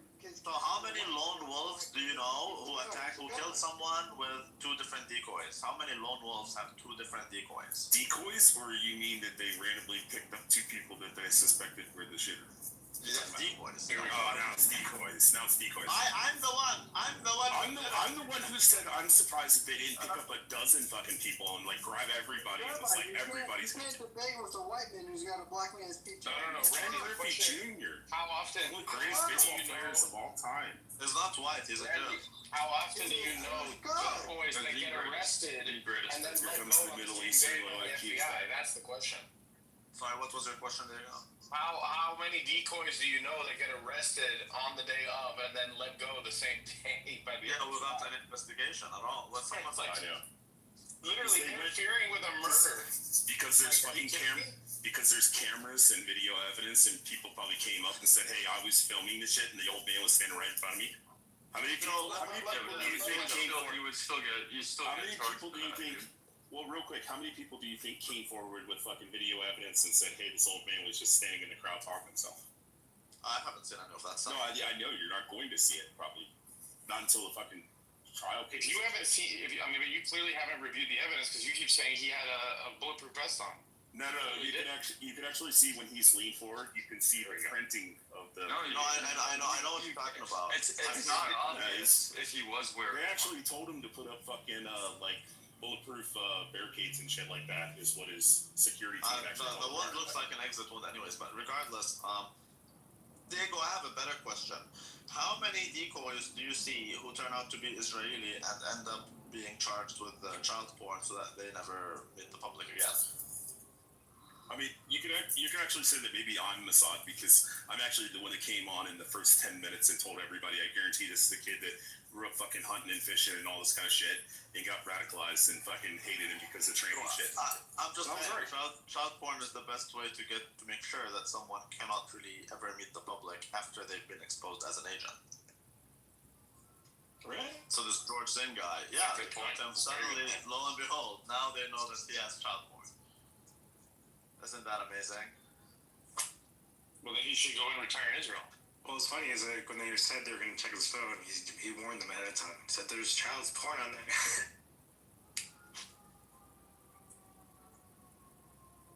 Yeah, they found, they have. Yeah, the funny thing is, he admitted to it before they even saw it. So don't you think that that's a recurring theme among the Mossad agents? That suddenly they you don't see that there's like pattern recognition is a thing, right? So that there's a pattern. Like an organization does things in a certain way, and like people detect patterns, man. Yeah, I think you're reading it. Now you will never have that man be released, or you will never see him have access. No one will have access to him. That's it. So there's nothing to be said here. It's done. Now probably he will be killed in prison. You've done your job, and that's what are we talking about? George Zinn. The Israeli. The crazy guy? Yeah, the so-called crazy guy who's not really crazy but is on a mission. Yeah. So he planned all this shit? He didn't plan anything. He got a phone call, as I already told you. An agent doesn't plan. An agent does what he is supposed to do. Right. To push forward the interests of a specific. The group is fucking wild. Hey, I just don't understand why everyone's so dead set that there can't be a third option. I'm not dead set on that. I think there's very likely a third option. Only one group, Lou, I want you to notice, pattern, right? Only one group insists that things happen only in one specific way. All the other the most likely way? Well, you can claim it's the most likely way. That doesn't discount the alternatives. That a trainee lover shot a guy who talks ill about trainees? Yeah. Would you be surprised if a black guy shot like fucking Tommy Robinson or a Muslim shot him? No, I just don't see how a lone wolf has decoys. I'm not. Again, you have the right to believe whatever you want. Look, I don't buy it. Look, but here's if Tommy Robinson was shot right now, we would all say it's him. Depends on the circumstances. Depends on the circumstances. Tommy Robinson if he was walking down the street and then someone should. At the same time, Tommy Robinson isn't flipping. So tell me this: if Tommy Robinson starts changing his narrative on Israel, suddenly after that, he gets shot in very mysterious ways. You know, I might start wondering here. Oh, you mean from fifth person? He has an Ashkenazi used as a decoy, okay? Like, Randy, you mean from fifth person accounts from a fucking journalist that doesn't like Charlie? What? Fifth person fucking information. He got it from a friend of a friend of a friend who's one of the campaign managers of Charlie Kirk. What information are you reading? He was wearing. Well, the reporter allegedly said that, you know, Charlie Kirk was worried that Mossad was going to try to get that Israel. I don't think that's fifth. That's like fifth person information. So that's okay. Because he said, "Oh, I got it from a friend of a friend of a friend who's friends with the campaign manager." That's not what I'm talking about. But even if that's the case, that's not fifth person. You're talking about people very close to the guy, like Candace Owens and whatnot, which is very close. Candace Owens hates the Jews, though. Yeah, that doesn't mean she's wrong. Her not liking the Jews doesn't mean she's wrong. It could mean that she noticed a few things. You see what I mean? I don't recognition. So like to you, she hates the Jews, therefore she must be wrong. To me, she hates the Jews, maybe she knows something about them. You see? So it's just a different perspective. I gotta fix my kid. I'll be back. Right. So what I was referring to is more his interview with Ben Shapiro 2 days before he got shot, and you can even see in Ben Shapiro's eyebrows when he decided this man has to go. But there's also for the past month and a half he's been when he said the Mossad. What about the PBD? Patrick Bet David interview. Like that's a thing. So we can just ignore it, you know. But I just don't feel like that's fair. So to my mind, it's very clear the guy was changing his stance on Israel, and he so conveniently got killed. Where a Ashkenazi was used as a decoy, you know, and then FBI trying to hide shit as always. And then one group, which is the Jews, insisting that there's only one way this could have been done. And all other ways are evidently false, apparently. You know? Like, yeah, that's the hard one, right? Like, because you have the decoy, it's really hard for you to go, look, there's no possibility this was a conspiracy amongst 2 or more people. Like, that's where you're like, I don't know how you think we can take you seriously on that. Like, there's a strong possibility that there was a conspiracy. I mean, it's very clear. Yeah. To me, it's very clear that there's something off here. Now, I don't know if you've seen, they've been taking apart more videos. Like, Lou, did you see that? It does look like he was wearing an earpiece. It flies off his head when he gets hit. No, I don't see how that is. I do. There's speculation that it could be his chain. It doesn't seem like he was wearing an earpiece, actually. If all of the footage. Well, because there is something that you see fly like up above that it's like just questionable what it is. What does it matter if it's an earpiece? What does it matter if he's wearing one or if he's not wearing one? It still doesn't change the fact that the guy got shot. It doesn't change the fact that there's all these things that I said already. Someone who was it today who said it? It would solve like what is that that's flying off. I just don't see how that's relevant. Who cares? Fine, he's wearing an earpiece. Now what? Doesn't change anything. Well, if he's not wearing an earpiece, then the question is like, what was that is flying off in the back? Which some people speculate. There's a lot of speculation out there. But I think you guys are like, I don't know if you're not looking at the decoy deep enough, or if you're looking at it like too deep. But look, I do think that there's like a third party. I do think that there's being sure who's that. Sure, that could be a thing. The decoy would be very helpful, especially when that's the case. So I think the decoy becomes more important for belief. For when you're doing a They're in the Matrix. Yeah, Lou, you gotta get rid of that Obama fund, bro. Not the Metro PCS. So if your belief is that there's a third person, so someone else is the shooter, there's a lot for you to explain. Yet, regardless of all the other things you need to explain, then that means the decoy becomes even more important.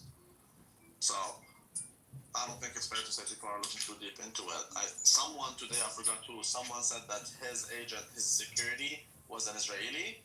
I didn't know that, and I don't know if it's true. It's not accurate. So what it is the guys are former Navy SEALs. But you're saying it's not accurate. No, I've already watched the breakdown on it. So what they're claiming is that these guys are former Navy SEALs, and that Navy SEALs have a lot of interactions with like the Israeli government and training and stuff like that, and then a couple of them have met like Bibi Netanyahu.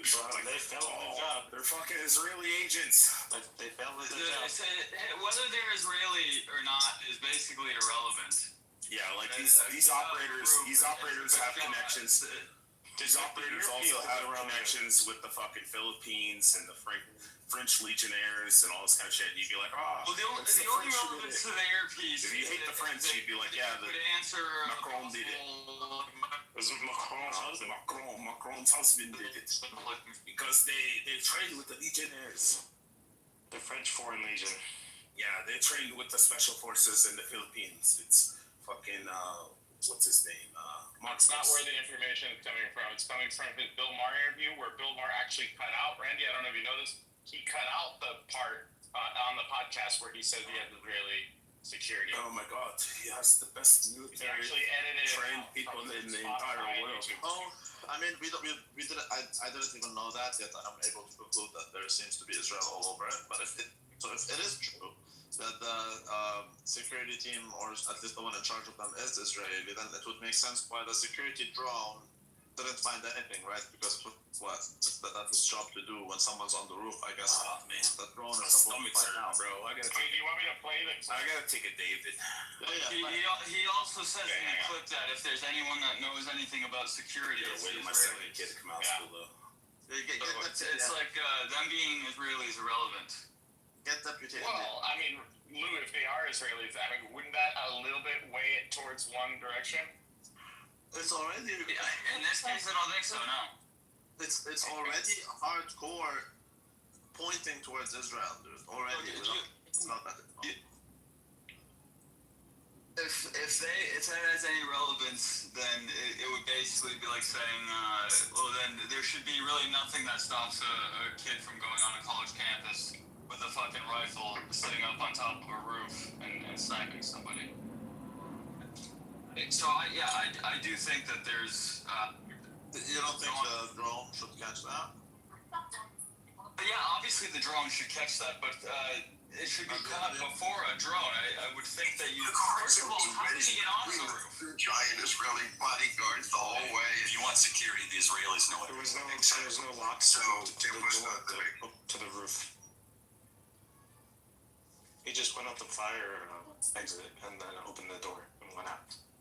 So, don't you find it to be pretty interesting how the people who allegedly care about Charlie are the people who don't want an investigation into any of the basic questions, such as why didn't the drone detect the shooter? Why was Charlie married to a 37-year-old woman? Or how about the drones that were spotted like immediately afterwards? No, fine. That's totally fine. I'm just wondering, like, why are the people who allegedly like Charlie? Why are they the ones who don't see any need to launch an investigation into who was the operator of that drone? Why is it that it didn't detect? Why did it not do the job? All of that, especially when the people behind him, aka security people, are allegedly doing hand signs and whatever. Don't you think it's like at least worthy of asking a question? Like, why did that happen? I really don't think there's anything controversial here. Or there shouldn't be. I mean, I think there's more interesting questions leading up to that. Like, where did he fit this rifle? Or was he just walking because it doesn't fit in his backpack? It was down his pants. That's not a That's not. Well, the security was saying that it looked weird. He was walking very funny. Yeah, but that doesn't work because he went literally when he was running away, he was running on the roof, right? And then he dangled by the edge. His rifle would have fell on his foot if that's the case, but he wasn't. No, we're talking about going in. He was limping because he fell and he hurt his foot probably. I don't think he was limping because the gun is in it. Otherwise, why is he running on the roof? How come? Because he didn't have the rifle with him. It was clearly. I'm saying how did he get it? Like how did he store it walking into the building and then getting on the roof where nobody? Because it's the backpack that he had. No. Yes, why not? There's no way. Because look, I'm not a big gun guy, but I've looked quite a bit into this, and a lot of people that know guns are simply saying that there's no way that gun fits in that bag. It's just not possible. So the pant leg is the only theory that, like, he broke it down in half, and so how did he after the shooting is different. Yeah, he's running away. He put it like in a fucking towel, allegedly broke it back down apparently at some point. But that, you see how that doesn't make sense? Because we know when he left with the gun in his bag. So why would you ever think that when he went in, it was out of his bag? What, based on what? I don't think he left with it in his bag. Then where was it? Wrapped in a. It was wrapped like in a towel or some shit. Where?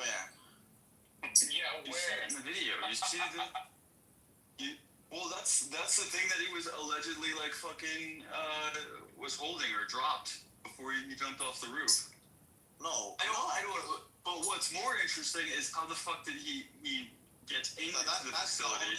Thing is that if it was in his leg, it was open. There was no security. Why was there was no lock on the side? It obviously wasn't in his bag when he left, because he in the alleged real text messages, he had to ditch the fucking gun somewhere and was talking about how he needed to go back and get it. No, he ditched it after he ran away.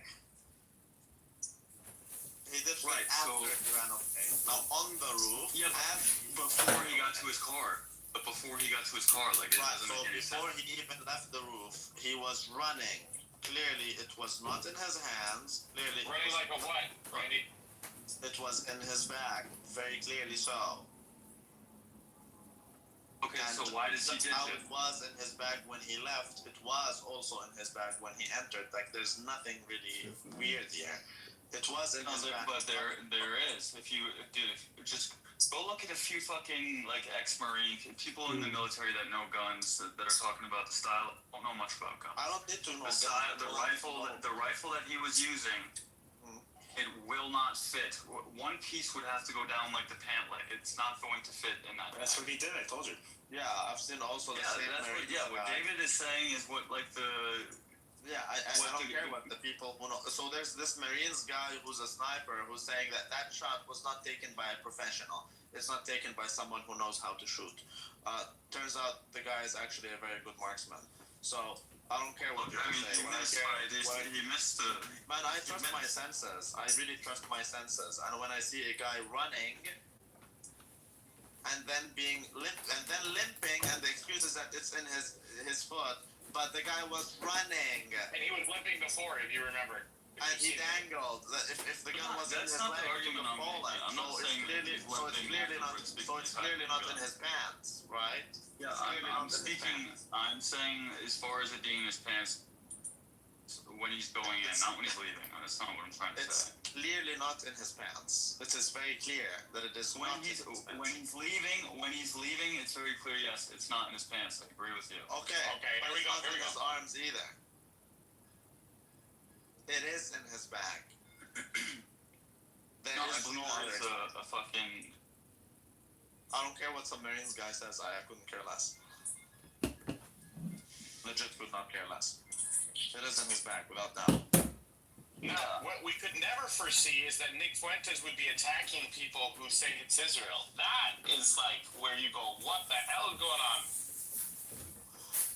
What happened with that? I didn't hear that. Nick Fuentes says it's low IQ anti-Semitism. Yeah, he's just probably sarcastic. And that we are Candace farm boys or something. He says it's the left. sarcastic. The left. Yeah, it's true. I shot with you here. He's obviously sarcastic. No, he's not. It doesn't seem like he is. He has to be sarcastic. No, man. He's like legitimately attacking the people who say it's Israel. But Diego, it is low IQ. Play it. Let's see it. Like, why would it not be some leftist tranny? Oh, you want to hear? Pro-Palestinian loving dude over. Because they have no motive and they have no opportunity. Israel has. There's no motive for Israel to do it. Kirk Yes, they do. Jews. Man, I'm not gonna talk about it. I made a couple comments here and there, but like, overall negative towards Israel and the Jews. We get it. You don't want to believe it. We understand that. No, you're just wrong. But no one believes. And you know you're wrong, but like you keep saying it because like. No one's falling for it, man. No one's falling for it. Only the Jews say so. Okay, but non-Jews. No, only the people with broken brains who. So I just looked it up. That it is. I'm sorry. You're not paid enough by my time. I disagree. So you know how they do the Kalashnikovs in like 15 seconds and stuff like that? They disassemble them and put it back together in like 15 seconds. The Mausers are about 30 to 45 seconds. Yeah, but you don't have to fully disassemble it. Yeah, I know, but like fully disassembling it takes 30 to 45 seconds. The Mosin and God actually takes longer. It takes about if you're pretty, you only need to have this. You don't even have to disassemble it. You don't even need to go that far. I think you can do it in 30 seconds. Yeah. Anyways, you've seen him running on the roof a little bit after, as people were panicking, right? Immediately after. Took him up to, not immediately. No, it's like immediately after, dude. Not immediately. You haven't watched the video. It took him a minute. It took him a minute. That's believable. There's literally fucking video of him running across the roof while people are like. You ever seen the little girls? They're like 12. Yeah, but there's a lot of people disassembling. How long do you think it takes to clear? How long do you think it clear this whole place? Randy, the guy that. That's the funny thing. Go look at the security in the area. They didn't clear it. That's what. But it takes a lot of things. What I'm trying to tell you is, if he was running away while people were running away, that doesn't mean it's immediate. Because it takes a lot of time to clear that. No, I'm saying he was running away while people were still ducking because they didn't know if more shots were gonna come. Some people were ducking for 10 Randy, minutes. the guy that you said killed him, is when we the guy with the palm gun, Randy? The guy with what?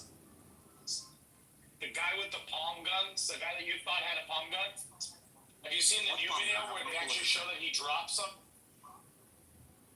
I don't know what you mean, but that one's retarded. I don't know. No, but have you seen that he dropped something too? Have you seen that video?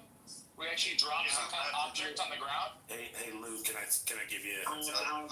If I were to go to an event like that, I would be concealed carry. About the inferior angle. And there was no metal detectors, there was no pat downs, there was no wanding. So I guarantee there was dozens of people there that had firearms. Allies in the United States had something to do with the killing of Charlie Kirk. What does that have to do with it, though? But it was a state-sponsored conspiracy involving Israeli intelligence and the American government and maybe other forces to silence Charlie Kirk, and a patsy was created. A left-wing person was elevated to take the blame for some purpose. We'll talk about that theory tonight as well. We'll also talk tonight about the left-wing conspiracy theory, which blames the Groypers. And this might be the most unbelievable one, and that's saying a lot. I've been accused of avoiding the Israeli angle, and I'll just say at the outset, I've done one show since Charlie Kirk was murdered. I think I've put on Twitter maybe a dozen tweets. I have not avoided the subject. Honestly, I didn't think it needed to be addressed because it, frankly, on its face seems ridiculous. Here we go. Here we go. That's not even the worst one. No, but he's right. And when, like, the dude who blames Jews for everything isn't blaming the Jews for something, doesn't it show that it's, like, a little out of hand that people would no one's blaming. We're not blaming the Jews, man. No one's blaming Jews for everything. If Israel was run by Jews, then they'd have a menorah on their flag. Oh my God, we already said it, dude. We already said it. No one's saying everything the Jew is doing. But by the same token, no one takes you seriously when you say the Jew does nothing. Because we can see it. Didn't do shit. Dude, they do a lot of shit. We do tons of shit. Gonna blame yeah, and I'm not interested. If you're gonna blame 0.2% of the people for all your problems, I think. But no one is doing that. On the cuckery of your people. Rick, I'm a Jew, and I'm saying that yes, Mossad does a lot of fuckery. Like anyone so does the CIA. So does every other fucking intelligence agency on Earth. It's the people who aren't successful who blame the MBS had Khashoggi cut up into pieces and take out suitcases. Come on. No one's saying that. This is so low IQ. It's like 2D thinking, dude. No one is saying that. No, you, on the other hand, are saying it cannot be Israel. I'm sorry. No one's buying it. It's not, and you're no one's buying it. You can scream into the void. No one buys anything that you sell. Okay, so you can go scream at Ben Shapiro, he will agree with you, but no one else. People buy what Ben Shapiro sells. Yeah, no one buys what Randy McDickerson sells, except for like saying the N-word out. No one is buying what Ben Shapiro says. Haven't you been hearing? Aren't you like on Twitter or something? Don't you see what people are saying? No one believes that shit. Twitter's not. Okay, you can call them anti-Semitic, or that doesn't matter. I'm anti-Semitic. It's not about anti-Semitic. It's about retarded versus non-retarded. Okay, so what do you think? What do you think about what Tucker said at the vigil or at the whatever yesterday? What do you think? I mean, Tucker, he did Tucker. Like he blatantly accused Israel of killing Charlie Kirk, which is fine, but like it's a little weird. Yeah, it's a little memorial weird, to do that.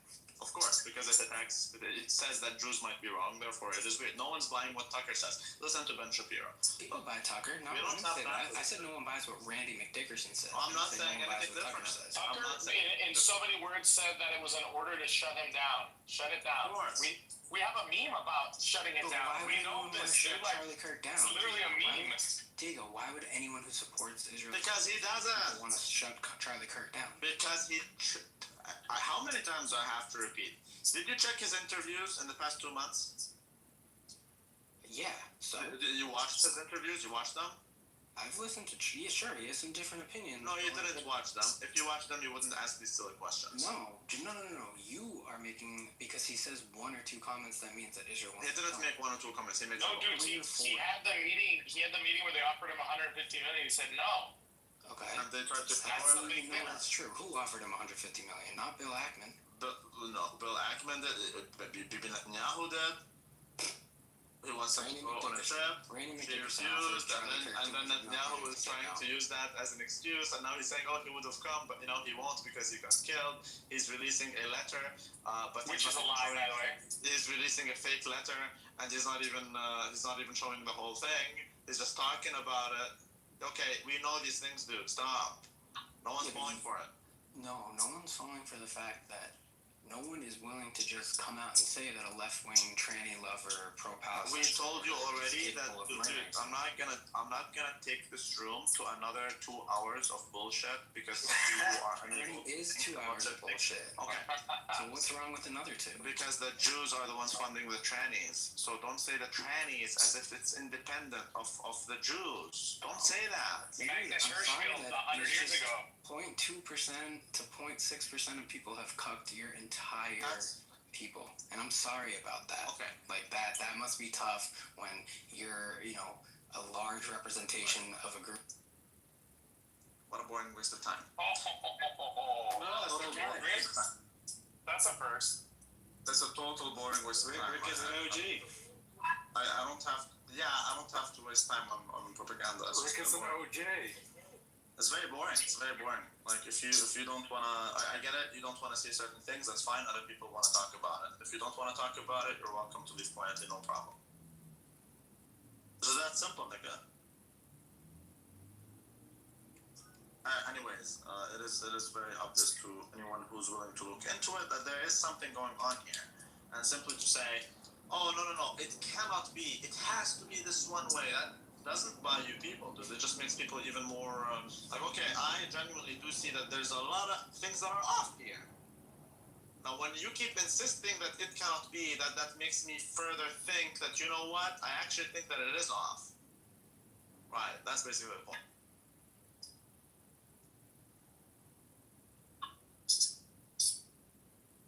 Say hello to Buttercup, she's my new boo-boo.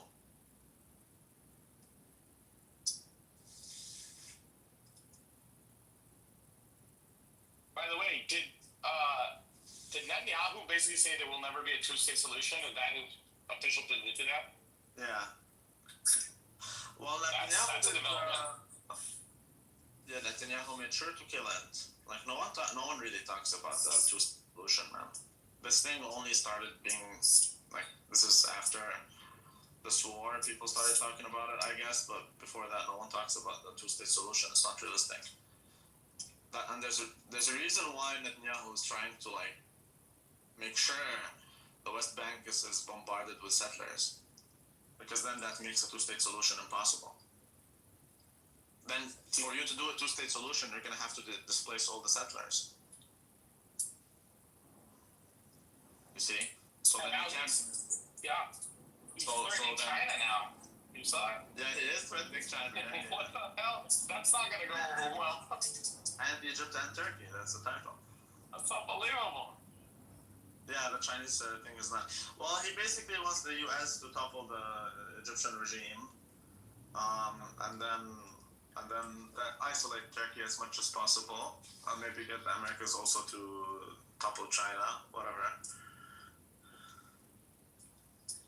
It's the same story. It doesn't stop. Same thing. You don't think it's escalations? Sorry? You don't think it's like escalation? Like it gets progressively worse? let me put it like this: the world of Israel was a new country than right now. Yeah, I think Netanyahu is a threat to world peace. I do think the guy needs to be dealt with. How many more years or decades could he realistically be the leader? I don't know. I mean, it depends on Israelis. The thing is, you'd be surprised. The Israelis are like more radical than Netanyahu. They're not less radical. Oh my God, this name, baby.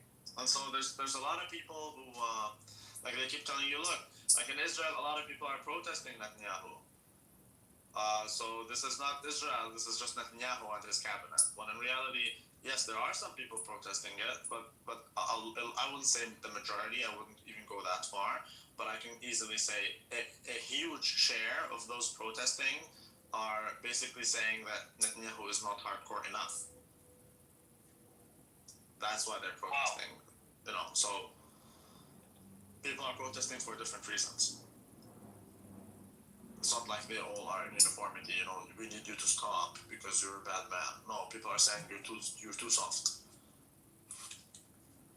Yeah, do you remember but they're 2% of the population. How do they have leverage over the United States? Yeah, that's just so retarded. I don't want to engage in that type of dialogue. It's just so retarded. But do you remember wait 1 second. Wait, why is Israel going to defend itself against Egypt exactly? I don't get the title, not quite. Because Egypt has scrambled its tanks to the border of Israel. Well, before we get there, just 1 second. Diego, do you remember when the Israelis were protesting how, because Israel imprisoned like 10 soldiers who were raping people in prisons, and then the Israelis were protesting because they want them to be able to rape? So again, like if they're protesting the government, that doesn't mean they think it went too far. It could also be that they don't think it went far enough. And that, I believe, explains a lot of what's happening. But Tasnim, it's because the Egyptians are sending military to Sinai, and they're buying Chinese precision weaponry in Sinai, placing them strategically, and the Israelis keep provoking the Egyptian sovereignty, and as a result, then Egypt sent more reinforcements, and now the Israelis are running to the Americans to topple another regime. Egypt doubled down, and they said that if you mess with our sovereignty, then we're gonna pull out from all the peace agreements. And they also made a military pact with Turkey. But aren't they the ones that are trying to crawl back into Sinai with the Palestinians so they can take the rest of the Palestinian state? That's exactly why Egypt is doing what it's doing, you know, because it wants to protect its land. I love how this is all happening right after they've killed, I don't know if you guys believe this, but I don't know, they've just killed Charlie Kirk. Yeah, and this is just happening. A lot of people have actually, the moment that this happened, even before any speculations of Israel having had any sort of relation to his killing, I knew right off the bat they were the ones to kill him. He was under a lot of pressure by the Israelis. This is what we're talking about, Randall. Yeah, this is what we're talking about. Oh my God, hey, is all your friends okay in Beirut? The fucking Jews did it. The fucking IDF. They flew fighter jets and bombed it. Oh, it was a nuke. No. She just proved the point, bro. With all due respect, Ken, I love you like my child, but I'm done talking about these things with Jews because you guys are incapable of stuff. She made a fucking point. Exactly. I mean, I really need to interject and say this one thing. What kind of president would issue 7 different statements trying to deny the killing of Charlie Kirk by their side? Only if they were the culprit that they would do that, right? No, I don't think Tyler was a right winger. He obviously was a left winger, but he was the Israel is all over it. That I do see. That's neat. Can you like do it in a really like heavy German male angry accent when you talk? Let me get Hitler right. From the grave. He's like turning in his grave right now for your stupidity. Yeah. Again, that's the issue. When we talk, Jews are unable more towards the third option. That's fine. That's fine. No one's telling you not to have any beliefs, except the Jews are telling you that it cannot be except for one thing. Again, I think the Jews are incapable of dialogue when it comes to these matters. So like personally, I don't want to talk about these things to Jews because it's propaganda or it's someone who's very emotionally involved. With me. See what I mean? I want an echo chamber. But so you're saying they've lost their seat at the conversation? Right? Yeah. Yes, they lost their seat at the echo chamber. Well, you guys are only 2%. I mean, you're never gonna. Chamber. I'm telling you that you can have whatever belief you want to have. Anybody who disagrees, gone, kick out. You know what? Yes, we will get you out. Because we're not interested in anyone who would shut down any conversation you disagree with. Any conversation that goes against the Yiddishkeit, shut it down. Yeah, no, that's not how it's gonna work. We can have a conversation. But yeah, the point is, I agree with you, Tasneem. I think there's something going on there. And you can have whatever thought you want to have. No, but Rabbi, have you watched only one group is telling you cannot do that. No, but have you watched Candace's podcast on the Charlie Kirk murder? I'm sure you've got it garnered millions of views in the first 23 hours of its airing on YouTube. I'm sure you guys have had a watch. I've seen parts of it, not the whole thing. But oh my God, you should watch the whole thing, Rabbi. You should actually do that. It's amazing. It's fascinating what she unravels, actually. Yeah, she gives a lot of very decent. There's a lot. There's a lot. There's a lot there to at least make you raise an eyebrow. You know, say, hey, maybe it's worth investigating in order to make claims. Just. Well, she's saying. Why is that so difficult? She's saying she saw the video from behind his head, and that it only raises more questions. There is that, but I don't see the thing. Here we go. I mean, I saw that, and it does look very crazy. But the thing is, then there's a few questions that remain, which is what kind of round is it? Because that looks more like a pistol. Is this a pistol round? I'm not sure that's the case. Second thing is, where did the round go? Because then that means it's looks like, right? I guess these are the two questions. What kind of round is it? There's some kind of object that looks like an earpiece flying out of a deer on his right side, and so that makes me think he got hit from the right. Yes, if that's the guy behind him, then yes, he got hit from the. But see, the third question would be: is there an entry wound from his right back of the neck? So one of the bizarre things, this is what's so bizarre about the Charlie Kirk case, right? Within days, I think 3 days, he was in an open casket, right? But in a murder event, the first thing this guy's gonna be in the coroner's office for at least a week or two, right? As they do a full autopsy. Yeah, but are they gonna do a full autopsy? Who's the one? No, dude, he's buried already. Oh, you're right about that, actually. He's been I didn't think of that. They would actually do a full-on autopsy, but they didn't do that. He was buried almost in the same second. Yeah, you're right. Yeah. So that's what they did with JFK. They got they moved the body around. They did it with Osama bin Laden. We killed him. Where is he? We grabbed him in the ocean. What? It's classic. Wait, are you trying to speculate that he's still alive and he's basically just he's just hidden away, or what exactly? What point? I am open to the concept that he's still alive. I don't think so. There is no way, because we've seen the shot live, literally in the jugular. There is no way somebody would survive that. It's impossible. Okay. You're assuming it's a real shot. What if it's just a show? Just like the Trump ear thing. But it wasn't like it was shot underneath his clothing. It was right in his bare skin. You know what I mean? Can you hear me? I was wondering. Am I muted? No, we can hear you. Oh, okay, because I'm unmuted because I'm riding my bike right now.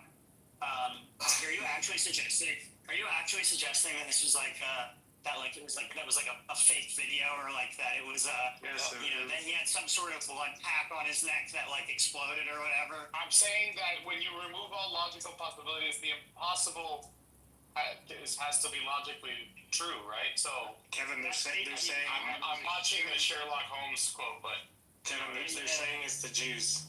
Wait, can we confirm that Charlie Kirk was not vaccinated? I'm just wondering, like, has anyone actually... That's a HIPAA violation. That's HIPAA violation. Medical records, you know? Dude, Charlie Kirk is a bizarre guy. He was criticizing men for dating older women while he was married to a woman who's 6 years older than him. He was criticizing men for being with women who are posting thought videos with scripture on Instagram when his wife literally does that. There's a lot of bizarreness. But, I mean, I don't know if they need to do a full autopsy. It looks like he died from getting shot in the neck. No, allegedly. I don't know. Allegedly. It was probably just... I mean, like, they probably looked at the hole in his neck and, you know... he died from the hole in his neck. Yeah. I'm just saying, if you were gonna, like... That's what they want you to think, Kevin. That's what they want you. I know. It's just, I just, once again, confirms my belief that, like, nothing can happen anymore without it being a conspiracy of some kind. Like, Oh my god. We just gotta be open. A boat crashes into a bridge and it must have been the I think we have to kick all the Jews, man. No, but Diego, what could actually be the case? Just to, maybe your argument could you just stand in the sense that maybe after they had taken him to the ICU, right? It could have been that maybe he got better and his condition is gone from critical to stable, and we do not know about it. No, I'm trying to get with Diego here for a second. That's the only possible way he could have survived, but otherwise, the shot was absolutely real. It's not like an IA generated shot. The only way he survived is if it was all fake. We should have. Yeah, I mean, you okay, but how do you explain the fact that he was embalmed? How do you explain the fact that he was embalmed before there was time to do a coroner's autopsy? How do you explain that? Like, wait, I'm just wondering, like, do you actually know that? Like, yeah, you compare this to similar situations. Go ahead, just like ask ChatGPT if that's a regular. The more exciting thing is why isn't the autopsy, which there obviously was one, isn't that more like front and center? The bullets, explain the bullet not having an exit wound with the alleged bullet that it was. That's really interesting. They're saying some gay story about, oh yeah, he was, bones of steel. Maybe that's true, but like that's a much more interesting thing is, was there not an exit wound? Not possible. There must be when it comes to the neck specifically. There must be an exit, but the wound itself was like an exit wound. That's what doesn't seem like there was an exit wound. Is it me or is he cutting out? You're cutting out. It's him. So. I mean, didn't they confirm the caliber of the round? It was like a rifle round from a bolt action rifle. It was like a 306 or something. Like, that's why I'm wondering if they actually verified that. 30-06. I mean, they're saying that's what it was, which should have blown right the fuck through. I mean, it was a fairly large entry wound. I mean, I think that's why it's being mistaken in this room for an exit wound. Because that's, like high caliber rounds. High caliber rounds do not leave like a little yeah, but that's supposed to like go right the fuck through them. No, they're saying that it was the flex with the vest that can maybe explain it, but that's a long shot. No, but here's how when you have a deer hunting round, it's designed to expend all of its energy upon impact, rather than keep going the way a sniper's bullet would in war. That's the argument. I'm just telling you. I'm skeptical. That's what the argument is. Well, Diego, you're sounding like Shane Dawson right now. I mean, one of my good friend on a lot of hunting his whole life, and he talked to me and he said that looked exactly like what it looks like when he shoots a deer and it hits near the neck or in the neck near the spine. Of like the pattern of like the arms kind of like seizing up a little bit and the going kind of like straight before going limp. He said that's all very consistent. And by the way, sorry to interject, but I think he actually died right there when he got shot. Oh yeah. Because it could not. Absolutely. Yeah, you know what I mean. Yeah, I mean the amount of the shock waves. It's like gushing blood. One of those bonds. Yeah, but not even just the blood loss. You don't need to be hit directly in the spine in order to have the shock waves from the bullet do serious damage to the spine. Like the shot Excuse me, guys. like that. And Kevin. Yeah. Kevin, can I just jump in for a second? I just joined the group, and I don't know I know what you're talking about, but are you guys talking about the video that just got released, like now? What video got released now? Are you talking about Charlie Kirk, right? Have you seen the video that's just been released regarding... The funeral? No, guys, man, I've just been blown away. What is it? Tell us. Share it at least. Go on YouTube and type in the name Range Day Bro. Range Day Bro. And this, I saw it when it was released 2 hours ago, and it had like 3,000 views. And now it's got 337,000, and it's shocking. I can't watch it right now, but what's shocking about this? You mean the Kirk assassination new video? Evidence changes everything. Is that it? 4 hours ago? Yeah, man. Yeah, I got it. Watch it. What do you think is different about this video? Like what? Because I saw it in that up close angle, and then I saw the far away angle. No, dude. Watch the video.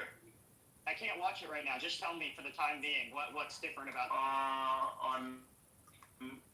I'm not going to speak while other people are watching the video. It's a 8 minute, 41 minute video. Are you trying to increase the viewership of the video or something? No, I swear to God I'm not. I swear to God I'm just a normal person. So is this like a neutral video where it's just the video, or is there some like talking and like drawings on the video? And yeah, it does seem like the bullet comes from the right side. I swear to God, just watch the video. I have no, I came in this group. Listen, guys, I came in this group because I saw the heading, the 2,000 times retains the right to defend itself. And I walked in, you guys are talking about this, and I feel I need to share it with you. Yeah. Above, it is the link above. I'm looking at it right now, actually, just skimming through it. I have to watch the whole thing in depth, of course. But I'm gonna shut up and you guys can talk. Sorry, I just thought I'd let you know if you're not aware, then they... Well, thank you very much. That actually does. I saw it. I do see it. I saw it. I do see it. Yeah. Brandy, this changes everything. I'm sorry, guys. This has been fucking with my head, if I can swear in here, for the last 3 hours. I've been by myself, and I just don't know what to make of it. I don't know what to say. I know exactly what to say.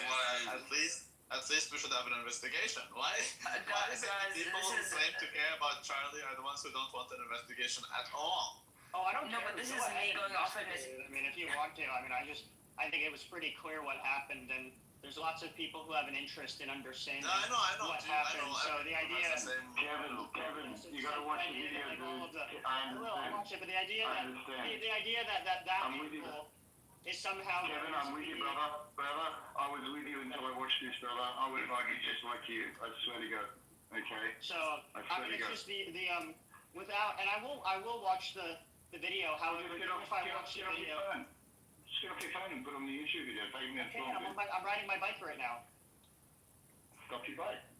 I don't know why, but everyone sounds like they are reporting from Gaza with their $2 mic because they cannot find a better quality. You sound like you're reporting from somewhere, a correspondent of some sort. This is often a tangent, but yeah. Are you talking to me? Yeah, particularly. Oh man, I'm an Australian sitting in Spain. I'm pro Israel because I explained to you. If you want to critique me, go for it. I'm just sharing with you something. I'm not critique, I'm just joking. I'm watching the video as we speak, but just give me Brandy, this is why the earpiece is relevant and important, because if he was wearing an earpiece, it could explain what you see in this video. Wait, I'm just wondering, so who has a theory about, like, who Charlie was a threat enough to where there would be, like, an orchestrated... I have no idea. I don't even think that matters. There's a million people who talk shit about Israel and like... He was I'm Jewish. I'm Israeli, dude. I'm half Australian, half Israeli. I have no skin in this game. I'm telling you.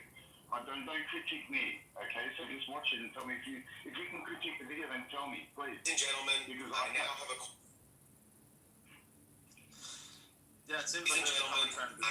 acquired proof that the FBI's official story is false, whether knowingly or unknowingly. We're We're going to have an entire monologue. We're going to talk about a lot of these things after I show you this. But if you take nothing else away from this video, you need to see this. In that video, you can see the same piece. Can you raise the volume, please? And it does line up with the actual gunshot itself. So this video was created by a friend of mine who is a Marine. You'll see him here at the end. This is the angle he is showing the shot coming from, showing where Charlie was sitting, and the angle of the shot, which will correspond with this video here, which unfortunately we will blur out Charlie's face, but we will show what is necessary to prove that this was an entry and exit wound. So you'll see him circle the highlighted area right there, and you'll see the exit wound corresponding after, split second after, as it would from an entry and exit wound. So in this footage, you can clearly see that Charlie is shot from his back right, and there's blood splatter coming out of the entry wound immediately after a shot. The first arc is kind of down, as if it's just gushing out from the entry wound. And then the second shot corresponds with when his head kind of snaps forward, that fluid then flips up in relation to that motion, so you can see there's that second splatter flipping up into the air. This is something that I hadn't seen to this date. I saw this for the first time late in the evening yesterday, and I decided that this needed to be put out immediately because no one that I know of is talking about this. So big shout out to my friend who actually found this and created this video. You'll see him here in just a moment, but let's just one more time look at this shot. You see bullet comes in that circled area.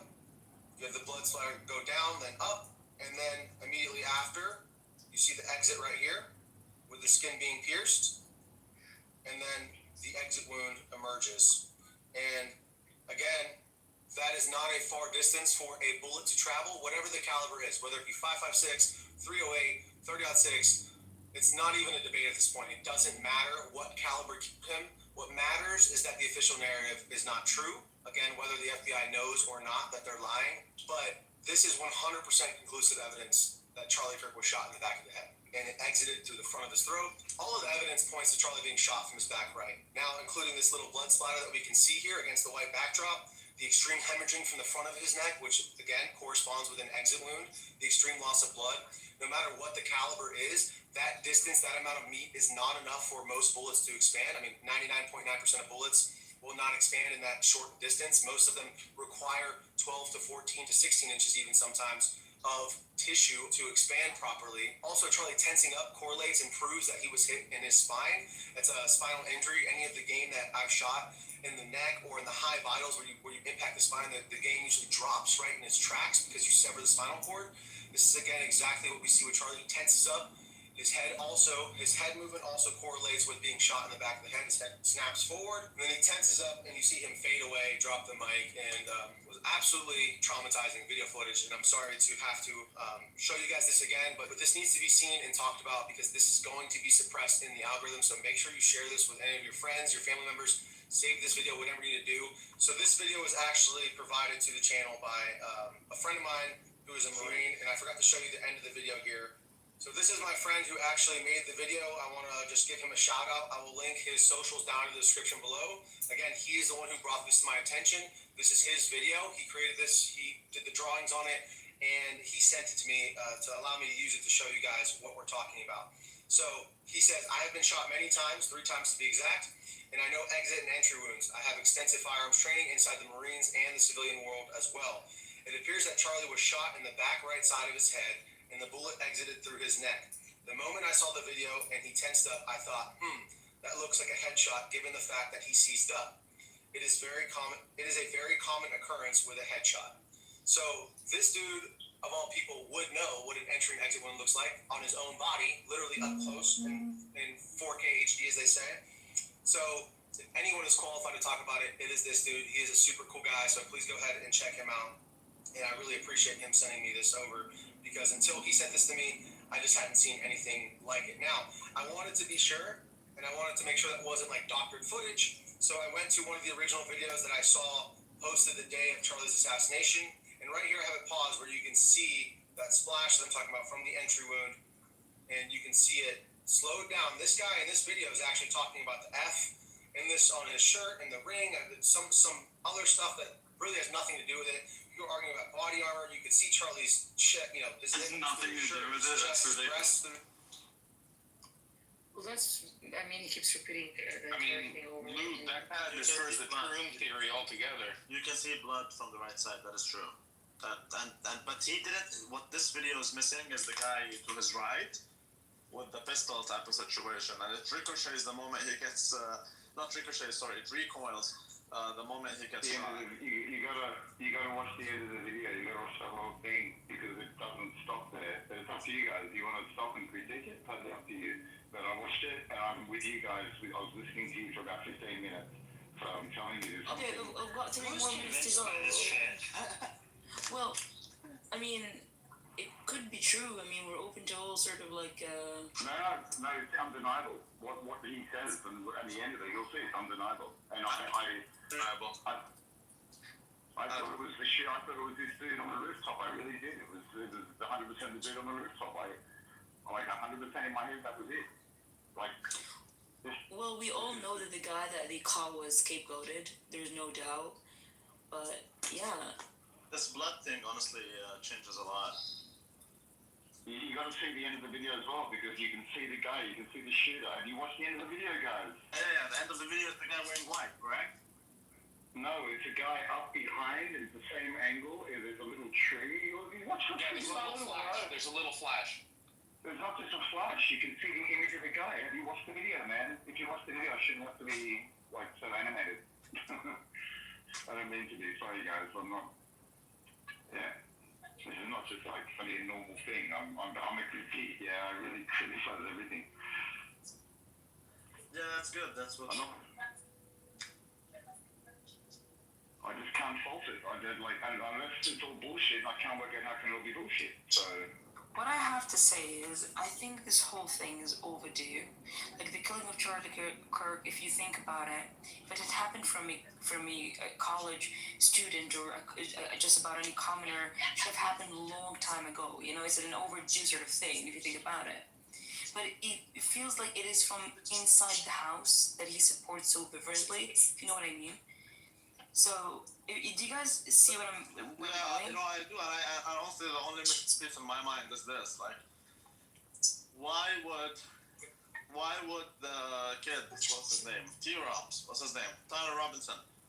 Why would he accept the blame, and why would his parents accept it? Because he's another decoy. Yeah, but yeah. However, there's a death sentence, right? There's a death sentence in Utah. So I suppose if they don't give him the death sentence, then you know that they purchased the guy. Here's the issue with these conspiracies is that you can always take a step back and say, well, they were in on it, and it never ends, and it's just a perpetual. Yeah, but that doesn't mean we should. They were in on it. They were also in on it. Everybody's in on it. Everybody's in on it. Yeah.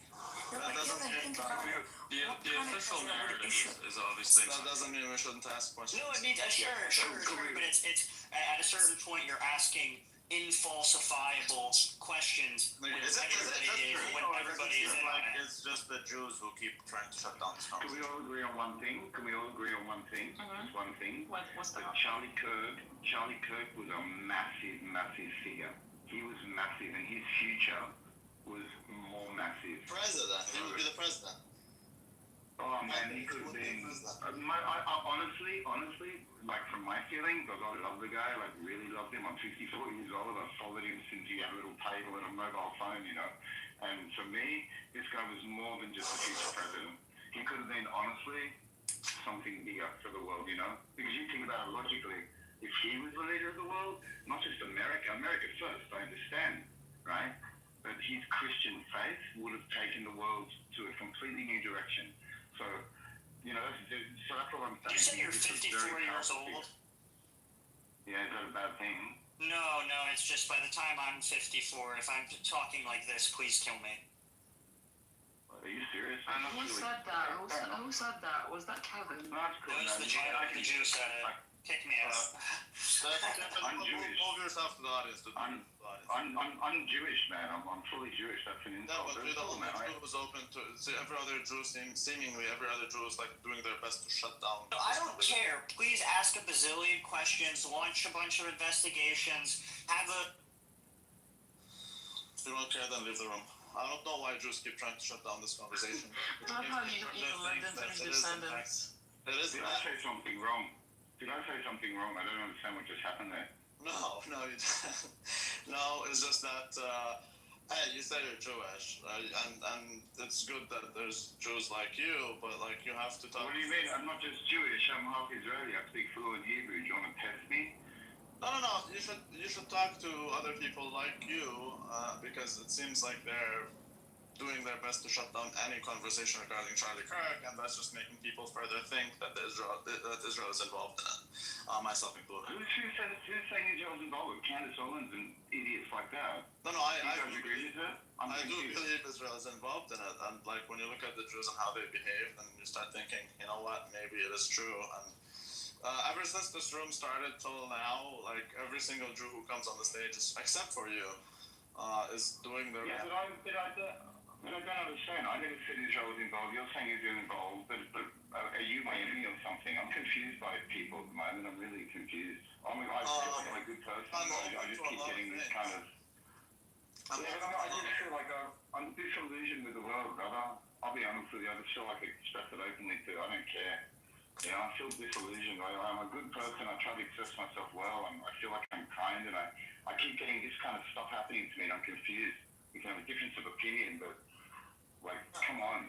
Like, what is wrong with what I said, regardless of whatever conspiracy? No, nothing. Nothing is wrong with it. It's just that he can't handle it. Because you're saying, and that's what makes me feel like Israel is involved in it, because I'm open to a lot of things. Israel's involved. You can think Israel's involved in it, brother, but, you know, for this person to laugh at me, to get abused, I don't understand. I'm disillusioned. If you guys are on the right side, if you guys are on the right side of morality, whichever your views are, and that's how you treat people, I come in with good faith. I didn't realize what the room was about, honestly, and I was just. No, you're not doing anything wrong. I don't think we're on the side of morality, but you didn't do anything wrong. Don't worry about that.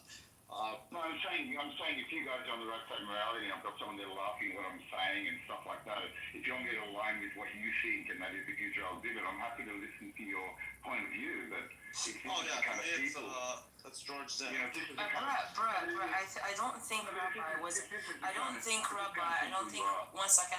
Rabbi was actually disagreeing with you in any front. He was literally trying to have a discourse, and the only person he disagreed with and kicked out of the room wasn't you, was the person who literally attacked you. So I think there's no need for you to victimize yourself right now, because nobody's blaming you for anything. I'm not feeling like a victim, but while I was speaking, they called me paranoid. While I was trying to explain myself to Rabbi, you were laughing. So I can't laugh. No, of course you can. I don't think you're paranoid. That's Kevin who was laughing. I kicked him. I don't think you're paranoid. I think you're onto something. I think something is off with the murder of Charlie Kirk. It's not what we're told it is. Not cut and dry. Too many things. It just seems to me like there's one group of people that insists that it is a specific thing and it cannot be anything else. And they all seem to be Jewish. That's all. It could be. Listen, it could be an Israeli thing. Absolutely. I'm fully critical of. I served in the IDF in the 90s, and I can tell you firsthand, Israel's not perfect, man. So like, but if you can sell it to me with some evidence, I'll. I can tell you this. Like George Zinn, for example, is a big one to me. Aside from the fact that Charlie Kirk was changing his mind on Israel. See, the thing is, Charlie Kirk is the connection MAGA has with the youth. According to Trump himself, Charlie Kirk is the reason why he won the youth. Now Israel lost the liberal youth. The conservative youth, Israel lost half of it, and without the U.S., Israel is nothing. So, it's possible, Rabbi. Listen, brother, it's possible. I mean, Israel has every motive to kill the guy. But they also have the opportunity, right? And then there's George Zinn, who was used as a decoy. He's an Ashkenazi Jew who was the first to say that 9/11 was Al-Qaeda, when we clearly know that's not the case. And he was also threatening to bomb as another decoy to the Boston bombing. And now he's here in this university when he's not even a student. But conveniently, he's a decoy. So all things together really make it seem like it's Israel. Yeah, it's possible. I mean, Israel, you said, is responsible for 7/11 as well, right? I mean, also, I was gonna say one other thing. It's also there's a convenience there that the Trump administration needed to silence anti-Semitism in the colleges, and this is basically the thing that they needed in order to finally outlaw it completely. But I think if the Trump administration wanted to get rid of Charlie Kirk, illegal for you, so you can criticize the U.S., but if you criticize Israel, we're gonna take away your citizenship. No, but I think if the United States wanted to get rid of Charlie Kirk before the Epstein files that he actually spoke about negatively, and that he actually tried to throw some shade at some of the people that were on the island at that time, because he was so vocal about it. That would be one reason the Trump administration would want to get rid of Charlie Kirk for. As a Jewish Israeli, listening to what you're saying to me, if I can give my view, if you're onto something, let's explore. As you know, I'm going down your road, right? So let's explore what you said. Absolutely, Charlie Kirk was changing his mind in the last 2 to 3 weeks about his opinion on what was happening in Gaza. Absolutely, he was. But I don't think he would ever become. He was a real Christian, right? So he wouldn't ever become anti-Jewish or anything like that. But absolutely, that's a major. One second. No, I agree with you. No, one second. No, he can criticize Israel and still be Christian, absolutely. And I agree with you. I do agree with you. It's suspicious because Charlie Kirk's power, as I said, is immense. So he could have a massive influence on future voters. And not just that, on current pressure, because America's standing alone, really, right, in supporting Israel. So if he's changing the college vote through a huge change narrative, that's definitely going to have an effect on pressure. So yeah, I could buy it. Yes, he is evangelical, which is why he supports Israel. And he is seemingly drifting away from that evangelical stuff. And he's also drifting away from that whole Israel stuff as well, because he sees what's happening in front of him. And he wanted Tucker to go full on by exposing that whole Mossad operation with Epstein, because we know Epstein is a Mossad operation, and he wanted more to be highlighted there. There's other things also, but that's where it goes to conspiracy, because you have to trigger with evidence, fella. Yeah, there's we know who Ghislaine is, we know who her father is, and we know how the Israelis always try to blackmail politicians. We know why. Certain politicians would say Russia is a terrorist state because they cut the electricity off of Ukraine. But these are the same politicians who are okay with Israel cutting that. So Israel gets to do what others don't get to do, and it's very visible throughout. And one would wonder, how come that is the case? What does Israel have over you? These are very basic questions, and we do see. We know what happened with the Monica Lewinsky scandal. How do you think Israel gets away with it? Because Epstein has videos of Trump fucking little kids and like the I'm saying historically. And the royal family also is exposed. And then you have the French, and you have they use the Israelis have always been using pedophilia as a way to blackmail politicians. We know that. That's not a secret. But ironically enough, George then turns out to have child porn on his phone. So what? Does the Mossad use child porn to blackmail all of its? Wait, Rabbi, are you referring to the 70-year-old that claimed to have killed Charlie Kirk? Yeah, the decoy. Yeah. Hey, Rabbi, this is what my response to that. This is what I think. I have a Volvo V40. It's a specific type of car. I never had one before. But since I got my Volvo V40, all I see on the road are Volvo V40s. I see them everywhere, dude. Everywhere. And with all honesty, I'm an open guy, but listening to you, it kind of takes it too far. I don't think you can go down that rabbit hole. No, I'm not going to argue with you. In other words, I'm not going to disagree with you because I just can't prove it either way. But I'm open to it. Absolutely. We can't prove anything. No, we can't. None of the things we're saying or what you're saying is concrete in any way, shape, or form. You cannot really verify whatever you're saying or whatever we're saying. No, but we can verify that. We can verify that the main narrative. You're saying it's the Jews. I do think Charlie Kirk. I do think it's the Jews. What we can verify in this room is that the Jews are literally trying to shut the conversation down. Absolutely. Every single Jew who came, except for Brent and all. No, Brett is trying to do it strategically, though. No, I swear to God. Come on, man. I'm being genuine here. I'm not being disingenuous. I've never had a better friend than Charlie Kirk. He's one of the best friends of Israel and I love the guy. we've ever had. That's right. I'm a Christian. May his memory be a blessing, as we say. Absolutely, brother. That's what I would say after I kill someone too. And Benjamin Netanyahu was one of the first ones. I'm sorry if you kill people, and I'm sorry if you already have a plan on what to do after you do it. I'm just saying, if I were to kill someone of that profile, I would do the same thing. I would go and look for them. We're not murderers like you. Rabbi, I would go and look for them if they went missing as well. They're not murderers. You are murderers, and the father of murder. Don't you remember the story of Cain and Abel? Murderers. Well, then why was the point and of we Cain? celebrate this man as a great friend. So why was the Usually, point of Cain? usually, if you kill somebody, then you say. So why is there the story of Cain and Abel? I don't know how that relate to Charlie Kirk. Well, because it is to tell you that you shall not kill. Okay, we agree with that. So you said what you would do if you did kill somebody, and we're saying we elevate him as a friend. We Exactly. revere That's him. exactly what I would do. Well, then you have a perversion. I would. Yeah, I think the Messiah should hire me. Shit. But what if Benjamin Netanyahu came out and said, "I hate Charlie Kirk"? Would that prove Of it? course not. Of course not.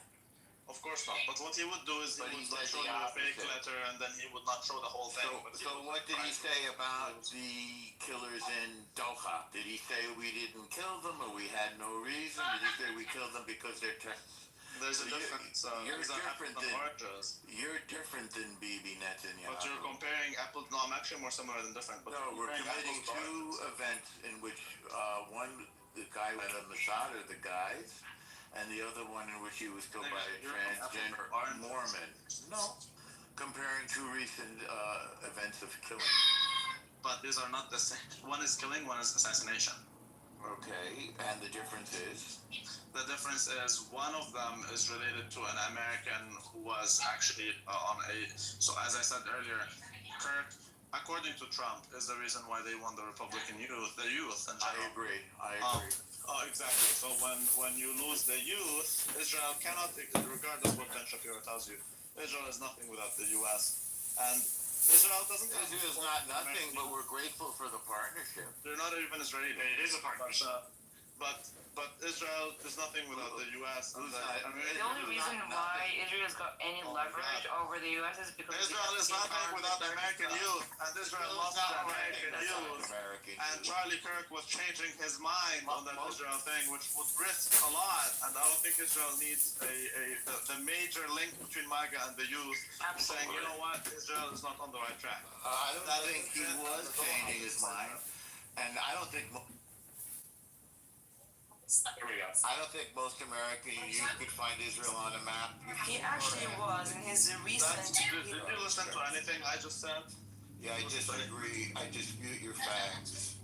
So you can disagree with it. Of course you disagree. Of course you disagree. And you have no evidence. Yeah, there's no facts. It's just all I would invite you to move yourself to the audience, but Neither do you, by the way. You have no evidence either. I have more evidence because than you are literally the fourth Jew who tries to wrap do. your mind around. Nigga, you're just okay. There's no evidence that. If you don't want to move yourself, I give my time to Norm. If you don't want to move yourself. I wanted to ask him a question as a fellow. I'm guessing he was Jewish. I wanted to ask him if he would criticize Israel in any way. No, he wouldn't. No, he wouldn't. He was even justifying Epstein. No, he would, because if I sat with him one-on-one, I guarantee you he would, man. Even He would criticize Netanyahu, sure, but he was literally justifying the whole Epstein situation before.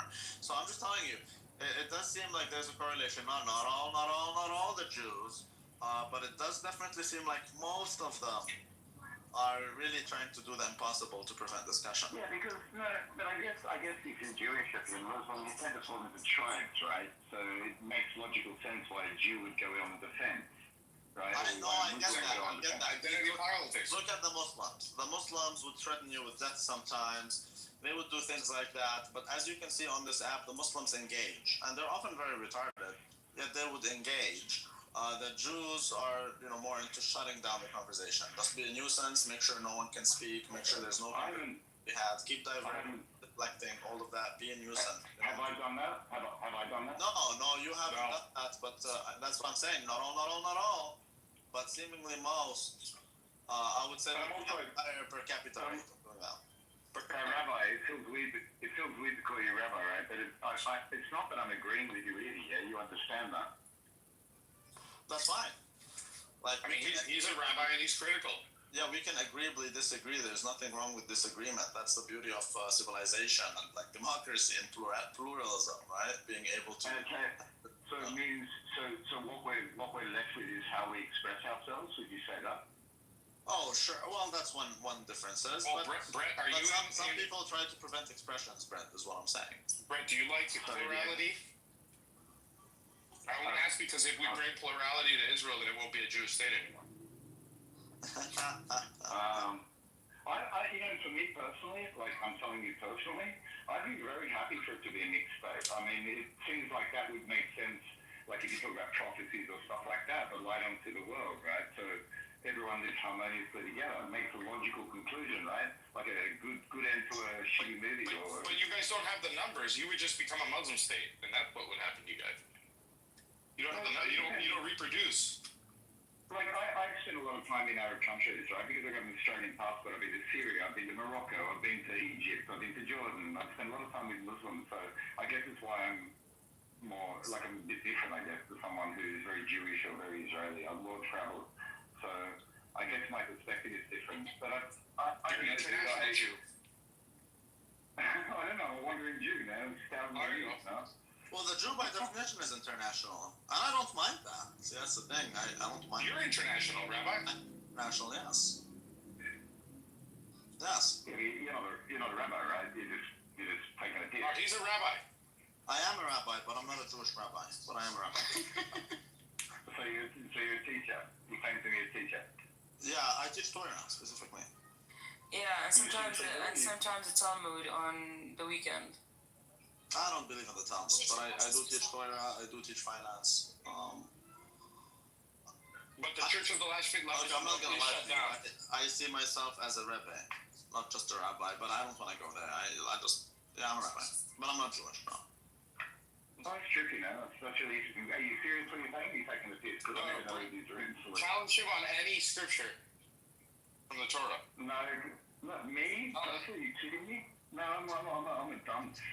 He will do certain things. Yaga, when you said that, I literally recalled the scene from Suits when he's like, fire up the laptop. Any line from the bar. Yeah, exactly. Oh, I know my Torah. Everyone who knows, like, people say whatever they want about, but I do know my Torah. He knows his Torah. But how do we get past what I said before? Because you didn't react to it when I said, we're disagreeing. Like, we might even be on opposite ends, or who knows, right? I don't know because I'm so open. I just don't know shit.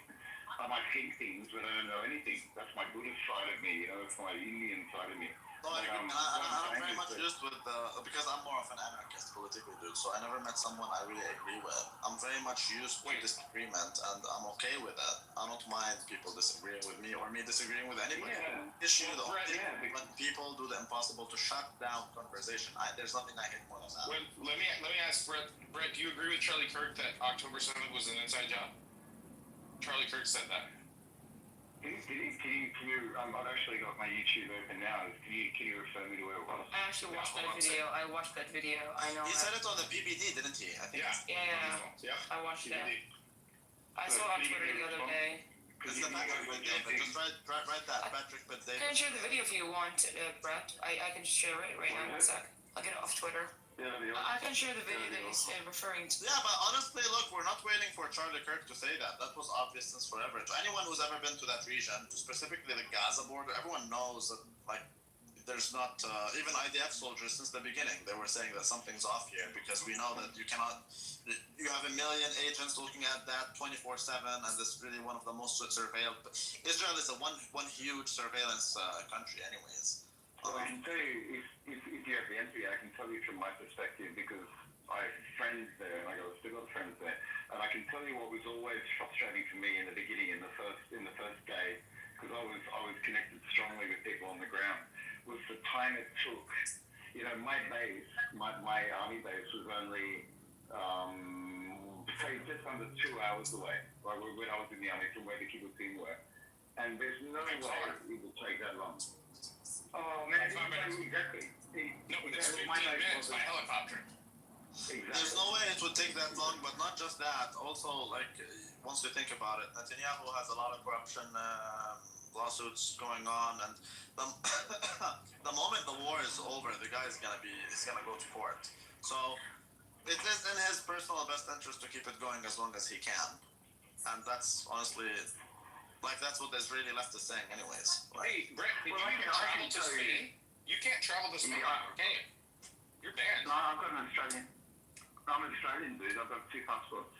I told you, half Australian, half Israeli. That's what you guys do. That's the little trick. Yeah, that's why I was in Syria. I was in Syria in 2010, and I had my Israeli passport buried at the bottom of my backpack, and my Australian passport. I remember I entered this is just before the war started, and I entered from Jordan. I was heading to Turkey, and I was hitchhiking, and I got to the border, and they looked at me. You know, I had like a bit of a shaggy. You can say I look Israeli, I look Jewish. Wait. Now I know why they created RFID passport little pockets and bags for you guys. Because I'm wondering, why do they have an RFID, blocker just for passports? No, but I'll tell you something trippy. No, I'll tell you something trippy. You know that thing in the middle of the passport, in my Australian passport, right in the center, is that chip. Is that what you're talking about? So basically you can hide your passport, but if it passes through an RFID reader, they're going to know there's an Israeli coming into Spain. Well, my understanding is that chip could, I don't know if it's good, but what I can say is this, the Israelis don't have it in theirs. They don't have any what? They don't have the same chip that we have in the West.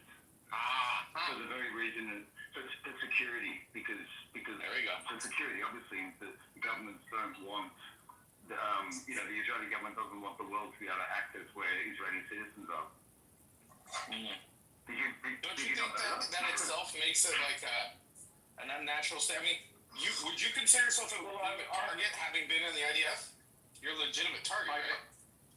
No, with all honesty, if you look historically, it's not a victim scheme. If you look at the history of pogroms against Jews, justified or not, whichever way you want to look at it, there's probably this inbuilt innate fear, that's been passed down from generation to generation. So I reckon. Right, I want you to pause for a second there and watch the video I've just linked up. Randy, play it. Oh, I can't play it now, dude. I'm doing shit. But that is one of them. You should save it. Maybe put it. Can you put it in the chat also? Oh yeah, of course. 100%. So that is just one thing. There you go. The moment the guy changed his mind on Israel, it's been what? It's been 2 months now. 2 months of him actually changing his, and not just on Israel, also on evangelicalism, because he took some serious religious, he made serious religious arguments that actually go against this whole. And notice how he says, "I gotta be careful what I say here." He is literally under so much pressure. He did say that it is more difficult for him to criticize Israel in the U.S. than it is for Israelis to criticize Israel in Israel, and he's saying what the fuck, and you've seen it now with Marco Rubio. Literally, it is, at least if I'm not mistaken, in Florida, but I don't know. It is seemingly easier for you if you criticize the U.S. That's fine. If you criticize Israel, we're gonna take away your citizenship. There's laws of such a nature to pass, and most people find that to be a little bit weird, no? It's just, to me, it's ironic that whenever someone says, you know what's going on here, then you're suddenly shut down. Well, the thing is that the Jews have historically suffered so much. It's a different situation. I couldn't care less. I could not care less. I have no clue how much I don't care. So you're telling me, in the United States of America, the land of the brave and the free and whatever, you can criticize anything and everything except for Israel and Jews? I think Trump outlawed burning of the flag, didn't he? Which one? The Israeli flag? The American flag. Oh, that's a new one. Okay. I think that's what he did. Well, that's fine, but you can criticize the U.S., right? But it seems like, what I'm saying is, it seems like, legally speaking, it seems like you can criticize the U.S. You can't criticize. You should check. I didn't check the details of it. I'll be the first to admit, I didn't check the details of it. I didn't check what people said about it. So if you're interested, yourself should check it, and I will definitely can. But it does seem like you can criticize the U.S. in a way, but you cannot criticize Israel in the U.S. Randy, in August 2025, President Donald Trump signed an executive order to crack down on flag burning. No, I remember that. Yeah. That was a month ago. I remember that. I do think that's a little bit gay. I'm not gonna lie. Well, that's because you like diogenes. Political flag burning. That's a little bit gay. I understand, you should respect, yeah, I understand where he's coming from. I just still don't think, I think that's a violation of the First Amendment. That's true. The Supreme Court has said it is an act of free speech. Correct. Yeah, but also criticizing Israel is the practice of free speech, right? No, not Israel, please, okay? Yeah, well, there you go. It says every other thing, but not Israel. Because if you do, that means you should be killed. You're anti-Semitic, yeah, and then it becomes a hate crime or whatever. By the way, it just coincides with Canada passing a hate crime bill. It's so funny. It's so funny. It's all coincidence. There's nothing to see here, guys. Nothing to see here.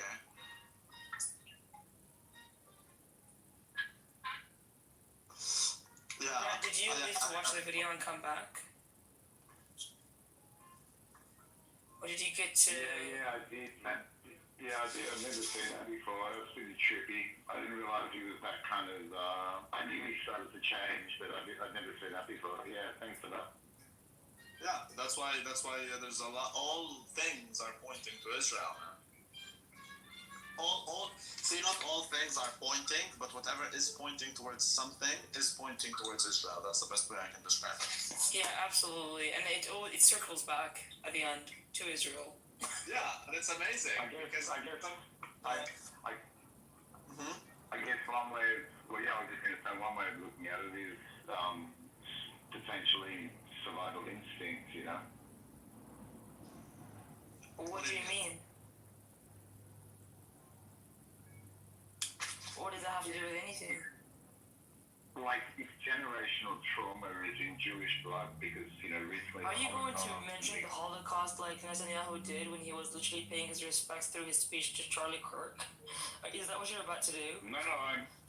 No, I was about to justify your stance. I don't understand why you want to conflict it. Yeah, it is. I get what you're saying, that there's generational trauma, because of that the Jews behave in a certain way and whatever. I'm giving you a justification for I get that, but look at the blacks. Taking him out. But look at the blacks. So do the blacks have generational trauma? I think what the blacks have been through is like 20 times worse than the Holocaust. Personally, I agree. Yeah.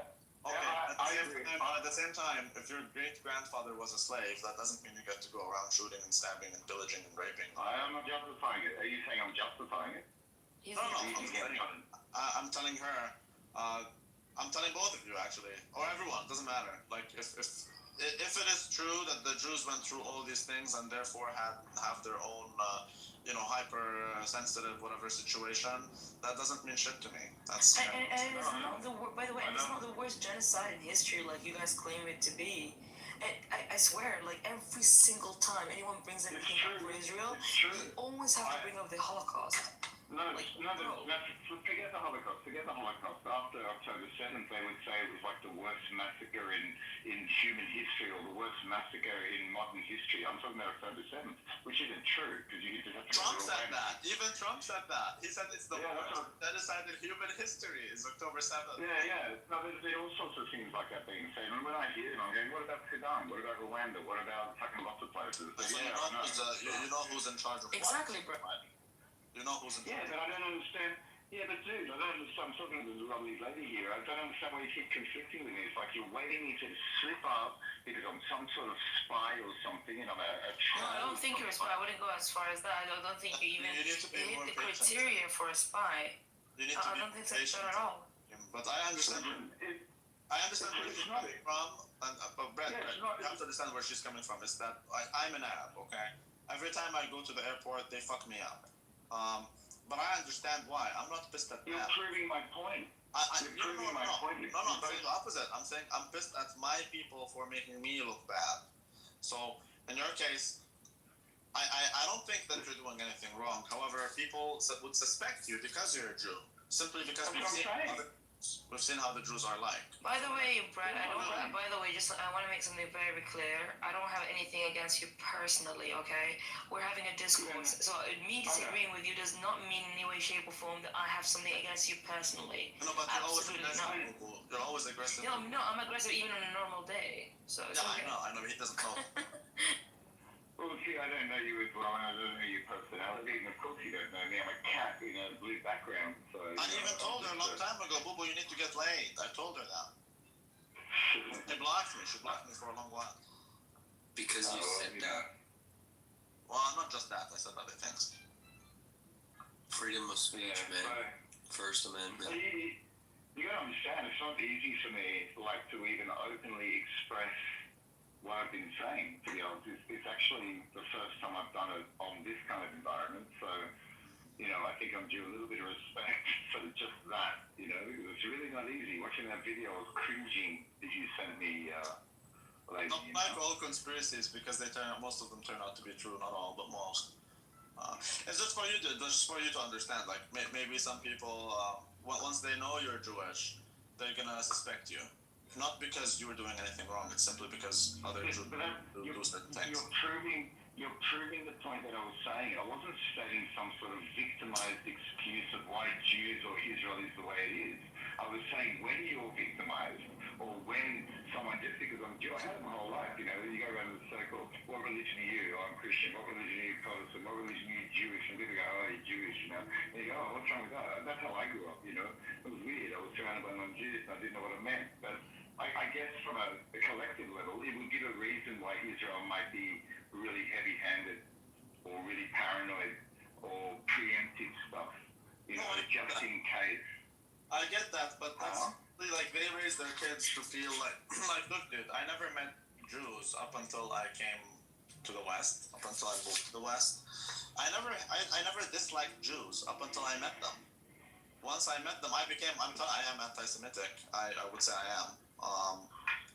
You know, Jews say that I'm not, but I do say that I am. And it is because of the Jews. So, like, once you meet them, you start to weird things. So. It just sounds weird to hear that from your mouth, you know. I don't know you. I don't know. I know. I'm the first to admit it. I don't think the problem is Israel. I think the problem is the Jews. Okay, you've spoken to me for 40 minutes now. I mean, if we sat down and had coffee together, would you get to like me, you think, based on this personality? I mean, unless you... No, I have some Jewish friends. Again... Okay, so you're contradicting yourself. No, not all your fingers are the same, but what I'm saying is... Like, okay, let me tell you this. Okay, you're in an elevator, and there's a Saudi guy, there's a Chinese guy, and then there's a white American from Texas. One of them said Allahu Akbar and he bombed the place. Which one is it? Is it the Saudi or is it the Chinese or the white Texan? Is it the Saudi? Yeah, Chinese? Exactly. Which country is it in? Which country is it in? But we're currently in Germany. Damn, in Germany. You're in Germany? 1 second, what building? What's the relevance of the building? Come on, man, you know they will never blame the Jew. You know it's not the Chinese or the white Texan who said Allahu Akbar and bombed the entire place. Everybody knows it was Mossad again. Everyone knows it's the Saudi. So all I'm saying is there's pattern recognition, dude. Like, if someone stole your bike, is it the black man or is it the white man or is it the Chinese man? No. It is the black man. Odds are, you know, not always, but math is on your side if you assume it is the black man. So the same. That's a really weird way to describe what you're trying to say. How old are you, Rabbi? Just no interest. I'm talking into the comments anyway. 42? Almost 44. 44, a little bit older than my girlfriend. I'm 54. But anyway. That's like a mathematically viable way of describing it. It's like mathematics. Mathematics on my side.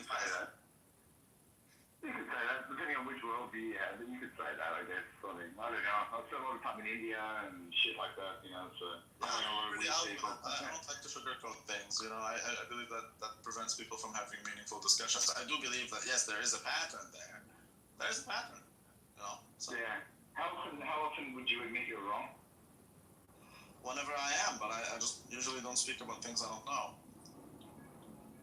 it's really weird because, you know, I've spent years in the mountains and it doesn't matter. And you know, one thing we talk for hours at the end of the conversation, you know, this funny thing we say is, at the end of the day, we don't know anything. We think we know. I mean, we can, you know, we think we know, but... That's so correct. Totally correct. So I know some Jews in my real life. I have Jewish friends in my real life, but I think just like, for example, the black people have a higher per capita rate of crime. The Jews have a much higher per capita rate of a lot of things. So, yeah, usually when someone says they're a Jew, I don't really trust them much. So could you be a friend with a Jew who you knew for 5 years, right? And he was just the most moral person. You got on really well. You met his family. You knew each other's family. And one day he says to you, he supports Israel. I don't care about Israel. I don't think the problem is Israel. I think if you wipe out Israel, the Jewish problem still exists. Ah, that's interesting. Yeah, well, that's what I'm telling you. I'm anti-Semitic. I never denied it.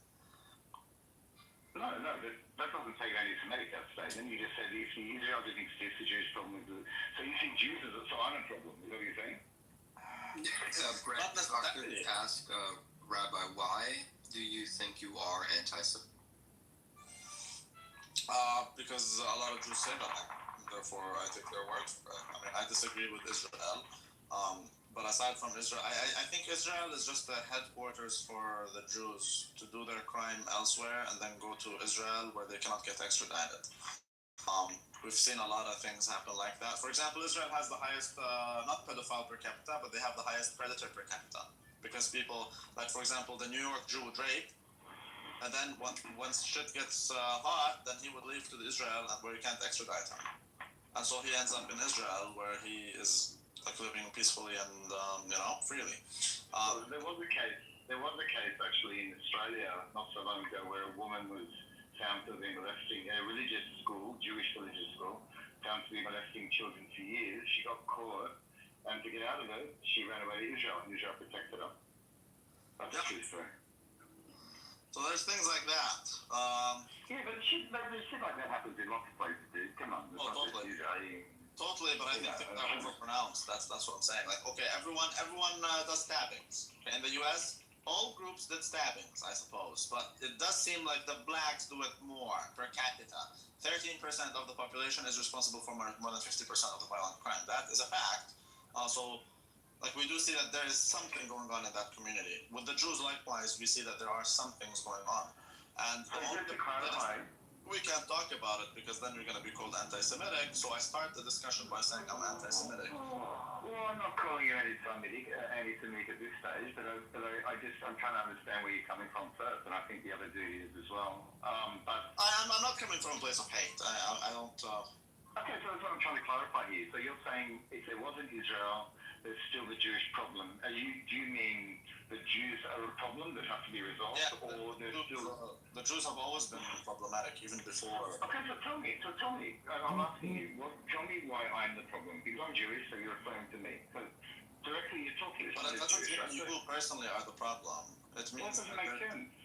Yeah, he doesn't get that, Brett. So, Rabbi, do you understand that if you say a general statement like you're trying to make, and you're trying to be anti-Semitic about it, or No, you're not. That's the problem. I mean, I would be the first one to call it out if you were. But the thing is, you're not generalizing. What's the word again? Not every Jew is horrible. However, there's a higher rate of horrible people among the Jews. I would describe what you are as, and that's pretty much a new term for me too, but I would describe it as Jewphobia and not as anti-Semitism. I would call myself a noticer.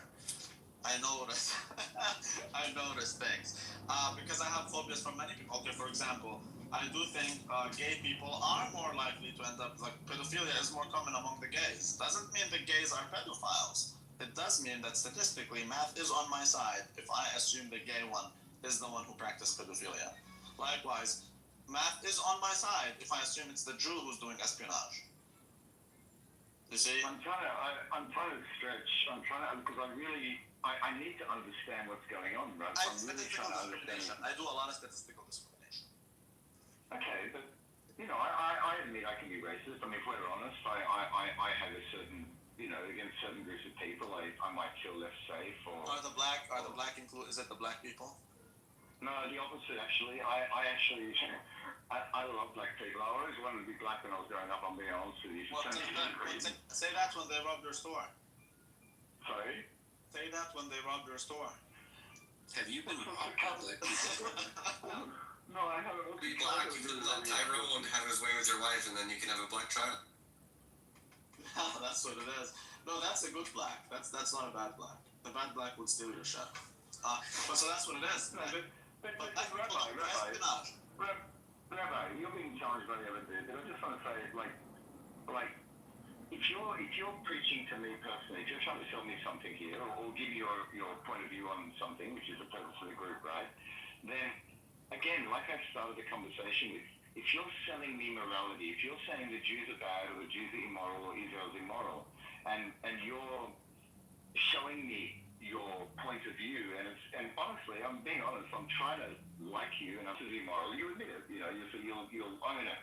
Right, I'm discriminatory, or I'm anti-Semitic, and I'm just trying to work it out. Like, if we're judging Jews or Israel about morality, then where are we judging from? The highest Okay, I can tell you exactly that. First things first, my moral code is different from the Jews' moral code, but I will judge him by the moral code that he professes. So it all begins and ends with the Torah. I think the Jews they disregard the Torah unlike any other people I've ever met. The hardest thing I've ever done in my entire life.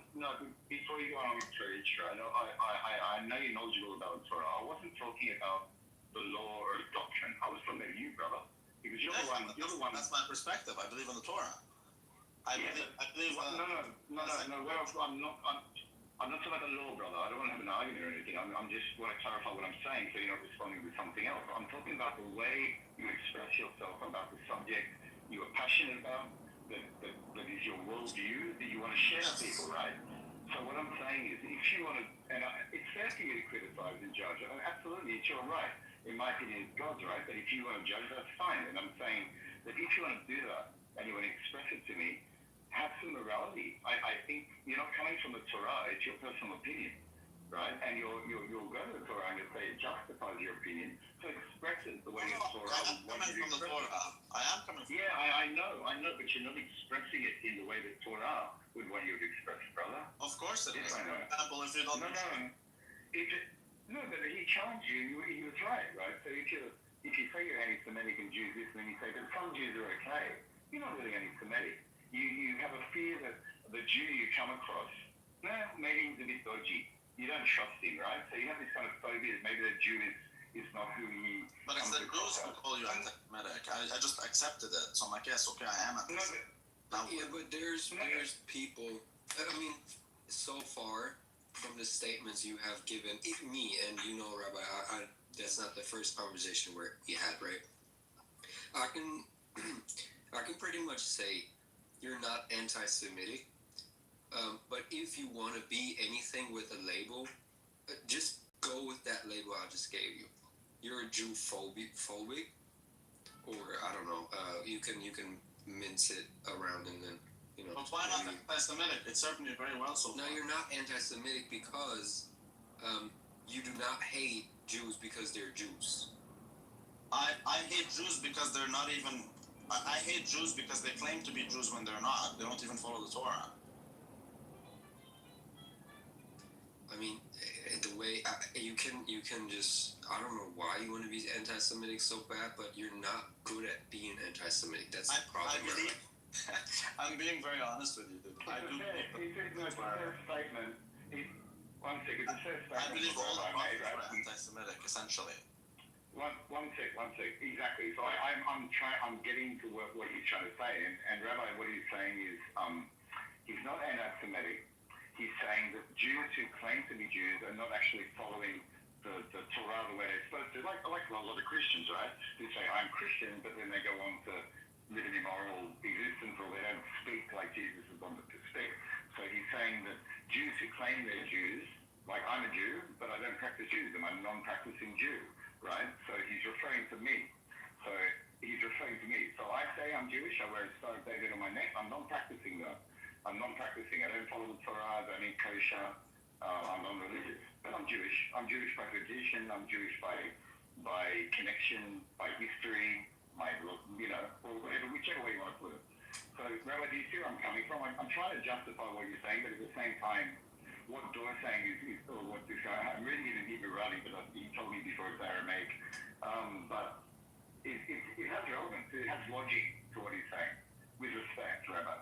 So, I get what you're saying. So, to my mind, see, the secular Jew is a bigger problem than the religious Jew, in my mind. But although I can relate to them more. Okay, so tell me again, you're talking to me, brother.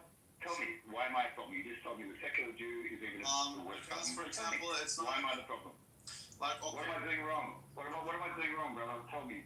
So if you go back to Germany, in Germany, Hitler... Rabbi, you're talking to me, man. This is the purpose of this. I get that, but I'm trying to convey something to you here. Is that it's not the religious Jew that Hitler was going after. He was going after what the secular Jews were doing, promoting transgenderism, pornography. That's not the religious Jew. That's not the Torah Jew that's doing this. No, that's not true, Rabbi. Come on, man. No, but that's true. It's not the Torah Jew who's spreading. No, he was going after every Jew. And at the end, when we were talking about not only working camps but concentration camps, he was going after every Jew, bro. Yeah, but the Jews are a tiny minority of those who were in the concentration. Let's give it to him. Let's give it to him, brother. Let's give it to Rabbi. That's fact. It's a fact, right? So I'm asking you again, Rabbi. I'm one of those people. Now you tell me where I'm the problem. Explain to me why I'm the problem. But I told you it doesn't have to be necessary. I don't know if you are the problem or not. What do you think about transgenders? Personally, I don't understand what the relevance is, though. Because our kids are being taught that they should be transgender, and they're not. Even, which I don't agree with homosexuality. Well, I don't understand. Even if your kid is gay, they're telling him he's not gay, he's born in the wrong body. Rabbi, it's funded by George Soros, who's a Jew. Rabbi, I think it's retarded. I don't understand how they can convert a kid in sexuality, but they can't drink alcohol, they can't make a decision to do. It makes no logical sense. Of course, I think they've always got to do it on this second. We see it. You think that even... No, but you're saying that even if I thought it was okay, even if I thought of it, I don't interact with it or anything, even if in my mind I go, you know what, they're not doing that, I don't give a shit. I don't want it in my life. I've got X amount of energy every day, and I don't want to give any of it to that, right? I'm still a problem. So you're basing it on that? Come on, dude. Taking it personal, what I'm telling you, you could be the problem, you could not be. I don't know your personal views. I can tell you that I blame. The problem, Rabbi, the problem. I blame transgenderism on secular Jews. I blame it. Yeah, the problem that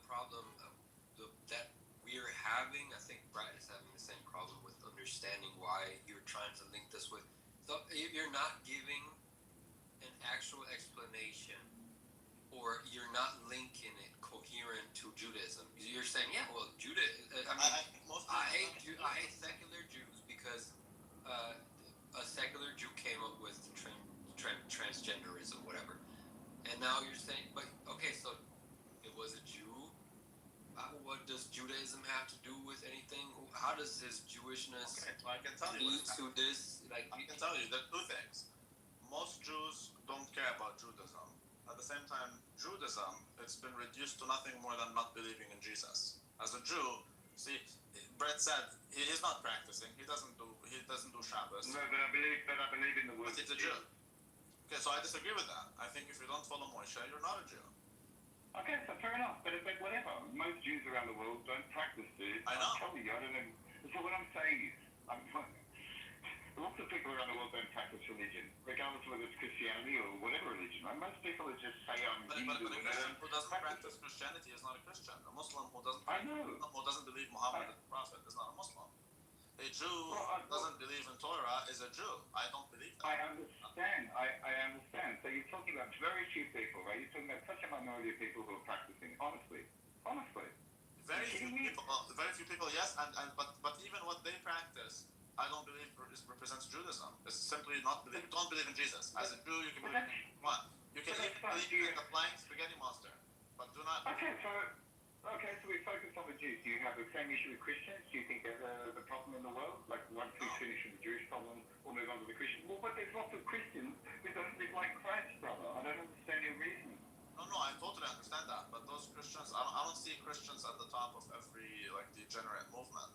I don't see the Christians funding mass degeneracy worldwide. Oh, my brain is like a rubber band. I'm really trying to get what you're saying. I truly am. I'm not Transsexuality, LGBTQ+, all of that stuff. Yeah, you say it's all Jews, but I'm trying to... That's George Soros. That's not a Christian. That's a Jew. He's not even Jewish. But he's Jewish. What's he got to do with me? What's he got to do with me? I don't understand. Oh, okay. So what? I have nothing. I got shit all money. I've got nothing. Like I don't benefit from the Jews controlling the media. I'm coming more from a religious stance, which is in Leviticus chapter 20. It tells you if you don't keep each other in check, I will do it for you, says the Lord. So essentially, my perspective is even the Holocaust that happened because the Jews don't follow Torah. But it's the same as the Christians. I don't understand your reasoning. But the Christian cannot be a Christian if he doesn't follow the faith. Only the Jew seems to think that he can be a Jew even though he disregards, even blasphemes. Because I think the Jews, I think a lot of it's got to do with tradition, culture. It's kind of like a group of people who wandered. And, it's like a different story. I'm not saying it's right or wrong. I'm just saying that again, I'm trying to understand you because you're talking to me. You have an opportunity to call me every name in the book if you want to, right? But I think you're a decent guy. You've been respectful. You've been fine. I don't think you're but I don't think I claim to be Jewish. But I claim to be Jewish. You just finished explaining that I'm the problem. Man, there's a guy who was in this room. His name is Adnan. He claims to be a Muslim. Okay? I don't really think he's a representative of Muslims. I like him. I don't like Muslims. I don't think you're a representative of the Jews, whether it be the religious ones or the non-religious ones. The non-religious ones I've seen to be more problematic than the religious ones big time. Again, it's not the Hasid who's spreading LGBTQ. Okay, so going back to what the other dude's saying, and I hope he's listening. So if let's use your elevator analogy. So you're in an elevator with 6 Jews, okay? 6 Jews. Yes. You know the Jewish problems and stuff. Well, all these Jews they're talking about Judaism, whatever, right? How many of them would you trust? 0. Okay, so that goes back to what he said. That's a phobia, man. Because it's like if I tell you this, you have 10 cups. You have 10 cups of water, but one of them isn't water; it's poison. Would you drink? If one of them was poisonous and I had 6 cups of water and I had to drink, it's like 10 cups of water, but one of them is not water. It's poison, but it looks the same, smells the same, everything. Would you drink? You're running a 10% chance of dying from poison. It's a bad analogy. I mean, if you're defending me, I don't think you're a risk of poison. No, I get that. Look, bro. I'm just trying to explain to you my perspective. My perspective is that 99 of the 100 cups of water are poison. Yeah, so but that doesn't the numbers wouldn't change anything from the fact that you're not hating water. You're just scared of it because it could be. Correct. That would make it a phobia.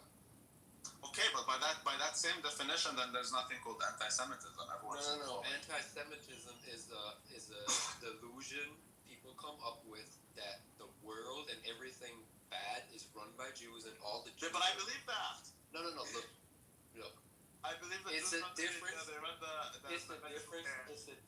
It's a difference from saying yes, there is a big conspiracy. Everything bad comes from the Jews, and you're saying, yeah, well, I think this thing is a bad thing, and well, wouldn't you know, it's a Jew operating it. Yeah. Rabbi? Can I jump in? It's a little difference. Can I jump in here, Rabbi? Sorry, one second. Can I repeat that? I didn't get the difference exactly. I'm a big gentleman. I didn't get the difference. What's the difference? Because I do. You're saying I say it's a bad thing, and I find out it's the Jew, rather than make sure everything the Jew does is bad. Is that what you said? So, do you believe that Jewishness inherently leads to wickedness? I think Jewishness is something that is very loosely defined by the Jew. Which is by design? Yes, I believe so. it such that it is the case, yes. Because to me, my definition of a Jew is someone who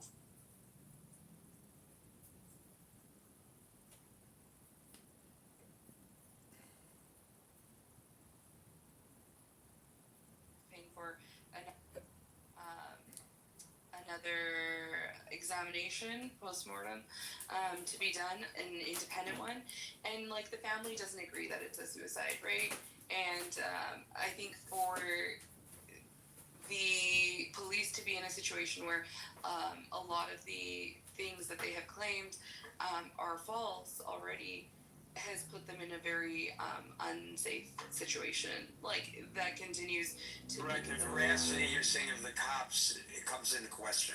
Yeah, and like I think that makes that population even more politically vulnerable to violence than necessarily people that the state is holding vigils for, and the state is acting as though their death is more important than right. You know, right. So I think that the disparity between these things is continuing to grow. That you know you have to like. I have a friend who was there with the grandmother of that young man, and you know she had to talk about the ways in which she had experienced violence from the state before, how she's seen it in other parts of her family. So I think that it's unnecessary to suggest that political violence is only real now when Black and brown people have been facing political violence in America from the conception of. Hey, you bring up some excellent points, and I'm so glad you did. I want to tell you, this is what I really love. What we are putting together here in the Critical Thinking Forum, because we bring folks come in from all different perspectives, because we only know our own experiences. We don't know the other person's experience, and so we each bring our experience to the table, and we listen to each other, which is something that in general society is not going on often enough. And here, I understand what Simmer is saying. Could I complete one thing, though? Yeah. I think that the other issue is that we continue to obfuscate the violence that is happening. So, like, you know, a lot of like the conversation around political violence has been really caught up in Charlie Kirk's death and not about Charlie Kirk's life, right? The violence that he had created during his life by targeting Black and brown professors and queer professors in college campuses, having them targeted by online communities, having them constantly stalked in some spaces, some of them leaving their jobs. And when people have to leave their jobs, it creates economic disparity, right? And it creates more and more vulnerable situations for those populations. It's really difficult already for Black and brown people to be in a position like that.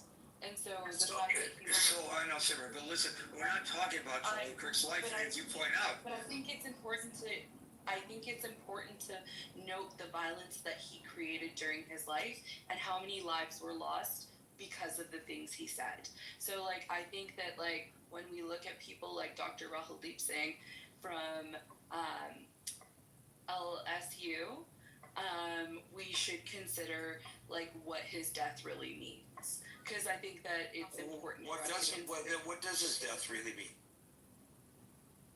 That, like, how the system and how people like Charlie Kirk continue to hassle a very vulnerable population and continue to put them into abject poverty, into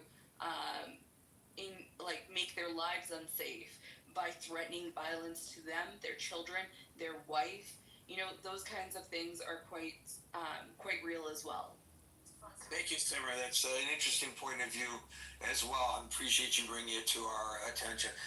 We don't even think of that as political violence, but if it's on the behalf of the government, although Charlie Kirk wasn't officially part of the government, but if the violence is perpetuated by the government for political reasons against vulnerable people in our society, whether they are illegal or legal migrants, or they may not even be migrants. They may be American citizens who are judged to be migrants, or as Simmer points out, black people or homeless people, as the previous caller mentioned. Is that not political violence as well? And so that's why I allowed for the conversation, because I believe there's a point to be made there that I had not considered when I created the title for the room. So I thank you, Simmer. It's 6:02 p.m., so we will no longer be allowing people onto the stage. However, we are going into extra time to give everyone in queue an opportunity to speak, and so we will continue now with El Normo. Well, thanks a lot, Gary. I appreciate you holding this room consistently and taking on core issues. Well, in looking for the causes for political violence, and just to be clear, when we discuss political violence, I think we know what we're talking about. We're talking about political assassinations, like the assassinations of JFK. Yeah, that would be the most extreme example, and the latest one, of course, would be Charlie Kirk or the attempted assassinations of President Trump. But isn't it also political violence when, I don't know, I'm carrying one sign and you're carrying another sign and I hit you over the head? That's political violence too, isn't it? It's trivial, I think, in comparison. And I think it's very dangerous when we have slippage. Concept slippage, vocabulary slippage, and suddenly we're going from the assassination of Charlie Kirk to his being accused, as we just heard, of causing other people's death simply by expressing his opinion. Okay, so the president, I think, is making Antifa a terrorist organization. He accuses Antifa of political violence. Did anything Antifa did, and you have been critical of some of the things that occurred during the George Floyd protests, and I'm not saying incorrectly so. You and I lived through some of the same and saw some of the same examples that you often bring up in New York City. Is that political violence? I would be cautious not to use the same term for very different kinds of events. Well, what do you mean? I don't. I would not. In terms of categorization or taxonomy or analysis, right, would not equate riots with assassinations. They're different. Okay, and they are different. They are different, but you do not believe that they're politically if they're politically motivated, they're not political violence. So if in fact, and I don't know if this is really the case, because of some of the cases it was people taking advantage, but to use the example that you use often, the riots that occurred during the George Floyd protests, those were political protests. They were politicizing, they were a movement against police brutality, which we've seen especially perpetuated, not just against, but especially against black people across this country. So if in fact that was a means of expression of their point of view, would that not be political violence as well? Well, if you would like to call it political. Well, no, I'm asking what you would call it. You're the one who makes a distinction, so I'm asking you to try to respond to. You agree to the distinction? No, you think they're different? No, I agree that there's a difference, obviously, between me hitting you over the head with a sign because I don't agree with what your sign says, and me shooting you because I disagree with the sign. But they're both political violence, is what I would suggest. But you don't. Yeah. Which is your right, but I like you to be able to explain it to me better. Yeah. So, and this is a real problem that we get into. So I don't care what you want to call the political assassination, if you wish, of Charlie Kirk or of, I believe his name is Brian Thomas. I don't remember his name, the United Healthcare CEO. So what the creep, Luigi Mangione, did to the CEO of United Healthcare was a political assassination. But what the CEO did in making decisions about the insurance needs of the constituents or the insurance holders of United Healthcare, that's not political So Well, I don't think anybody suggested that it was. But what if Mangione walked up to him and said, "Fuck you, man, for what you you cut people off and they're dying of cancer because of it," and he punches him in the nose. No, it's not killing him, thank God. But is that not still political violence?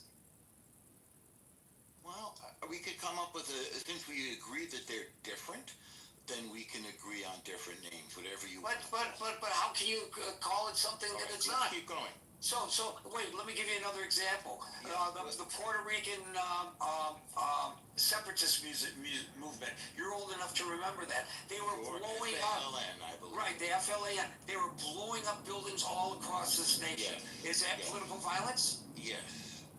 But what if nobody died? What if nobody died? Yeah. So then it's extremism. I think the fact it'd be good to explore why we agree that they're different.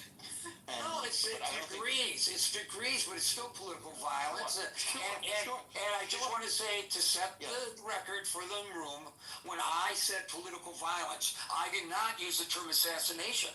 Yeah, I know. Okay, and so in my mind anyway, and not yours, but in my mind, when I offered this as the discussion, political violence includes not including assassinations. So now we're not talking about Charlie Kirk. The room is not about Charlie Kirk per se. It's about political violence in general. Okay.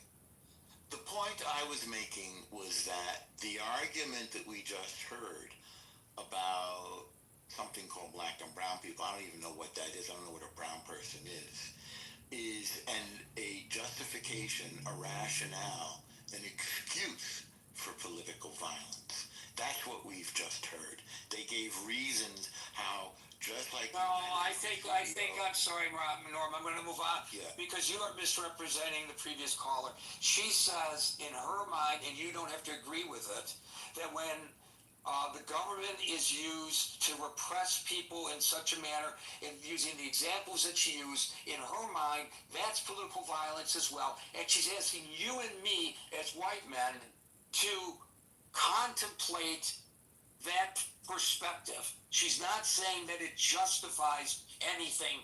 You are misrepresenting her, and I don't think that's fair. And I think you know you're misrepresenting her because you're smart enough to know better. Adam.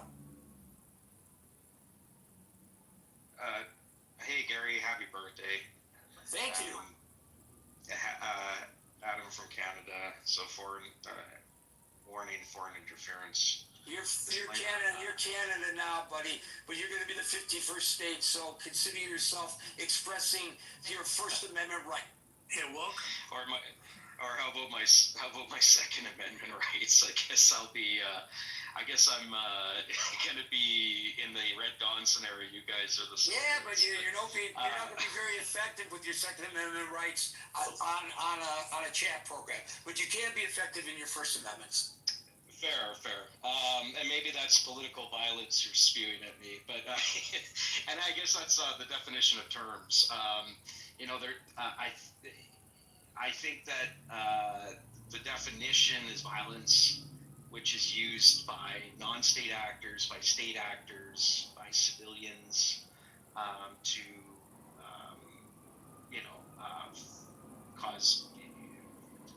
perpetrate violence to achieve political goals, and I would include assassination in that. And if we note assassinations, and I think one of the previous speakers spoke about this, I don't know that we're really in a unique period of time in the United States of exceptional political violence. I think we know the 1960s was a volatile times, 1970s, the 1860s. I would consider the U.S. Civil War political violence. It's not as if the Confederacy was recognized as an official state. That was sort of a mass. But in this particular period of time, is there not an increase in political violence? Let me ask you this, because it's a huge problem in Canada.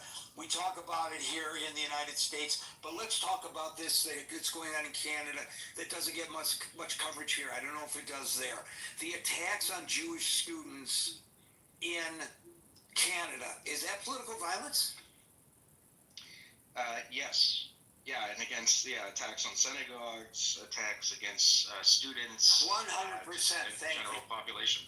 Absolutely, yeah. There was a mosque that was shot up in Quebec, one of the great mass shootings in Canadian history. That was political violence. Yes, sir.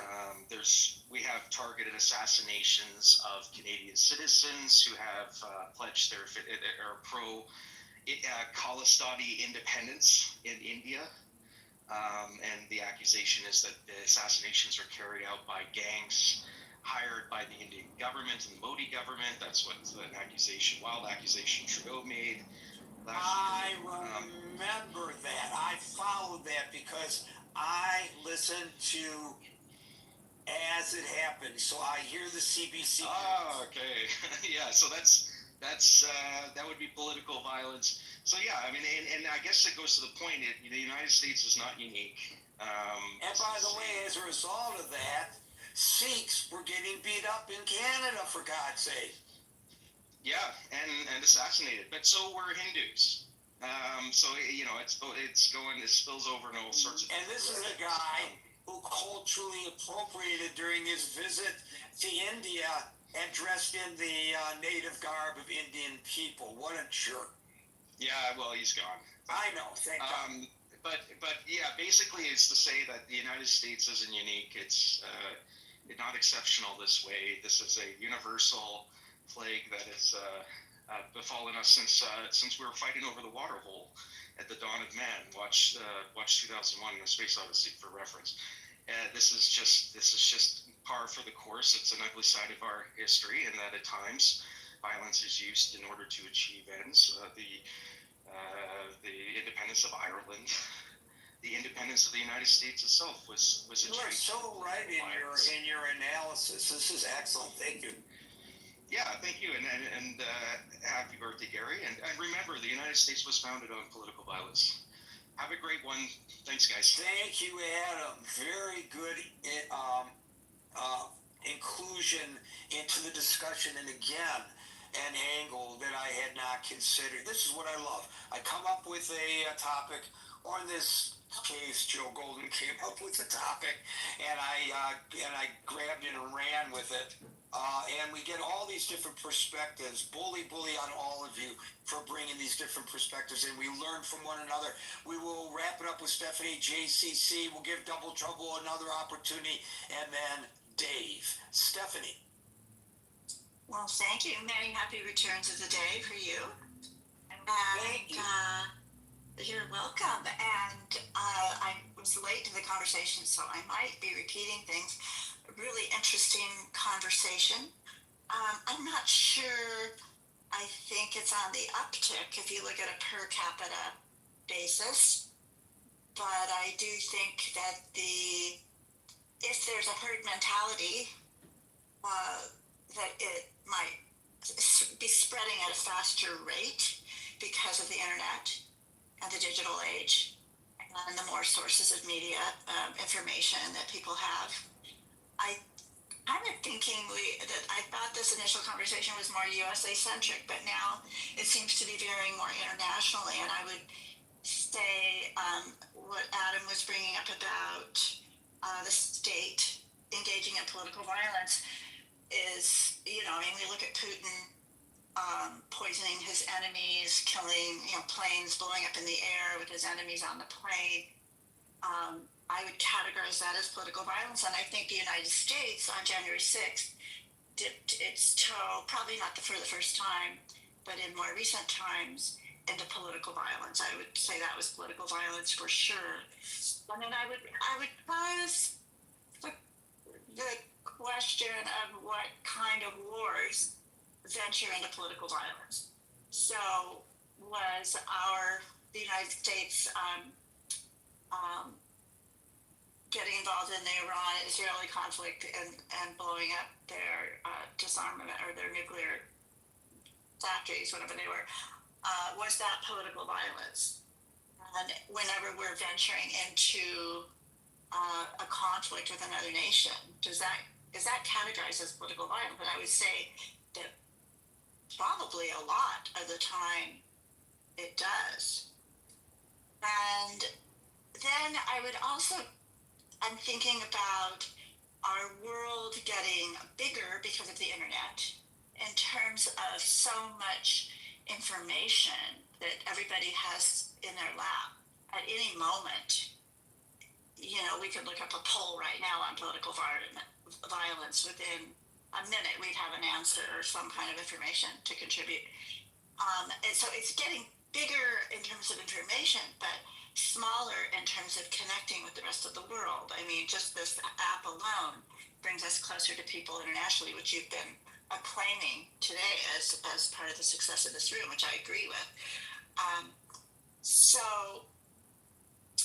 you know, I guess if we look at the United States early history, some of our wars were started by presidents, and our fight for independence were those political violence. Maybe they didn't start that way, but they matured into it or they evolved into it. Would you suggest, Stephanie, that political violence is part of our DNA as a nation? A second mortgage. Yeah. Well, I think in terms of biological evolution and survival, how we're wired to survive, and that gets probably transferred into leadership and military and the people that make those kinds of decisions. It could be, because I think we are largely wired to try to keep our species surviving, right? Or our tribe, or whatever we belong to. So it could be a part of it, but I'm not educated in that enough to know. Yeah, but I think your answer gives us a good indication of another area that we rarely explore, and that's a good one for us to be exploring, Stephanie. Yeah, it would be. And I would say, do you think that January 6th was institutionalizing political violence in the United States more so? Institutionalizing it, I'd have to think about that for a second. I agree with you that it was 100% political violence. There's no question that it was political violence. But what do you mean by institutionalizing it? Because it was, some would debate this, but instigated by the president, not stopped by the president. His vice president was a kind of a target. Right. And then I would also venture into looking at what's going on with the National Guard in terms of, let's say, the Los Angeles National Guard situation, where violence was part of that milieu. Yeah, you know what? I think on the case of the National Guard, it was brought up before, and I didn't challenge it. Maybe we should think more in terms of what the ICE agents are doing, because in Los Angeles, which is the two prime examples of the National Guard, is Los Angeles and Washington, D.C. So in Los Angeles, they were basically not 100%, because part of what they did was provide perimeter protection for the ICE agents. But primarily, they were providing human barriers between the protesters and government buildings. And so I don't think that really crosses into political violence. And in the case of Washington, D.C., they are grabbing people who are not in the country legally, and they're making traffic stops or whatever they're doing there, pseudo police work. I don't know that that's necessarily politicizing political violence, but I know Norm would disagree with this being even violence, much less political violence. But I think by taking federal agents and having them sweep MacArthur Park and just grab anybody who looks like they may be an illegal migrant, which means what? When 50% of the population there is Latino, and throwing them into detention, and we'll sort it out later. That's political violence, yes. In Gary's view, since you asked me. Yeah, I would agree with you. And I think also that it can, might not start out that way as an intention. So let's say the assignment of the National Guard. I mean, you would have to take the president on his word that he was trying to protect the ICE agents. But I don't know if I necessarily do entirely. I think that might have been a piece of it. But you could also perhaps make a case that there was a political struggle going on there with the governor, the mayor. Right, there is that, but are you in Southern California? Are you in Southern California? I'm in Northern. Yeah, well, even in Northern, you're closer to it than me, so you might have a better perspective of it than I do. But my sense on the other coast, I'm Midwest right now traveling, but my sense based on the other coast is that that was not the case. But maybe it was. I don't know. But from what I've seen about the activities of the National Guard, I don't actually see that, but maybe you have from your perspective in state. Yeah, nothing's 100%, but I think you could make a case for it if you took a deeper plunge. And I think it'll be interesting to see what other cities are chosen for the National Guard and to see what happens. So Chicago, which is has been a hotbed of political violence for many decades, it could be received very differently there than, let's say, Baltimore or whatever other city, So, yeah, anyway, I do think, and then just touching on this, the impact of the internet. And I guess I could add AI in there, but the impact on all of our lives and the disparity it creates in terms of not having common denominators for information. And you brought up the bully pulpit and, the corporate control of media in earlier decades, and now controlling really the messaging.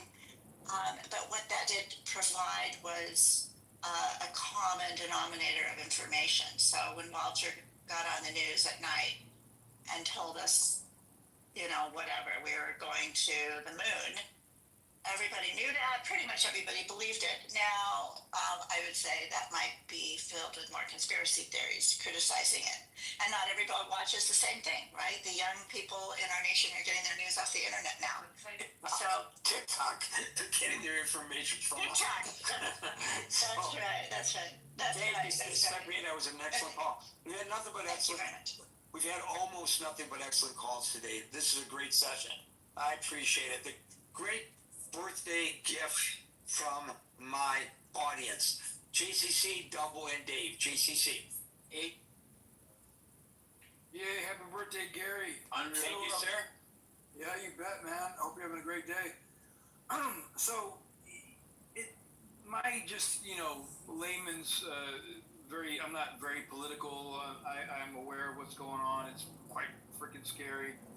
My take on why there is a increase or why the real reason for political violence, I think it is because of the rhetoric that is being spewed by our politicians, by our leaders, inciting people to be more diverse and for them to have, reactions on social media, reactions in public, and it instigates more and more violence. And so I think that's one of the real reasons why we have this going on. And of course, I'm a big proponent of we should be able to own guns. However, we need to have more restrictions. So with the availability of guns being easily accessible, that makes it easier for people to have low emotional control, to be upset about something political or about something some leader said, or about someone who's in a influencing role, and to lash out at them and to do something silly like AKA the assassination attempt of Trump, the assassination of Charlie Kirk,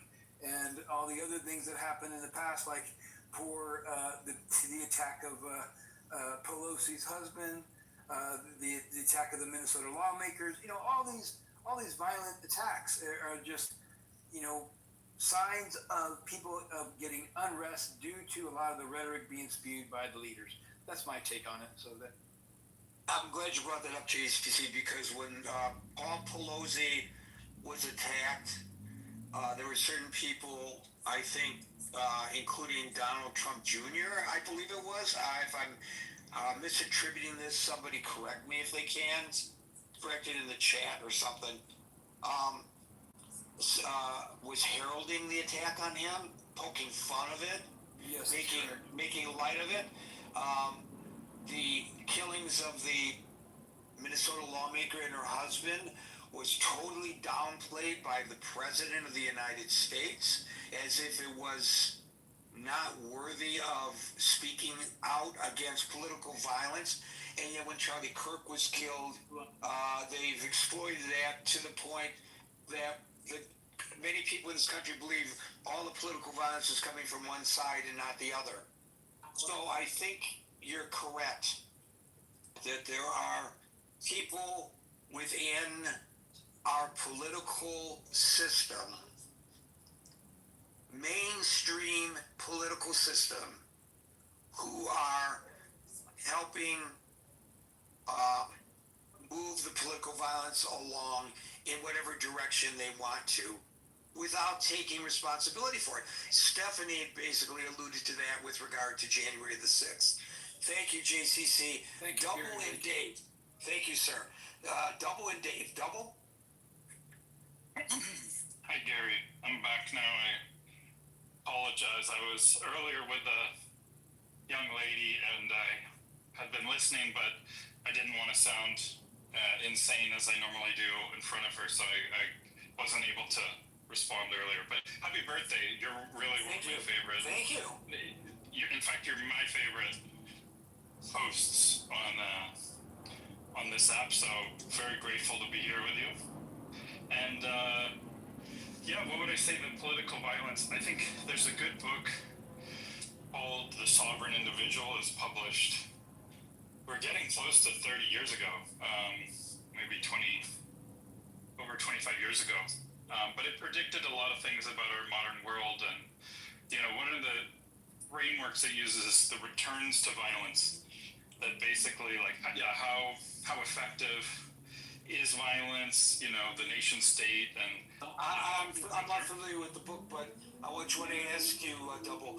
Was the book making the argument that violence in the political realm is cyclical, or was it like a Nostradamus kind of prediction? I think it was more. I mean, it was future looking, but I think based on trends and based on predictable factors, and based on reason, not on some magical thinking about cycles or prophecy. But I think it's more about what technology, what political landscape there is, and what tools are available. So he made the point that the returns to violence had decreased through the 20th century for the most part, and that they were going to, basically that we were going to see a period of increased nationalism, and this would cause at least a rise of terror, so less returns to state level violence, but more returns to terrorist type violence. I think we saw this also in the 70s. I mean, you would remember, and probably if you think back, that period that I think you were lucky enough to be alive, there was just much greater violence. There was especially leftist violence, right? There was the Weathermen, the Vietnam War days.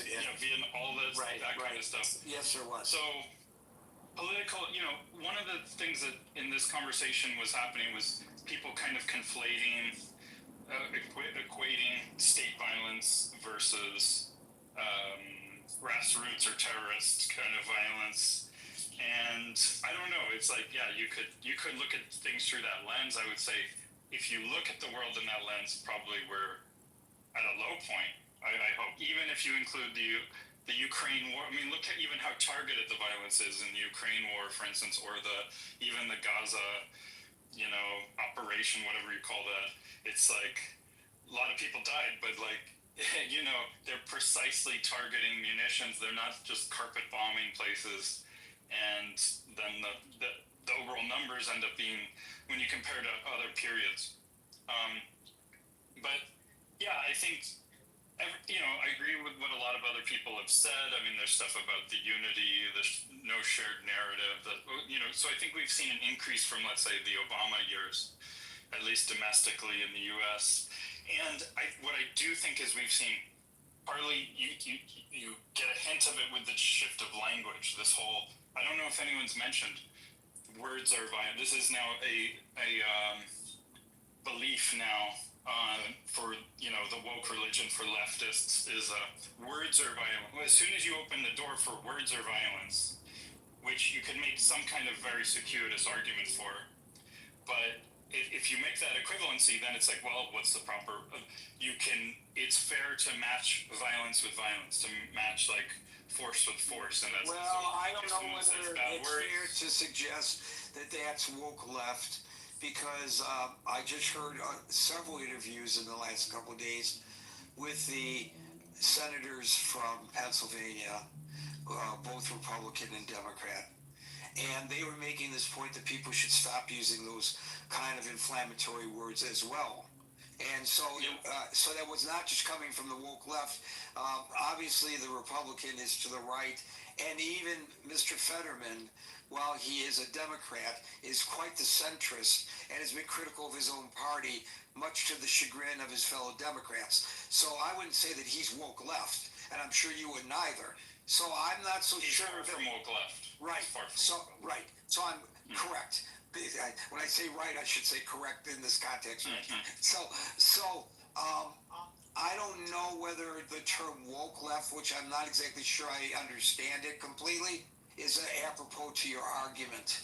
I think a lot of people are concerned about what they see as inflammatory language, but I would agree with you that inflammatory language ought not to be viewed as political violence. Do you get the distinction, and are you comfortable with it? I mean, I'm on the same page with you, but the people I'm describing, and I'm not talking about someone like Fetterman is quite a centrist, as you point out. He's an independent. He's very pro-Israel, for instance. He's like, he's capable of having a reasonable conversation with anybody. I'm talking about people much further to the left. I mean, maybe you start to, like, the rightmost person that I'm thinking about on this might be someone like Ilhan Omar, for instance. Like, she is about as extreme as you get in Congress to the left, and like. Right. So Ilhan Omar said that words are political violence. I'm not saying she said this, but I'm just the sorts of people I'm describing are left of Ilhan Omar. Okay, gotcha. Left of Ilhan Omar. So they're not well represented in politics. But, there is especially among young people, there's a significant and growing population of people who buy into these ideas and who I would categorize as, you could say communists, tankies, there are a lot of extreme. If you go in some of the other rooms on this app, like you can hear some of these people, and even they're quite moderate compared to some of the people that used to be on here. Who were really involved, some of whom I know were involved in some of the terrorist violence, for instance, around the George Floyd, or masked under the umbrella of the George Floyd protest. Thank you, thank you. Yeah. I'm gonna move on because it's my special day and people are waiting for me. Dave, you get the last word. Gary, because it's your birthday, I asked the AI to come up with a birthday gift, which is a structured critical thinking process that reflects a token of appreciation for your work here. And so the question is, according to the title, what are the reasons? And before we go to the reason, we need to understand what the societal process, the different stages of societal process that contribute to political violence. And the AI come up with 4 stages. And which AI did you use? Oh, well, ChatGPT. Okay. I mean, the whole thing is how you prompt the AI that makes all the difference in the world. You're absolutely right. Exactly. And the whole thing is you have to fit in the right thing. What I fit in is all the previous topics that you discuss here last 1 week, right? Because what the topic you chose today is a reflection of the combination of all the topics. Do you know what you just did? You opened a Pandora's box. You know that, right? Because now in the collective minds of whatever, and I use that term, giving human attributes to a machine, but the collective minds of ChatGPT, now the critical thinking form is embedded. And so now they have a foundation by which to give analysis of what we do with the critical thinking form. So you open a big can of whoopee, David. No, I'm cloning you, Gary. To heal America, I told you before, we need to clone you. So the ChatGPT is cloning you, right? Are you telling me that I'm going to be replaced by ChatGPT on my birthday? I can't believe it. No, that means they are going to continuously to study you, to keep updating you, and you are keep evolving, and they have to keep catching up. Then I'll never die. So you will be a template. I'll never die. Well, like the song Fame. Do you know the song Fame? Fame, we're gonna live forever. Yeah. Okay, Dave, I'll let you get to your point, and then I gotta. Yeah. But the whole idea is like because Uncle Steve is here, he crazy about Star Trek. Basically, we are kind of analyze the cognitive track that your brain is going through, leading to the topic today. Anyway, I make it short. So there are 4 stages, right? And the 4 stages are the, hold on, oh my God, I go through so much. Okay, the stage 1 is grievance formation. The stage 2 is polarization. The stage 3 is militant justification. And the stage 4 is lethal escalation. These are emotional intensification stages. And they talk about, for example, grievance formation, they talk about emotion driver, humiliation, betrayal, injustice. And this is one of the reasons we can explain why Charlie Kirk is being assassinated. Dave, can you do me a big favor? Can you take all that information and post it to the Critical Thinking Forum chat in the Facebook Messenger, which is linked at the top? Yeah. So after you talk about these 4 stages, then you talk about how the exploitation by ideological actor to use these 4 stages to infiltrate and to make American angry, ultimately leading to political violence. That is my summary. George Romney was right when he talked about brainwashing, ladies and gentlemen, and there's your proof. And those who don't know George Romney and only think about Mitt Romney ought to go look up who George Romney was. Folks, we're here Monday through Friday from 5 p.m. to 6 p.m. New York time. So, until 5 p.m. time tomorrow, for the next edition of the Critical Thinking Forum, everybody be safe, be well, my Jewish friends, Lashana Tova, and peace out.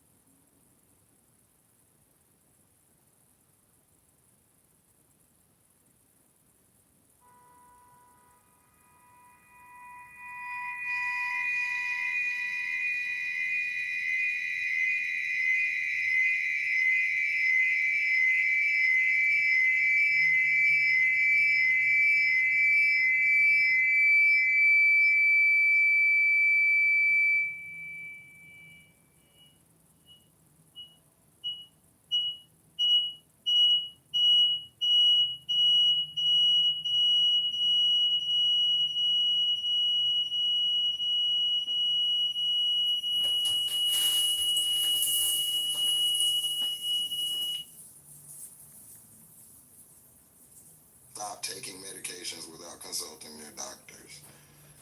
I mean, you're supposed to do it up front of your doctor anyway when you're pregnant.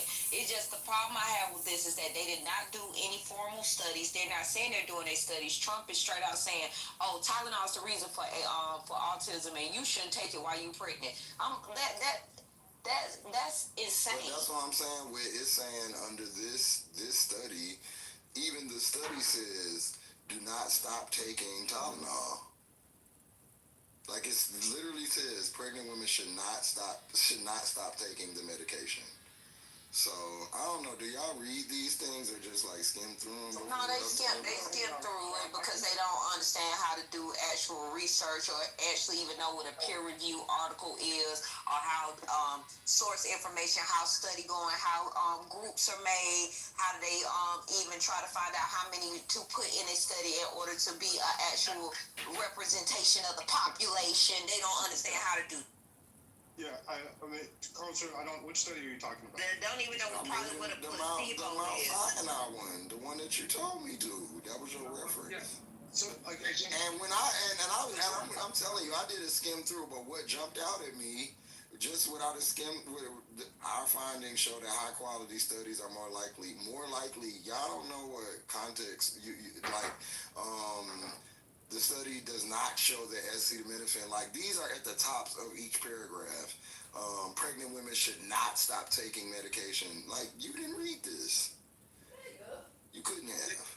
Even they said today in the press conference that if you have a very high fever, right, because the high fever makes the baby more at risk, that you shouldn't, and Tylenol is your only, because that's actually better than aspirin.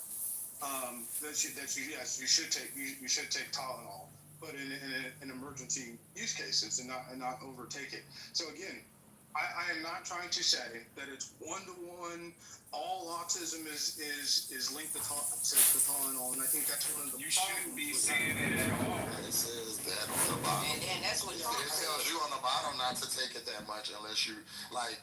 Yeah, people don't always read the bottom. Trump and RFK are the wrong messenger. But what I'm just telling you is I've talked to other people about this. What the fuck is you? Who am I? You just like them. You the wrong messenger. You're the wrong messenger too. That's fine. Talking to this man is like watching 100 clowns come out of a clown car. That's not necessary. Let me see my way out. I know I'm a very unintelligent person. I'm sorry for bothering you. I mean, why you leaving? You need to get school. You need to listen so you don't be. Just sit in the audience and chill. Like the same way you was a drug driving expert, a CEO expert. I need people to tell me what caused autism before Tylenol was ever even made available or a thing. Old ass sperm. The devil. I mean, let me ask you guys, do you think in the last 30 years that we've seen a definite increase in severity? In the last 30 years, hold on. Yes, we have. Hold on. We have not. Can anybody diagnose, not an actual increase? Let April speak real quick, y'all. They began including Asperger's in that group of autism diagnoses, so that of course that increased the numbers. Also, it's something that cannot even be diagnosed until children are what age? I'm trying to think. I want to say after by 6 or 8, yeah. Severe autism, not on. It's not necessarily an increase versus our technology has gotten up and we've gotten better at diagnosing. They used to call kids retarded and give them. Exactly, I said this earlier. We've gotten more sophisticated and more. We've learned a lot more. I think that applies to a lot of things. It's not that it's necessarily increased, is that people are more comfortable, people have more access, and we have more technology, so we're able to detect things better. That's exactly what the study showed, Jess.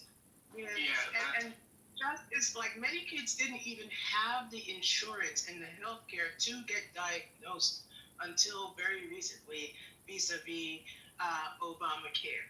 So I just want to remind everybody of something that they may have forgotten. Remember when Donald Trump ordered them to stop testing for COVID. And he said, if they stop testing, the numbers will go down. Think about that.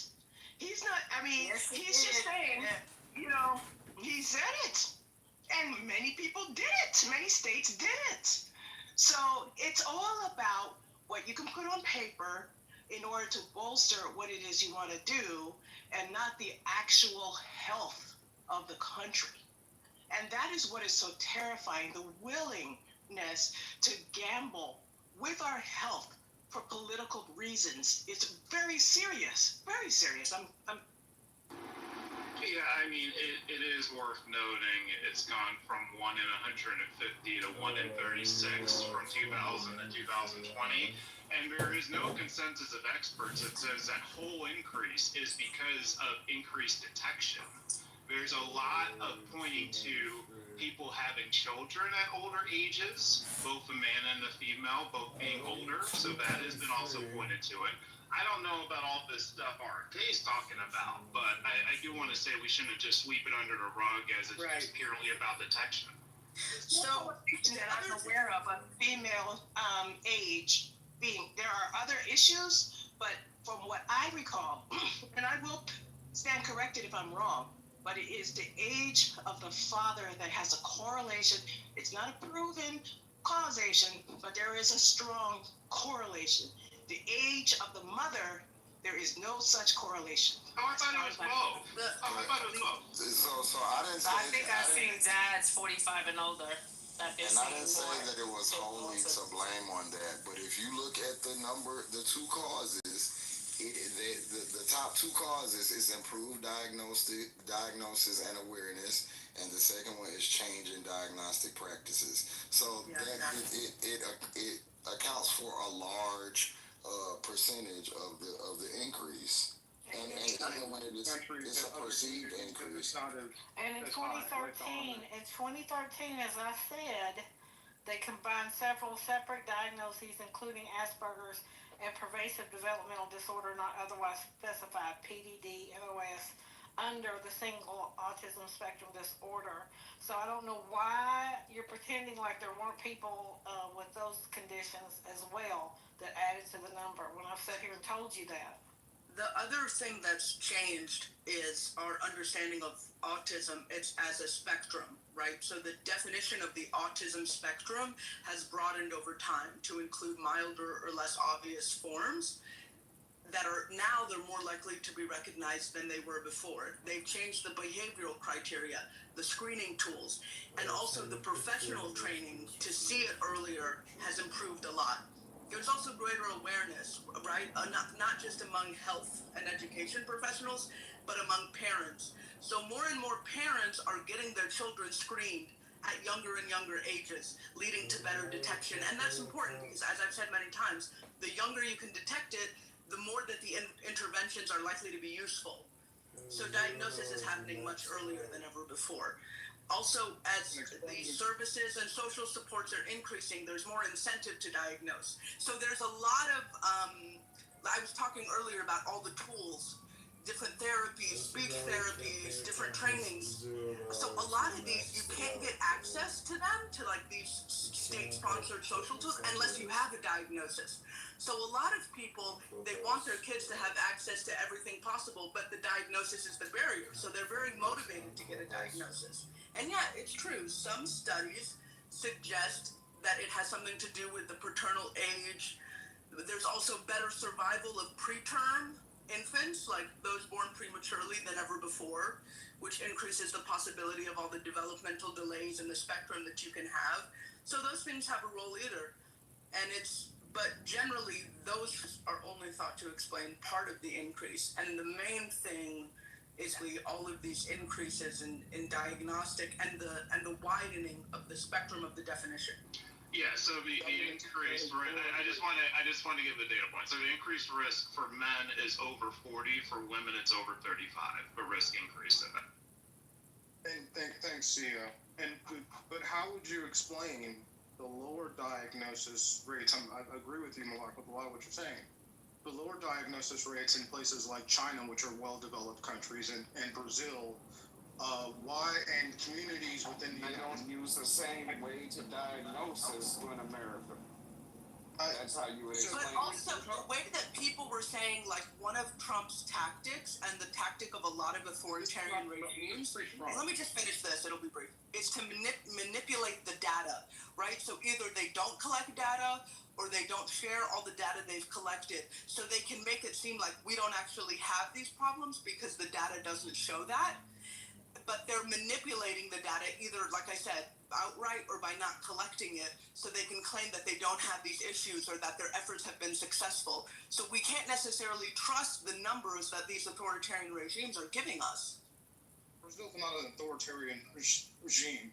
Okay, I'll take China out of it, but we do see, and even like the Amish. Now, I've seen this data. I don't know if it's true, but even the Amish have a much lower autism rate than the rest of the United States. They have way other problems though, and it's not. I mean, they have mutated genes and they have a closed gene pool. Would you like to be like a Dalmatian? Would you like to be a Doberman Pinscher? Because that's what that's what you're requesting. Because they're like a purebred dog. They have a body. Those are people that don't go to the doctor.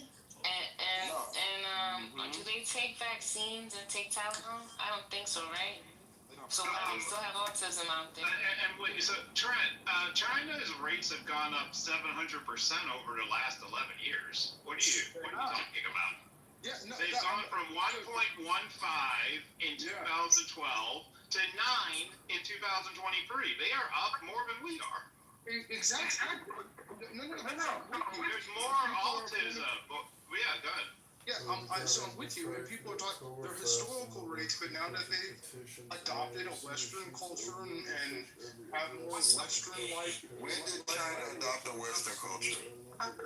You just make stuff up, Trent, and just be saying stuff and then just see if we not gonna notice. I would rather hammer my nutsack to a tree than to listen to this nigga. Yeah, don't do that. No personal insults like that. It's not needed. Just don't do that. The Amish do have a rate of autism in their population, though. They're not free from it. That they were free from it, but don't they have a lower They don't have the same. They don't do the same thing medically. They don't go for those diagnoses, and they have other conditions that are more diagnosed. So you would have to study that, not just say, well, they have a low prevalence or low. They have a lower prevalence, but it doesn't mean that theirs is lower than anybody in the world. They still have autism. Autism stretches across cultures. It stretches across race. Everything. It stretches across everything. You can have twin children. One could be autistic and the other is not. Yeah, Trent, the issue with RFK is he's trying to cheat towards an outcome, right? If he was just like, hey, let's do some honest investigation of all of this and see what we find, people wouldn't have as much of an issue with it. But he's trying to get to an outcome. He believes a certain thing, and he's trying to push towards that. So he's not an honest broker for the conversation. That's the problem. CEO, I completely agree with you, okay? I think he's especially for many of y'all, he's the complete wrong messenger. But I'm just going to talk to CEO real quick personally. I was brought this information in like 2019 by somebody and I thought it was conspiracy theory when I saw it too. I was like, that's bullshit. Correlation, not causation. But then when I saw the numbers and then when I saw the lawsuit, I became a believer because there was no reason. And I'm just real quick to CEO. Look at Judge Cote in the 2023 federal lawsuit that she dismisses and who the witnesses are in that case, and she says that they don't have standing. It's incredible with the witnesses that are coming forward and the experts, and to say that the entire case has no standing, that there's no data, even though you've got major universities and major people in the medical field that they couldn't even testify to. Because the data was not credible. And let's be clear, people pay for analysts all the time. So it's already biased. Like, I mean, if I was defending myself in a trial, I could easily, if I had the money, pay for analysts and forensic specialists and all kinds of stuff, private entities that could sway my way to sway the jury. That doesn't mean that it's accurate. And that's what the judge found. It found that the evidence that was presented in court was not credible. That's why the case is being dismissed. Johnson & Johnson was more credible than the University of Texas Dean of Public Health. I really hope she's not printing and filling out her. It's not up to me. Apparently the judge did. that's the thing. Apparently the judge. Hey, Trent, what was the summary of the case? What's the summary of the case? 361 plaintiffs brought them together because originally they're all separate. They brought them under one class action, right? And it happened during the pandemic. It started in 2019, then the pandemic hit, so it was slow. But in 2023, after the ovarian cancer case with baby powder, she dismisses that case. They have to settle that one for $700 million, right? Which had data from it that showed that J&J had covered up things going back to the 1970s because of asbestos in their baby powder. She takes that, she gets the case for the Tylenol, and she dismisses it with no public hearings, no public witnesses, and one of the main, as I think her name was Joe mentioned, one of the main witnesses was Dr. Roberta Ness of the University, the Dean of Public Health for University of Texas, who said publicly, I didn't believe this either, but once I got the data, I became a believer, and she was testifying on behalf of the plaintiffs. You know, the same thing happened the other day. Hey, Omari, nice to see you in the room. The same thing happened the other day with Omari, and I'm gonna bring it back. So just give me a little rope here. Omari came in and told us there was a woman that was stabbed by Black Lives Matter, which didn't make any sense to me. I was like, a movement got together and decided to stab someone. This doesn't make any sense. So I looked it up. And it's a story where a woman was in DC, and she was hanging out with the Proud Boys or whatever, and I guess she got stabbed by some people or something, and they said the members of the Black Lives Matter DC chapter, that's who stabbed them. And so initially the police came out and they they repeated this. And then the Black Lives Matter DC, said this is not true, this is a complete lie. The police looked into it, and they had a press conference to issue a retraction. And they said, actually, this is not correct. There is absolutely no evidence that this stabbing was done by members of Black Lives Matter. So I brought it back to the room, and I said, hey, Omari, I looked into this and the facts. And do you know what Omari said? He said, I know I'm referencing you, Omari, so I really appreciate you off mic. You can speak after if you wish. He said, I don't trust the police. I heard from the woman myself, and I just don't believe the police, which is basically exactly what Trent is telling us. And Trent, I know I'm naming you as well, so staying on mute as I reference you. Trent just told us the same exact, the case was dismissed. I don't trust the judge. I trust this other expert.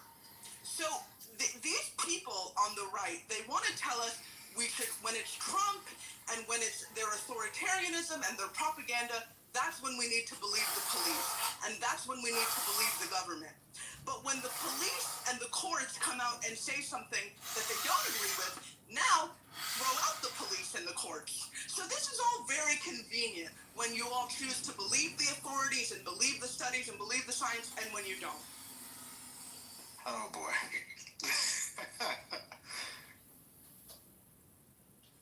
Well, that's the magic today. You get to create your own reality. That's a good memory, Malak, because he definitely did say that. And he said he knew the lady, so he didn't move.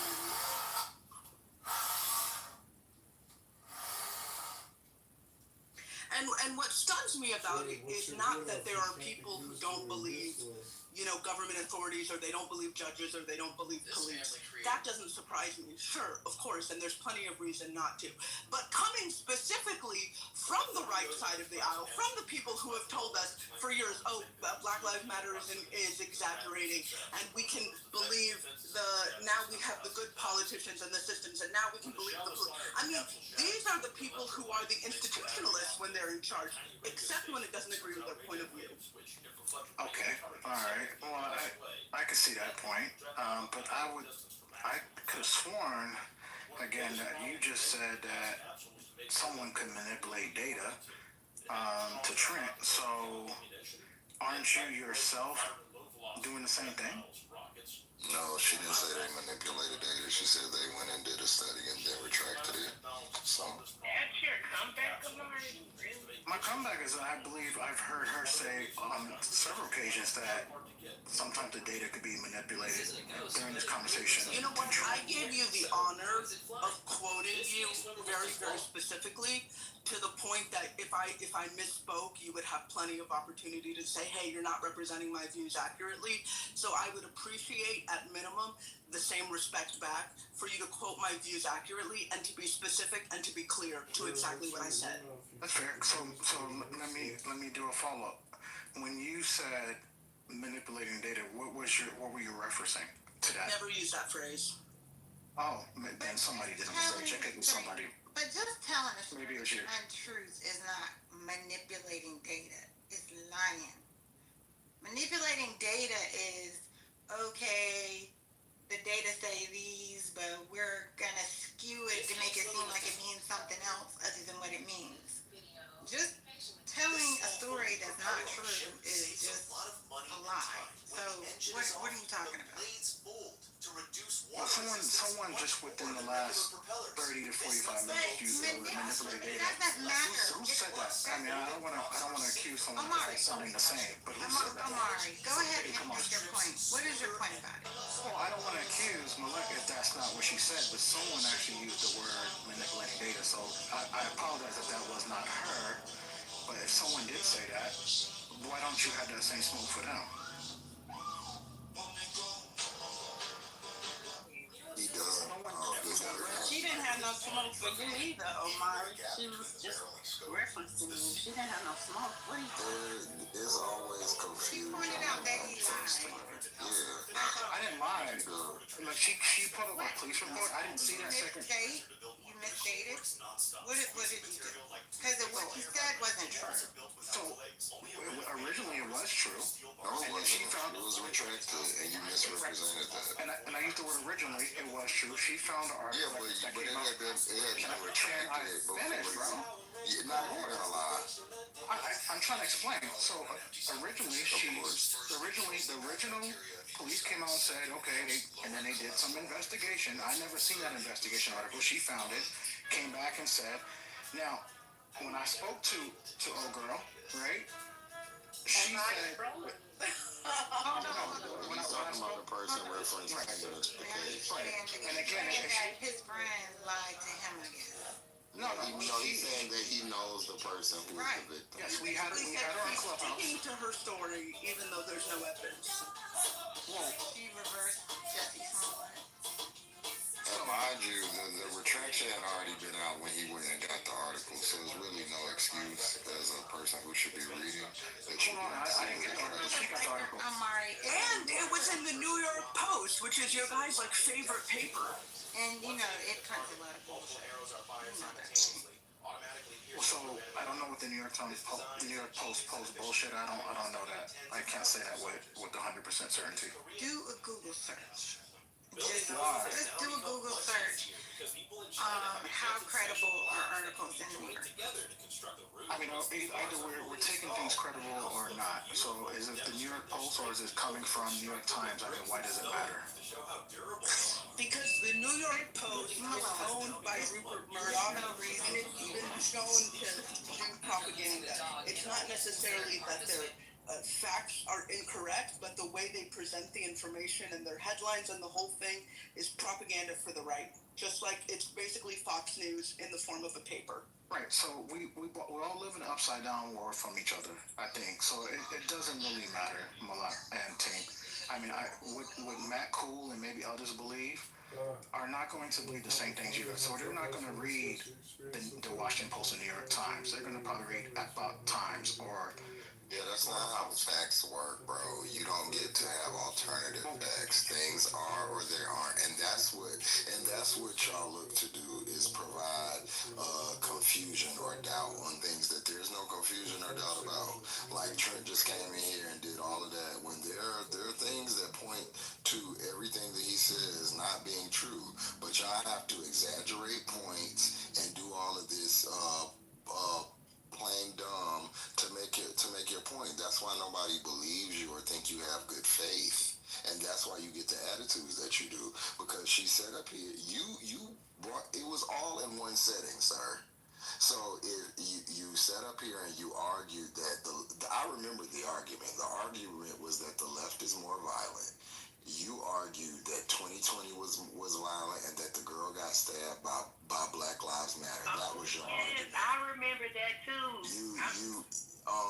Yeah, you know, I'm the resident elephant. I remember everything. That's why I'm alright. That's like, I don't know, it's like you just like me. You should be different. Oh, well, I'm not working hard enough then. But so and then you went and got your shabby little article and said that the Black Lives Matter people stabbed that girl, and Malek went and got her article and saw that yours had been retracted. And so now you're coming up here trying to sway and swirl again, and just without just being honest. Okay, I gave her that. Wait a minute, I didn't sway or swerve. I gave her to say she found. No, after she said that, instead of being like, oh, okay. Okay, because that would have been genuine. You said, I know the girl, so I'm okay with it. Believe her. Like, she believes she was targeted. You say that it's not. Okay, fine. I'll give her the dub. Malak, you have the W for that. You happy? With that being said, you said that Gavin Newsom, that Troy never goes up against adults, and he only goes up against kids. So not to change the subject, so I found where he went up against Gavin Newsom, which was a great hour, some minutes, if you guys haven't seen that podcast, where he did. And Gavin Newsom, which is y'all champion, right? Not y'all on the stage, but a lot of people on the left, not the one on the stage. What are you talking about? And that's one adult. He did it. He did a horrible job. He built his career on going against pushing back against pushing back some of the stuff. But he did. What's going on here with that? He made his life's work going against children at college campuses. But he went up against adults. I saw the car one time. That doesn't mean I'm a fucking car salesman. You can make the claim and say, I'm sorry, Amari. This is why I hate you. You are so stupid. Every fucking thing that you do is a joke, bitch. You a joke. Nobody gotta die. I beat your ass myself. Okay. Nobody gotta help me. That's why you going violent. You are stupid. You are stupid, and you lie. You stupid and you lie, and then you try to be funny. You're corny. You're lame. You see the difference? Nothing is appealing about you. Like, you're fucking terrible. We're not even all from class. And you're not even cute. You're not even good enough to act the way you act. Show class. Why don't you show class for once? Come on, just show a little bit of class for once in your life. Omar, you could have done that as well and said, you know what, I made a mistake. Instead of doubling down on I know the girl. And just admit that. That's it. Now, next point. Yeah, but you know what? Due respect, I wish she was on. I wish I can get her on here because that would be a conversation for her. She swore up and down that she was targeted. So regardless of what, we know you, and you're saying, hey, okay, I believe you. I will reach out to Krishanda and ask her if she can get Beverly Beatty to get on here. I would ask them see if they can get Beverly Beatty on here, and then you guys can ask her. For what? I mean, what? I mean, you're gonna call her a liar. That's fine. You can call her a liar, but I believe the woman. Okay. I'm sorry.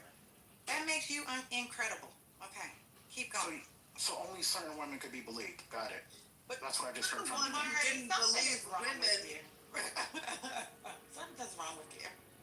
A black woman was attacked, stabbed, could have died, and then y'all gonna go with this. Yeah, we know y'all like to run the black on black crime. Y'all like Republicans. Self-eating ass. Two things can be true at once, Omari. She could have been stabbed. Does not mean it was Black Lives Matter. Why can't both be true? I mean, because if you know, Amari, did you think they had a chapter meeting? They were like, "Let's go stab Whitey." I mean, what do you? I mean, she's not white. Her name is Beverly Beatty. If you guys don't know who she is, actually, that's the thing. People don't even know who I'm speaking about. It's okay, so we don't know. Black Lives Matter. Black Lives Matter. That's what Beverly Beatty was. You know, she goes and antagonizes the Black Lives Matter. She's the one that went to New York City and painted over the Black Lives Matter on the get her on here. You guys don't even know the individual. That's the thing. Why do we need to know her to hear her? We don't need to know her. You don't need.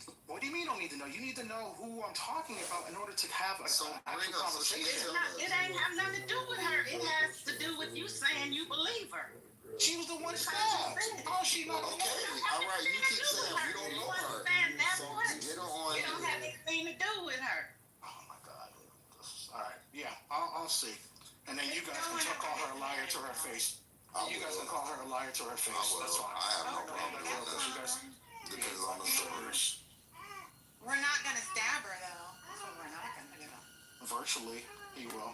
You could just bring the article that where it's true. I mean, showing that it's actually true. Yeah. Find the I article. did, and she found. I did bring the article, and then Malak bring up another article. Bring the article. You gotta bring the article before you say what Malak. I did already. That was a long time ago. It was debunked.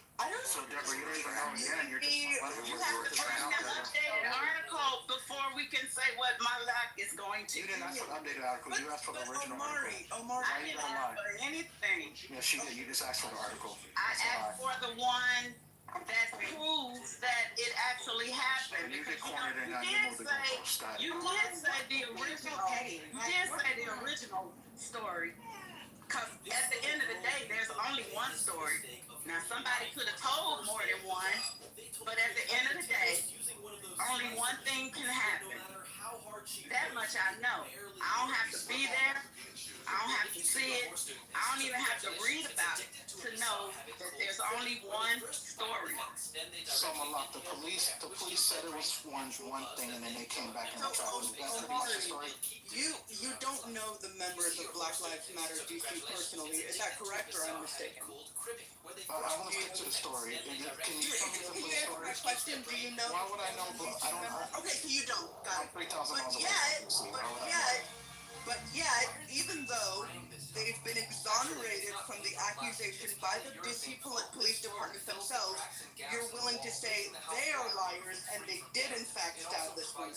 So did the DC police first say it was accurate? Against the Central Park 5 even after they were exonerated.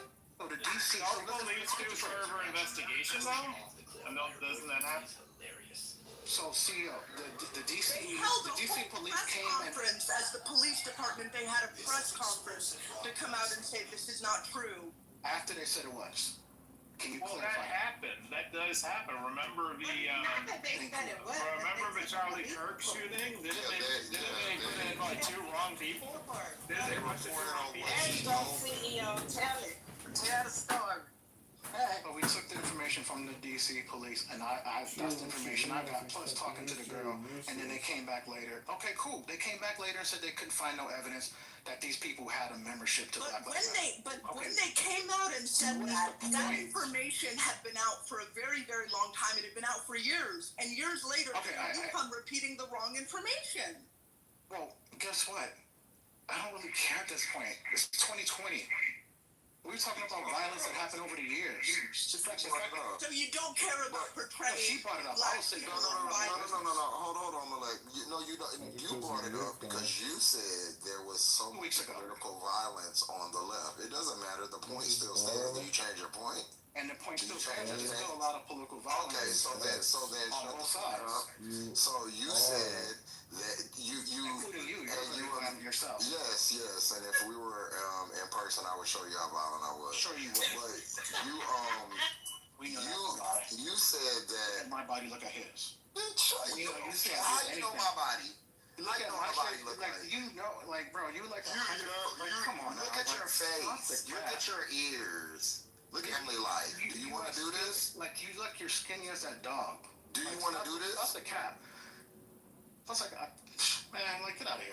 Plus what? Plus what, bitch? Why don't you show some class as a black man? Plus what?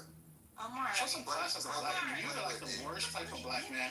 You play with me, you have no class, and you try to be violent. You're the violent left we talk about. You just called me that. You're the violent left that we talk about. Always want I don't like you because you want somebody to be nice to you. I don't like bitches. I don't want you to be nice to me. I want you to stop being a violent what I was talking about. You're the scary black man that these black women should be scared of. Not me. Okay, yeah. You should be scared of me. You're the one that be fighting women, probably. Yeah, girls like you, I do. I beat the shit out of bitches with the inner palm of your hand. Trying to swing with the inner palm palm of your hand. You so mad, girl. You're so jealous of me. And that's sad. You're straight. No, what's sad is that back men to like the thing you you always lied trying to about. fight women. Back to the thing you lied about, ugly. With the inner palm. So, back to the. See if I fight with the inner palm of my hand, homegirl. We know you fight with the inner palm. Don't even. All right. Okay. So see about it. Inner palm and No. Y'all keep letting this bitch go. So see about it. Cause I'm going to embarrass you.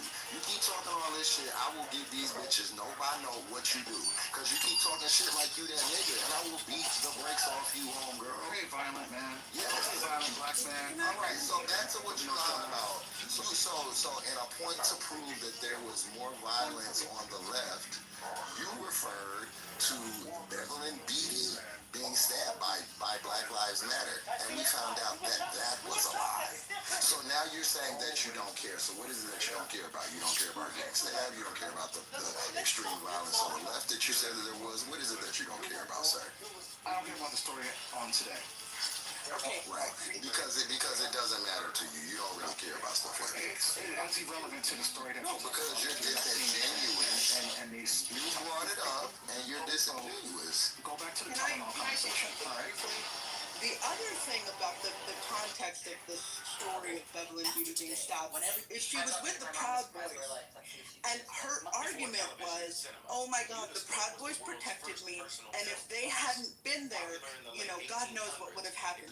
So what Beverly Beatty is telling us, basically, is that the members of Black Lives Matter, broadly, right, but in this case, Black Lives Matter DC, they're violent, they engage in political violence, they're dangerous, they're not to be trusted. That's Black Lives Matter.